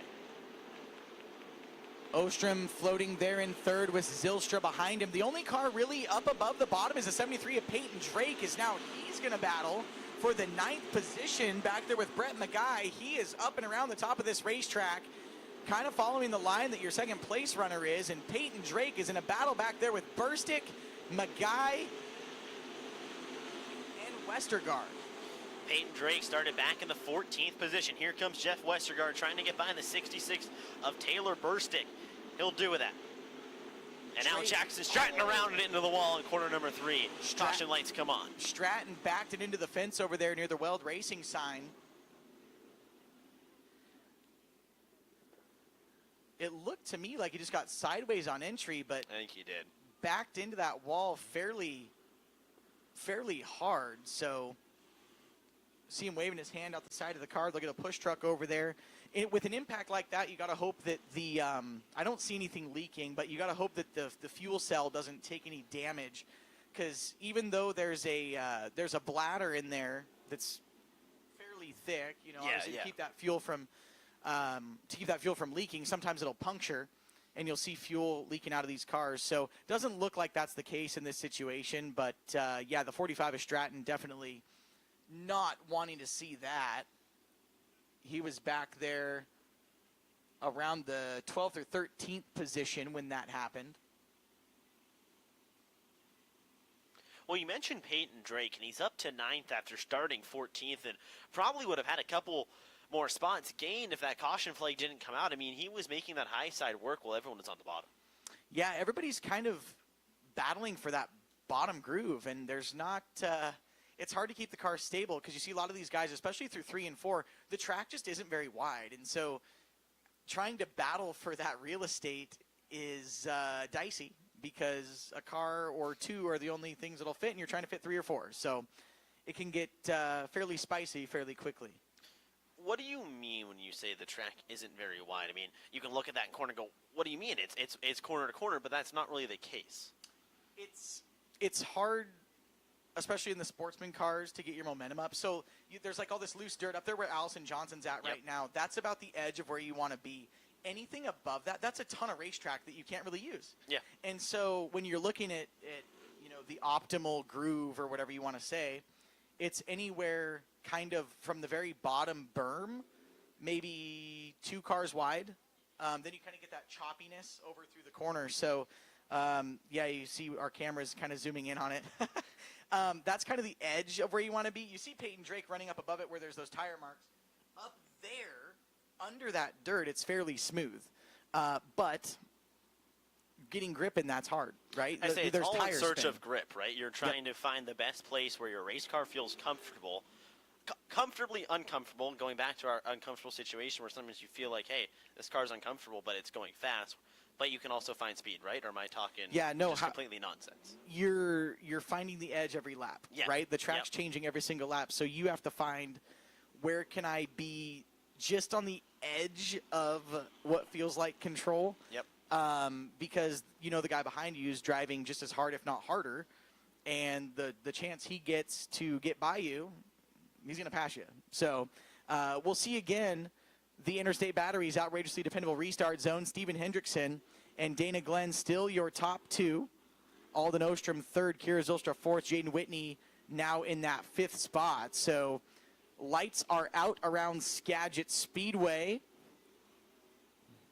8 laps are down in this 25-lap affair. Hendrickson through corner number 2. He'll see the green down the back straightaway.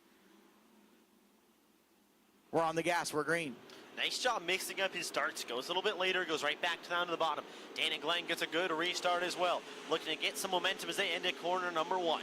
Peyton Drake all the way up to that 6th to 7th spot. Oh no, it's Peyton Drake now hits the bump and he's way back. Well, there's what we talked about. You saw that 73 just pushes tight again. Almost looks like something's broke as Peyton Drake will come to a stop. And heavy smoke. I wonder if that potentially blew up. I almost wonder if it's a rear end, maybe. he had a huge run on that restart through 3 and 4 and was passing up for the 6th position. And then all of a sudden the car set into 1 and he started to slow down. So we saw earlier in the night, though, Eric, they had some issues with the 73 staying fired and kind of, I guess, lugging back and out with speed, out of speed. So some gremlins with the 73 here tonight for Peyton Drake. So an unfortunate, I won't want to say end, but potential end to the night for Peyton Drake if he can't get this refired and tag the rear of the field. You saw the speed, and now that they say, it always runs the best until it doesn't. You hope for Peyton that it's not a motor going sour, but he'll get a push truck. We'll see if he refires, if he's going to make the right-hand turn and take that to the work area.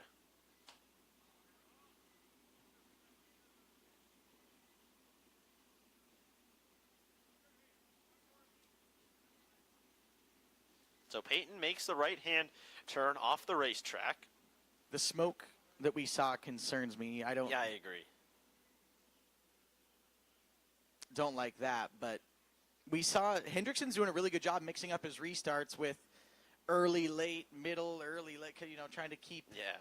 Well, you kind of have to, right? Oh, if you keep doing the same thing, Dana Glenn's going to realize, well, he's going early, so I'm going to time it. And listen, and then Dana gets frustrated, like, wow, how come I can't pass you? You're doing the same thing every time, and I'm still not doing it. Like, what the heck? So is that a frustrating thing to sit in that second place position and try to guess when the car in front of you is going to go?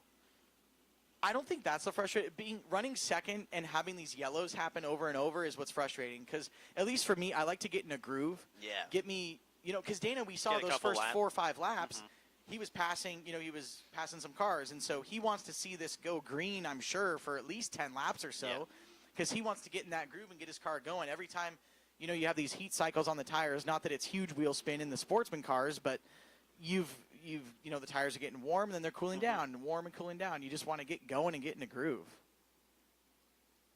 Well, lights will go out, so Hendrickson will get to differ his restart once again. The Skagit Speedway Ford Performance Ford Bronco going to make its way into the infield and give the field back to the hands of Steven Hendrickson, Dana Glenn, All Nostrom, Kira Zylstra, Jaden Whitney, Justin Jacobson, and more in and behind them.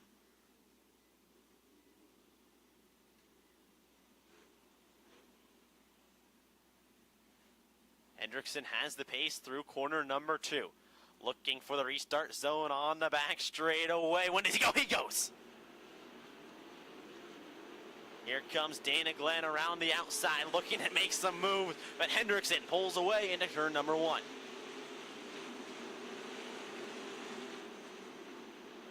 Hendrickson down the back straightaway gets a lot of a car advantage away from Dana Glenn.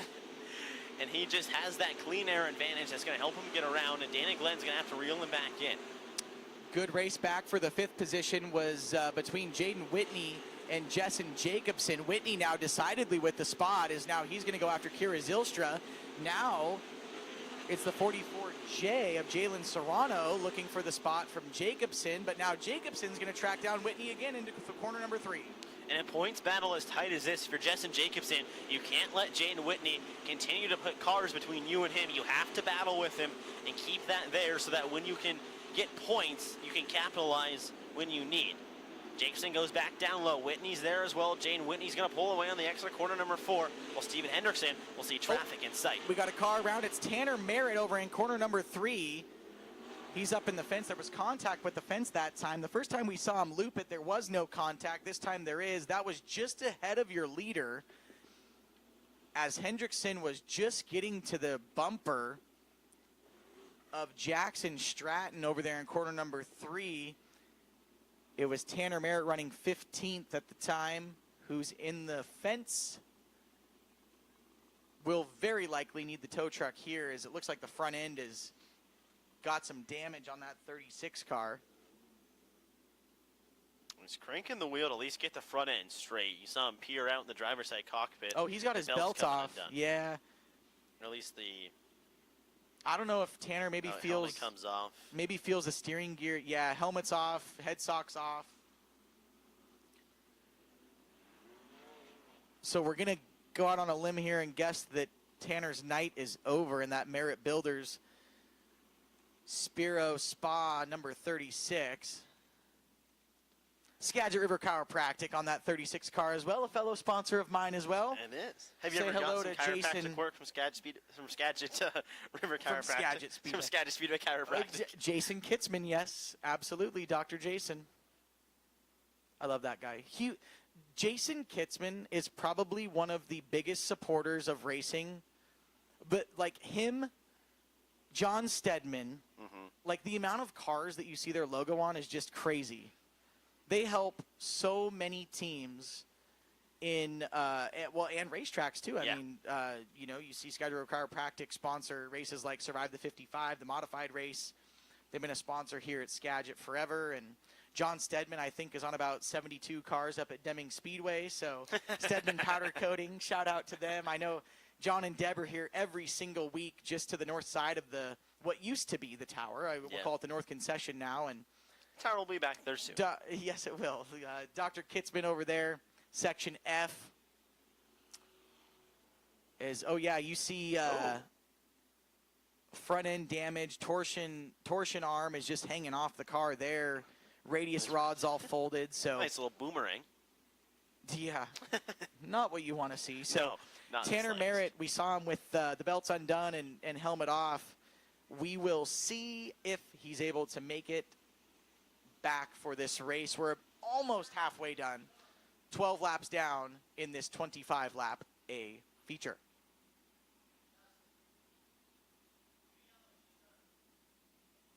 So 2 yellows. He is done for the night. His night over again. When you get 2 yellow flags, your night is kibosh and over and done with. Sorry, I forgot. It's okay. I did too, honestly. It feels like it was very long ago, so I kind of forgot that happened earlier. Well, lights will go out. Green flag will be back in the air momentarily. Steven Hendrickson has led all 12 laps so far. Dana Glenn has got close, but hasn't really had a chance to make a move yet. Slowly into corner number 2. And where will Hendrickson go in the back straightaway restart? Rating goes really late, and Dana Glenn does a nice job to keep right pace with him. The battle back there for the 4th spot is on as it's between Ostrom, Zylstra, and Whitney. Down into corner number 1, Zylstra's going to look to the inside of Ostrom. They're side by side out of 2. Ostrom uses the top spot, but they're going to have to go right back to work into corner number 3. Ostrom up top, Kira Zylstra on the bottom. Alden Ostrom pulls even with Zylstra down the front straightaway. Zylstra goes back to the bottom. They'll drag race, but caution lights will come out. Dustin Gehring will come to a stop in corner number 3. What's becoming a marathon here in this A main event as we got 1 lap in there. This is just the opposite of what I told you Dana Glenn wanted to see. He wants to get this race going, get in a groove, and get some laps in the books. So we just heard from scoring, this race is timed out, meaning the next restart is going to be a green-white checkered. So what that means, too, is in a 25 lap, we usually go 25 lap, 25 minutes is their time limit. It doesn't count red flags. We haven't had a red flag yet, so caution time does count towards their overall allotted 25 minutes. We've reached about 22 minutes on the stopwatch here, so by the time they get Dustin Gehring back refired, we get the field ready to go, they'll have hit that 25-minute time limit. So we'll see the green flag in the Interstate Batteries outrageously dependable restart zone. They'll come back around to see the white. The next time by will be the checkered. So since we're at that time limit, that is all that they're going to get for this A feature. So Steven Hendrickson just hoping to hang on for another couple laps. Dana Glenn's hoping for something to open up and get his momentum on there, or Hendrickson to hit a bump or something to try and get by that 13 car. As really the race is going to be for that 3rd spot, I think, as we were seeing Zylstra come after the 19 of Ostrom. Alden is going to be doing everything on defense that he possibly can to get that podium finish that he's been needing really badly this season. But Zylstra wants it just as bad, if not more. Well, don't sleep either on Justin Jacobson or Jaden Whitney in behind, because if Ostrom and Zylstra get caught arguing and battling, there's nothing to really stop Whitney from getting around the top side or getting around the unused area of the racetrack, whether that's the bottom or the top, and getting by both of them. And same for Justin Jacobson. So when cars get tangled up, get battling and arguing, you know, that allows everyone behind them to potentially make a gain. Lights are out on the Ford Performance Pace vehicle. Vehicle. I don't know. Yes, I got him to laugh. Steven Hendrickson will bring the field back to green flag in the Interstate Battery's outrageously dependable restart zone.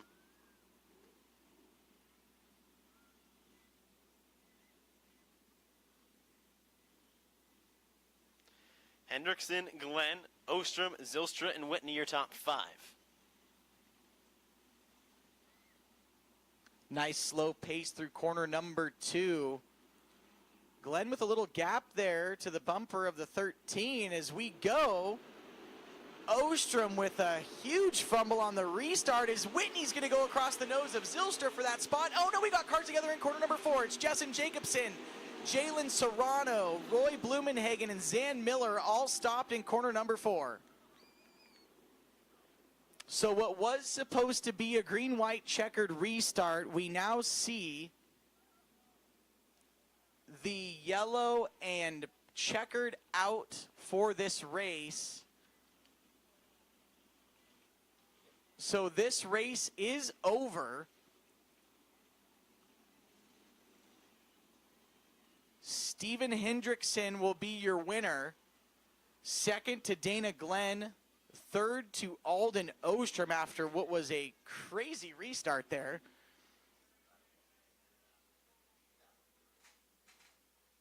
Wow, that was that may have been one of the most bizarre endings to a race I've ever seen, but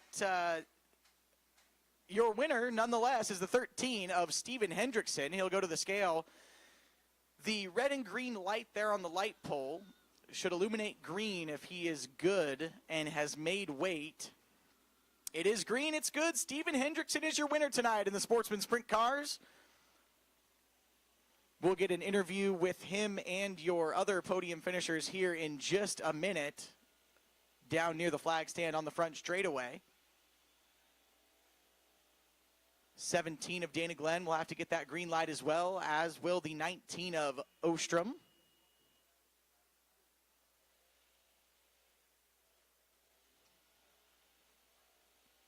Justin, some races are like that sometimes, and yeah, bunch of drivers could just not get rhythm and laps put in their rear view mirror. Unfortunately, it benefits Hendrickson, who led them all from the front of the field.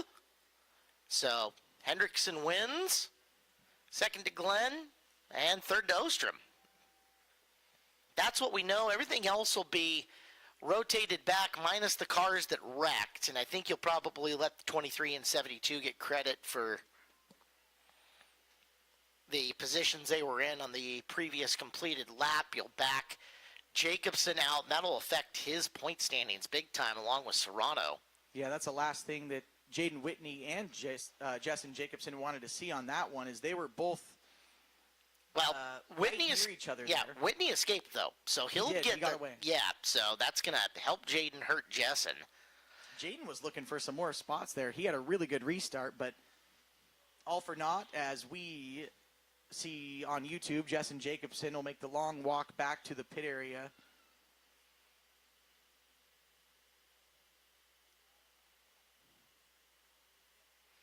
Looks like all three drivers have made weight, so Steven, Dana, let's get you guys up to the podium. We'll hustle the 19 of Ostrom up there as quickly as we possibly can.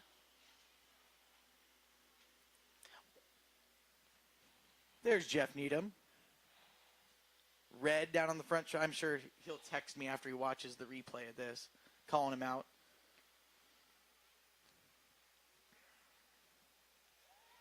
Big smile on Steven's face. He's like, man, I had to hang on, and I did it. 3 wins is 3 wins in the division. Absolutely. After a very successful 360 Nationals debut. The Hoosier Band is on. And let's go talk to your winner, Steven Hendrickson, with Eric List down trackside. Well, Steven Hendrickson picks up another win here at Skagit Speedway. A little bit of a war of attrition. It was all about restarts and how you were differing your restarts to keep Dana Glenn guessing. What were you doing to make it so successful? Just trying not to do the same thing twice, but I wanted to mix another one in, but unfortunately only made it to lap 12, so race was over, and I don't even know how many restarts there were, 5 or 6, but car took off great, and we were great in clean air. I just wish we could have battled in traffic. Looking at this track coming in, how were you setting up your car to make it so fast? I don't do a whole lot of setup. I just tell Red what I'm feeling, and he does everything else, but the car was money all night.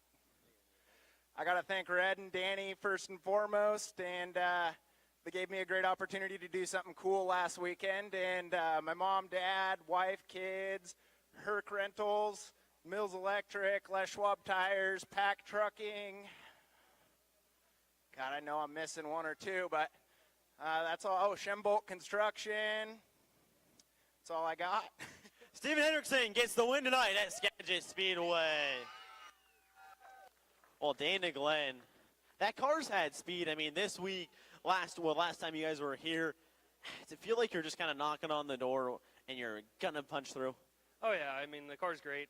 Greg Thornhill's given me a great car to drive, and Ryan Kelly's doing a hell of a job just setting it up for me and setting it up for me and how I like to drive.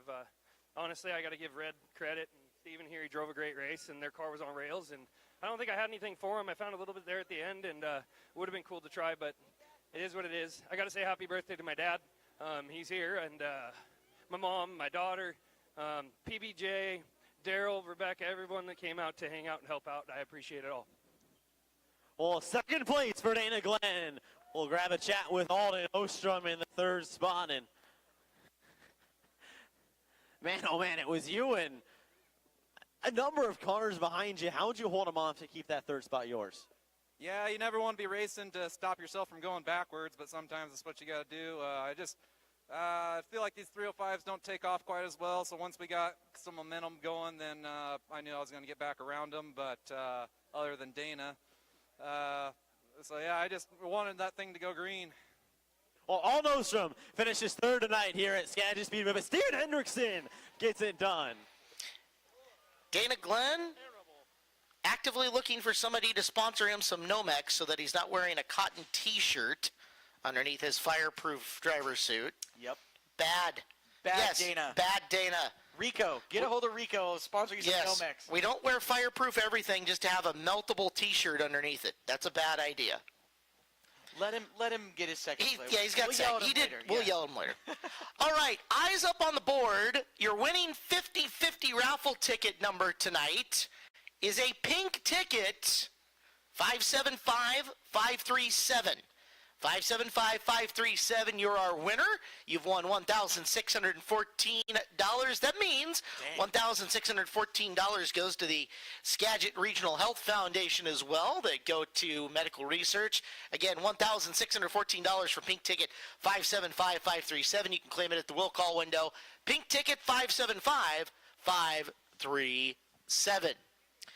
Well, since you're already looking at the board, ladies and gentlemen, boys and girls, I think it's time to get hyped for tonight's A-main event. Batten down the hatches, somebody lock the doors, because ladies and gentlemen, 360 main event time right now.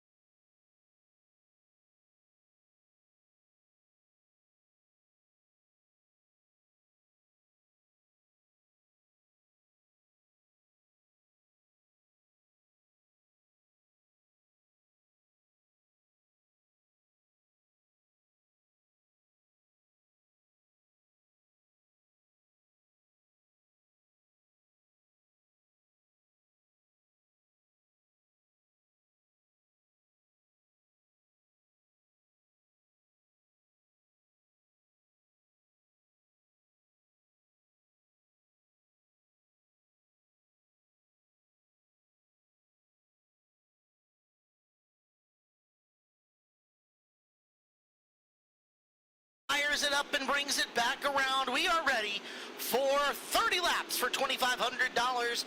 Trey Starks has got the pole, and Levi Hillier right next to him, just like 1 year ago. It is all for the Breast Cancer Awareness Bowling Ball Trophy tonight here at Skagit Speedway. Row number 2 is Colt Neath and Jason Solwald. Row number 3, Robbie Price and Tanner Holm. Row number 4, we've got cars together on the warm-up lap on their way around, and it is Kai Dixon and Levi Kuntz, and that is a mess.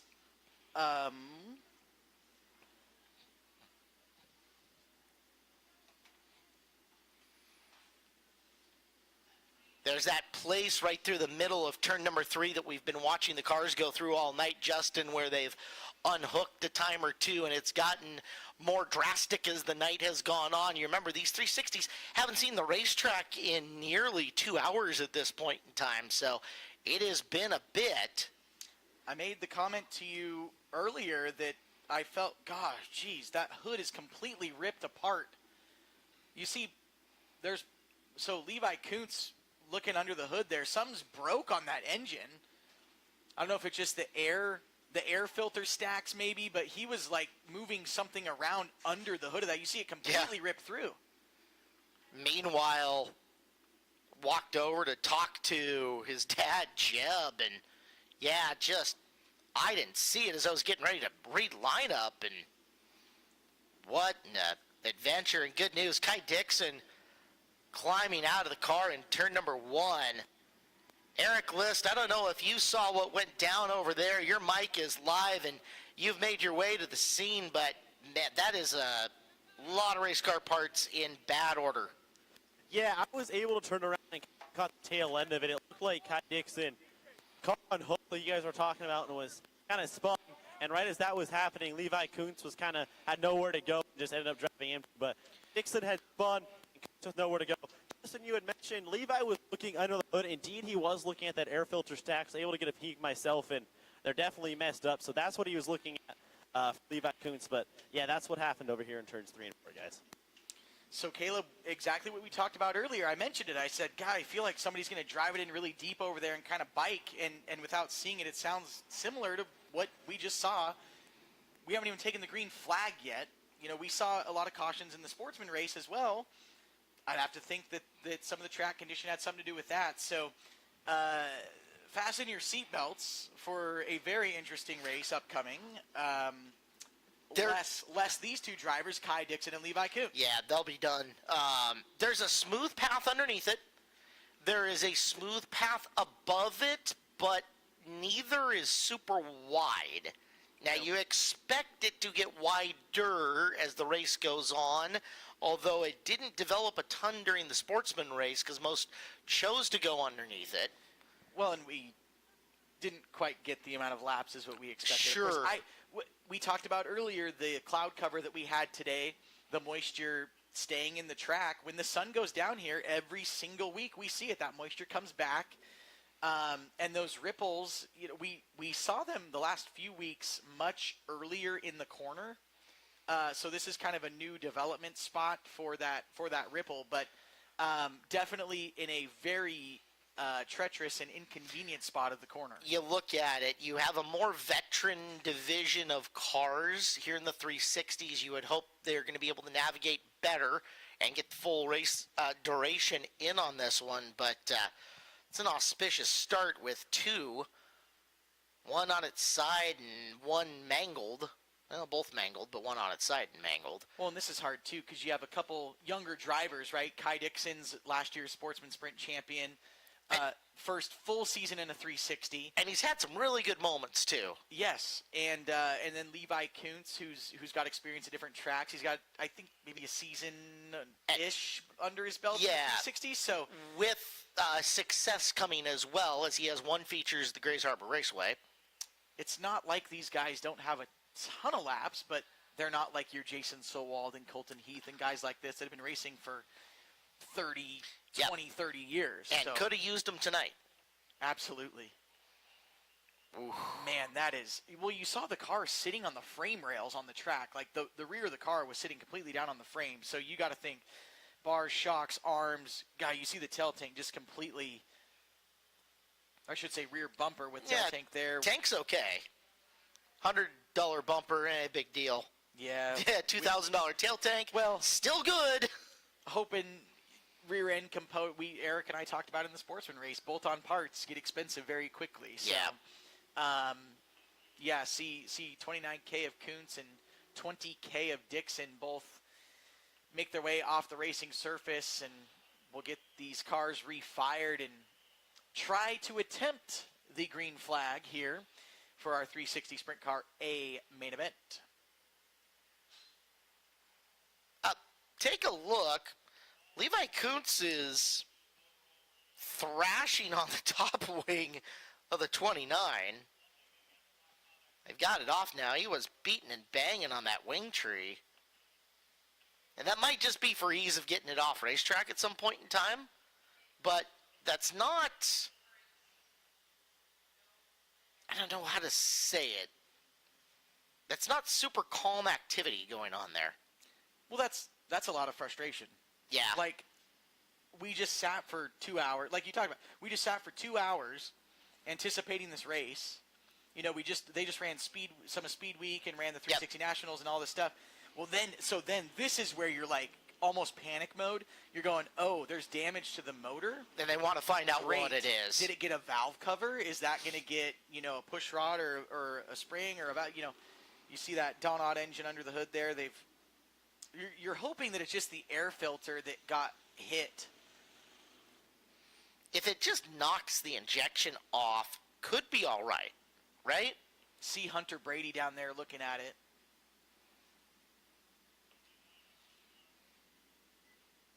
Let's send Hunter a message.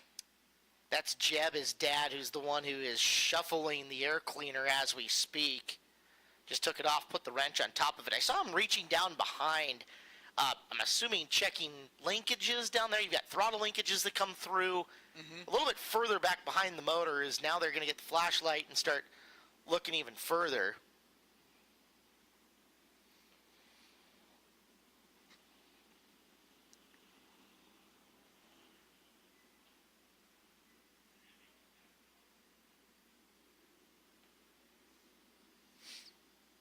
Eric's also on the scene taking a look, but I don't know that there's a lot to share right now. They are just trying to assess that damage as best they can. Eric, you got the mic on. What's happening? Yeah, they're just going to work. They're going to go pull the stacks off right now, and they're just working to kind of diagnose what they can see. But first, they're going to pull the stacks off and keep looking deeper. All right, thank you.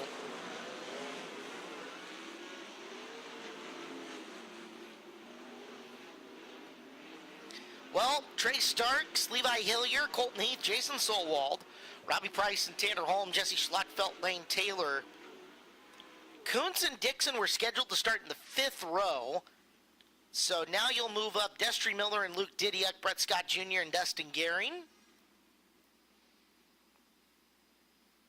Bill Roots, 33, was involved in the Mike Brown crash. Ashley Johnson and Levi Klatt. I was going to say, shout out to Mike, by the way. He's sitting at the hospital watching us live on YouTube. So, hey, Mike. Hello, Mike. Matt's with him, chilling, watching the race, waiting for doctors to come talk. So, Matt's with him? Matt went with him. Hi, Mike. Well, of course, Leah and kids are back in Alaska. Right. So it's like, oh, who's going with Mike? So, Matt went. Matt went. Has Mike asked Matt to go get him a juice box? Mike, he probably had them packed already. Nice. Yeah. Well done, Matt. Juicy juice. Great. Yep. All right, 15 for 30 and $2,500 at the end of the rainbow in the pot of gold. Starks and Hillier for the big old bowling ball trophy. They worked their way through 3 and out of corner number 4. Green flag. We go racing. They both get through 1 and 2 okay. Starks got up to the cushion. It's Hillier with the crossover to the bottom. He'll go way downtown, through it, and to the lead as he brings her up to the fence on lap number 1 to take it. Hillier in front of Starks and Heath in the 3rd spot.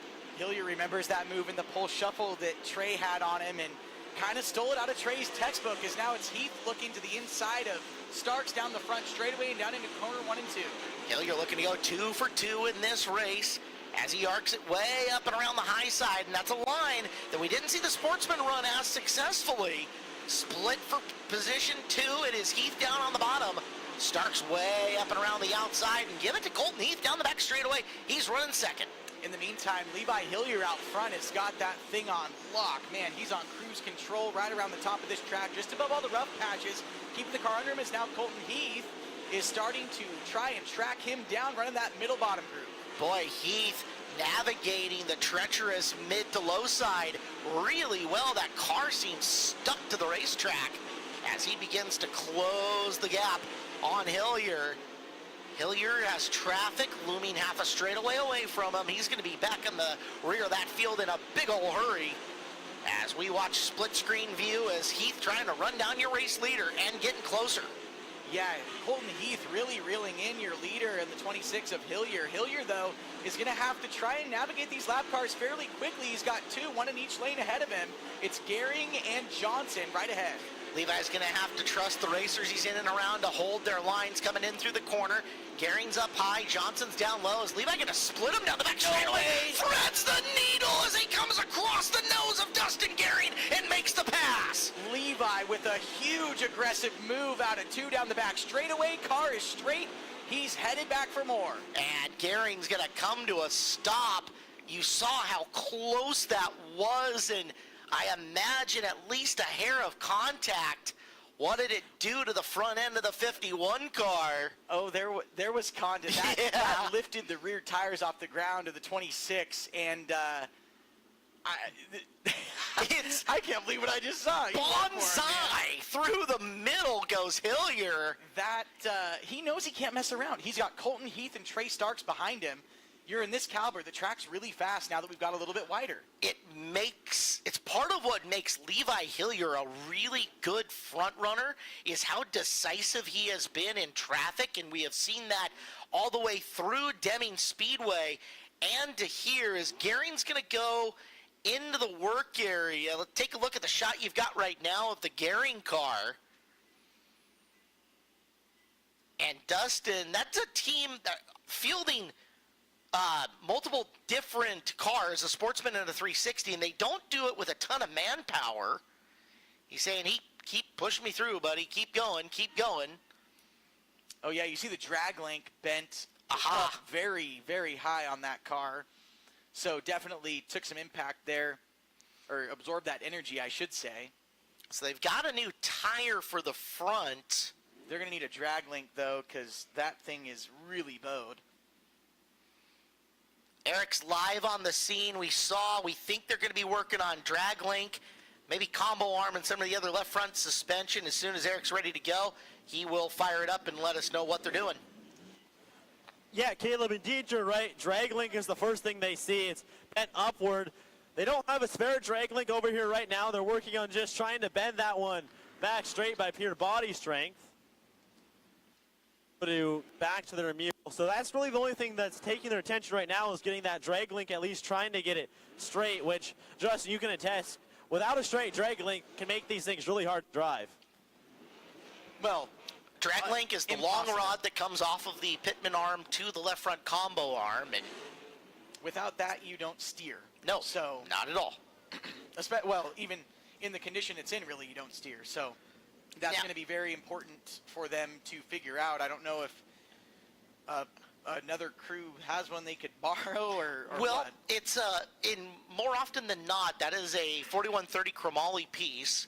Some guys will still run aluminum. The aluminum bends super easy, but good news on the aluminum, you bend it, it's a little bit easier to bend it back.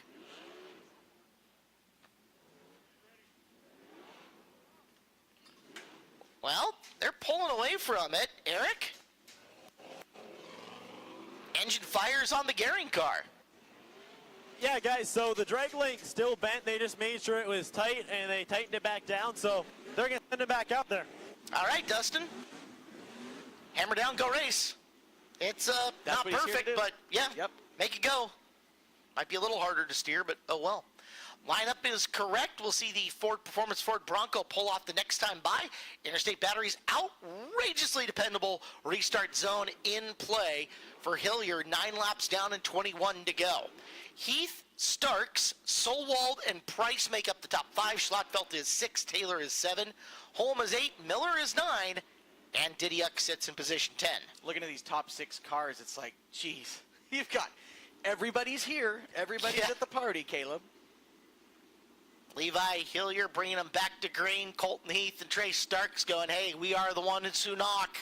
Let's see what happens as we get down the back straightaway, back underway, and Hillier sharp goes to the bottom. That way Heath can't slide him, but at the line, here comes Colton ripping the high side. Colton went to the top. They were side by side down the front. Colton's going to be right on his bumper, and now it's Starks down the back straightaway. Colton's going to go to the bottom with Hillier momentum on the top. He gets right through that questionable area of the course and running in and behind Hillier with no fear. Colton Heath showing the nose to Levi off the bottom of 2.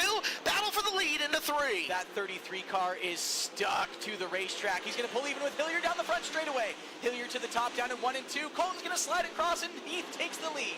Lap number 11 done. We're coming to 12. Here's Levi crossing him back. Nice move by Heath. New leader, lap number 12, Colton Heath. Problems for Starks over in 3 and 4. He's going to roll to a stop as that's going to end that really awesome battle we just had between Heath and Hillier. But issues for Starks as he just got off the pace and stops here on the front straightaway. Question is, where'd that caution come out? I don't think it came out in front of your leader. I think a couple of cars had crossed. And if those 2 had crossed, Heath retains the lead and the 12th lap is complete. That's at least what's showing for right now. As Trey Starks, who just completed leg number 2 of 3 of the Triple Crown by winning the Bob's Burger and Brew 360 Nationals, will go to the pit area here in the 55 car. You see the anticipation in the infield of everybody running to the mule to grab whatever they think they might need as Starks pushes in the turn 1 end of the infield. They'll get it back around here to the front concrete pad. Dallas Melby, Colin Starks, John Starks, everybody down there. Arnie even lifts a hand on that thing well into his retirement age. That guy is just a marvel of a senior citizen. I'd say you guys go on vacation. I got this thing. All right, so flashlights out. I don't know if Eric List is. Oh yeah, he's right there. Okay, so on the scene. Colin's got a Watts link in case it was that. It looked like Trey just was off the pace. I don't know that there's anything really broken on the 50-foot. Colin walks away fairly dejected looking. There's really not a lot of urgency there, Caleb. Eric's on the scene, and as soon as he's ready to report what those guys are saying, he'll chip in.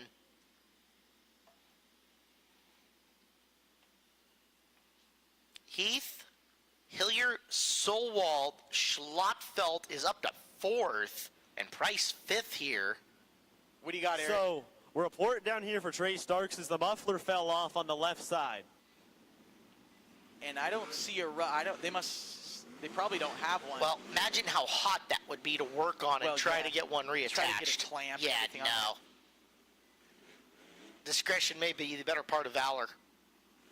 And that might be the last we see of the 55 tonight. Yeah, Colin, just dejection. Asking, who's he talking to there? Oh, talking to Arnie, okay.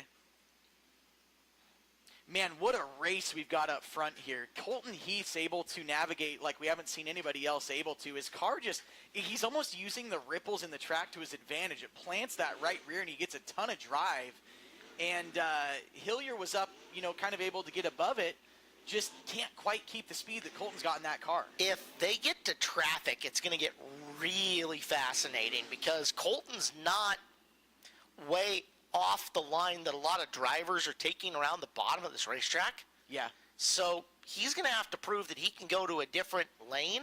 However, he now has the benefit of track position, and Hillier's going to have to run him down and get back by him. That is in Levi's playbook, but he's going to have to get her done here within 18 laps. Interstate Battery's outrageously dependable restart zone coming up. Colton Heath, Levi Hillier, Jason Solwald, Jesse Schlotfeldt has been moving strong. Watch the white and blue 21, and Robbie Price sits 5th. Colton Heath leads us back down the back straightaway to the restart. Hillier in tow, and Heath goes early. He'll go to the middle over in 3 and 4. Solwald down to the bottom of Hillier out of corner number 4. Hillier retains a second spot. Jason Solwald put the left front down up on the apron. That is vintage Jason Solwald coming through. He loses traction with Hillier. Will get into the bottom of the corner and try to follow Colton Heath, who is stretching the lead here early. And it is Schlotfeldt after Solwald for 3rd, the best battle in the top 5.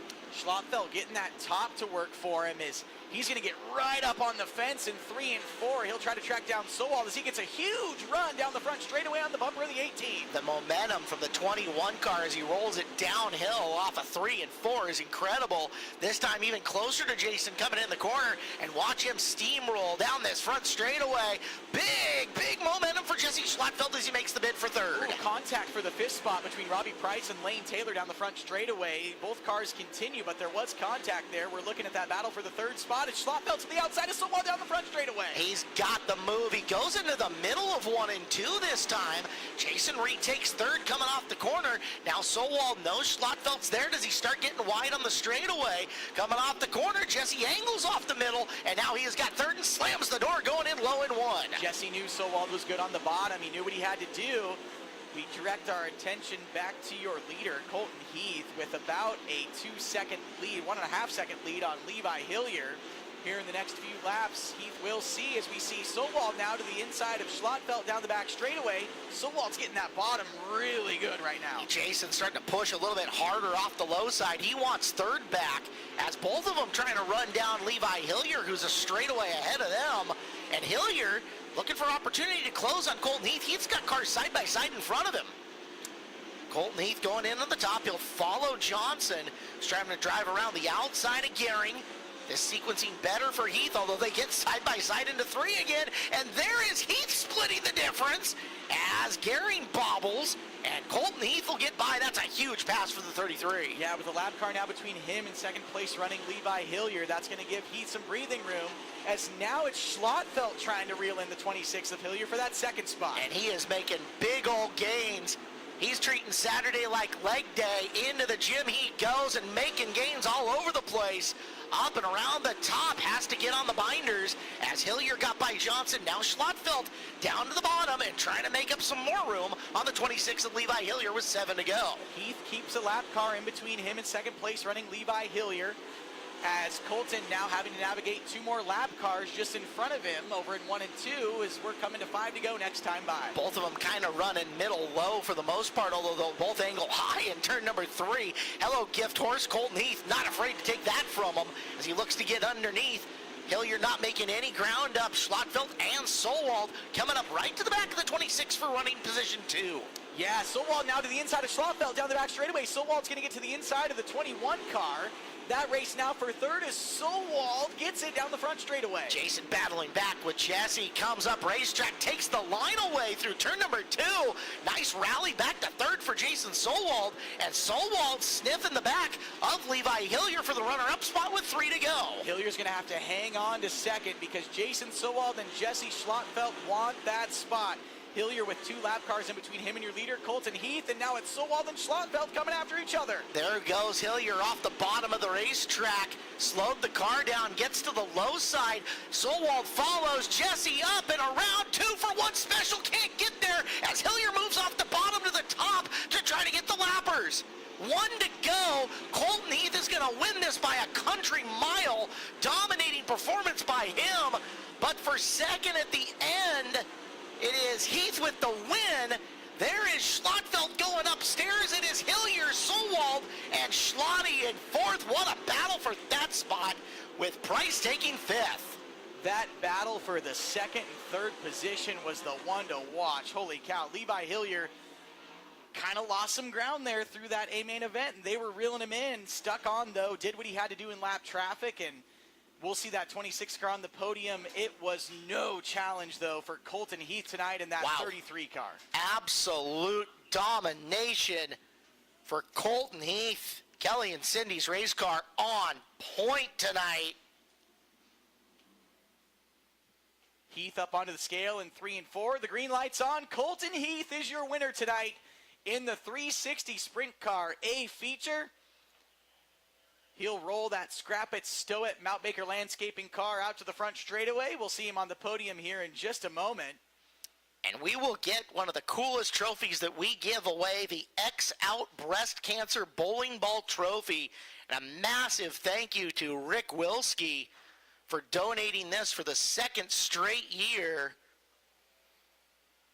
As this weekend, that is going to go to Colton Heath, and that will be one of his prized possessions in his trophy room.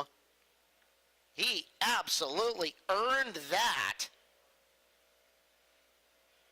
I think he can officially be Everly's favorite driver tonight. Yeah. Levi Hillier comes up on top for a great battle for second. And boy, Jason Solwald, Jesse Schlottfeld. Jesse Schlottfeld, you don't make the front straightaway here, but here's your flowers. As Colton Heath takes the win on Breast Cancer Awareness Night.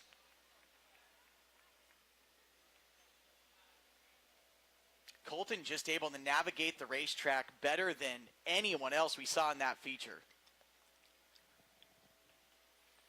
We saw Hillier, that move, I'm still going to call it the move of the race probably. That was Levi nuts. splitting those two lap cars, my goodness. Colton almost pulled off something extremely similar with the same two lap cars, just in turn number 4. Yes. Gearing low, Johnson high, and Dustin started diving a little bit further down, so it wasn't that same narrow split, but Colton just the chutzpah to come up and through and split those two.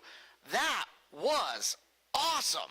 Fast-paced race. Really, really, really fun to watch. We're going to hear from Colton here in just a moment. Down on the podium with Eric List. Well, ladies and gentlemen, your winner, Colton Heath.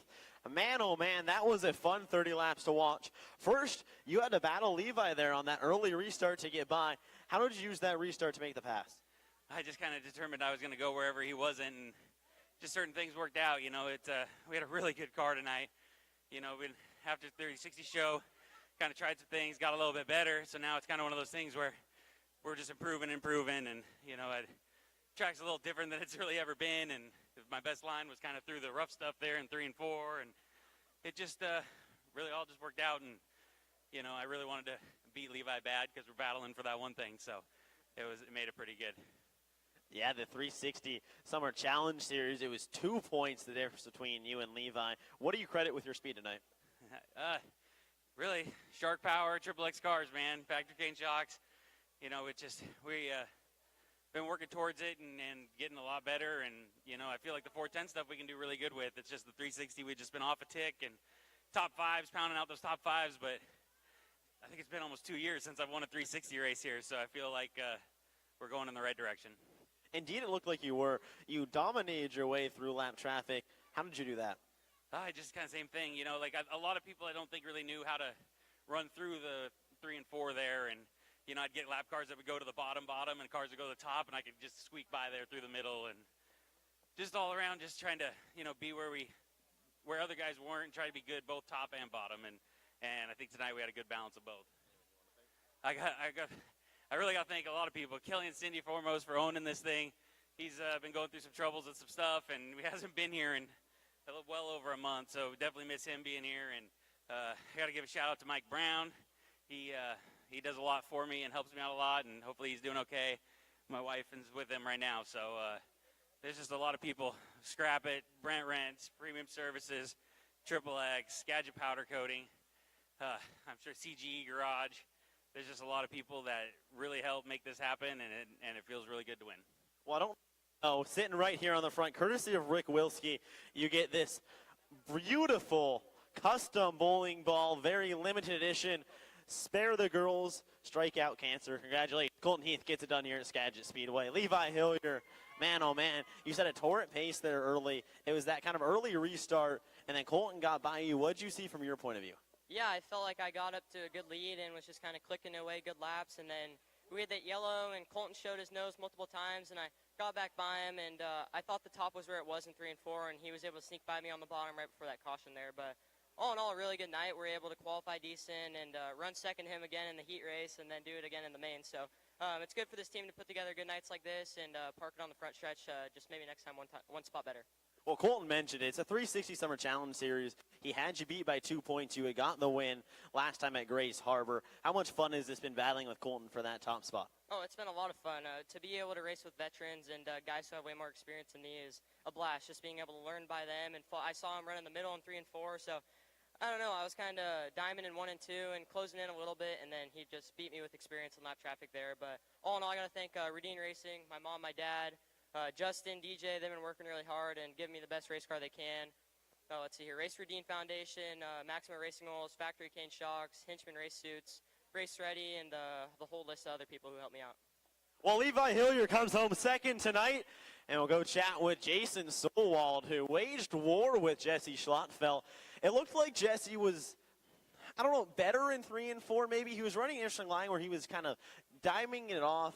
What did you see? Was there something that you kind of saw, a weakness that you were able to exploit? Yeah, when he got next to me, then I just moved up into his line. So, no, we were good. It just burned the bottom off a little bit too much, and it just wasn't quite there for me. Anyone you think for tonight? Oh, Mike Anderson, my wife, Casey, everybody that came out to support the breast cancer awareness night. Well, Jason Solwald finishes third here at Skagit Speedway. And once again, a gigantic thank you to Rick Wilski, who that awesome XL Breast Cancer bowling ball trophy that will be one of the unique pieces in Colton's collection as he gets the second year of it. And again, huge thank you to Rick for donating that to us. Justin, that race was awesome. We're still giggling. We talking about the lap traffic with Levi's pass down the back straightaway.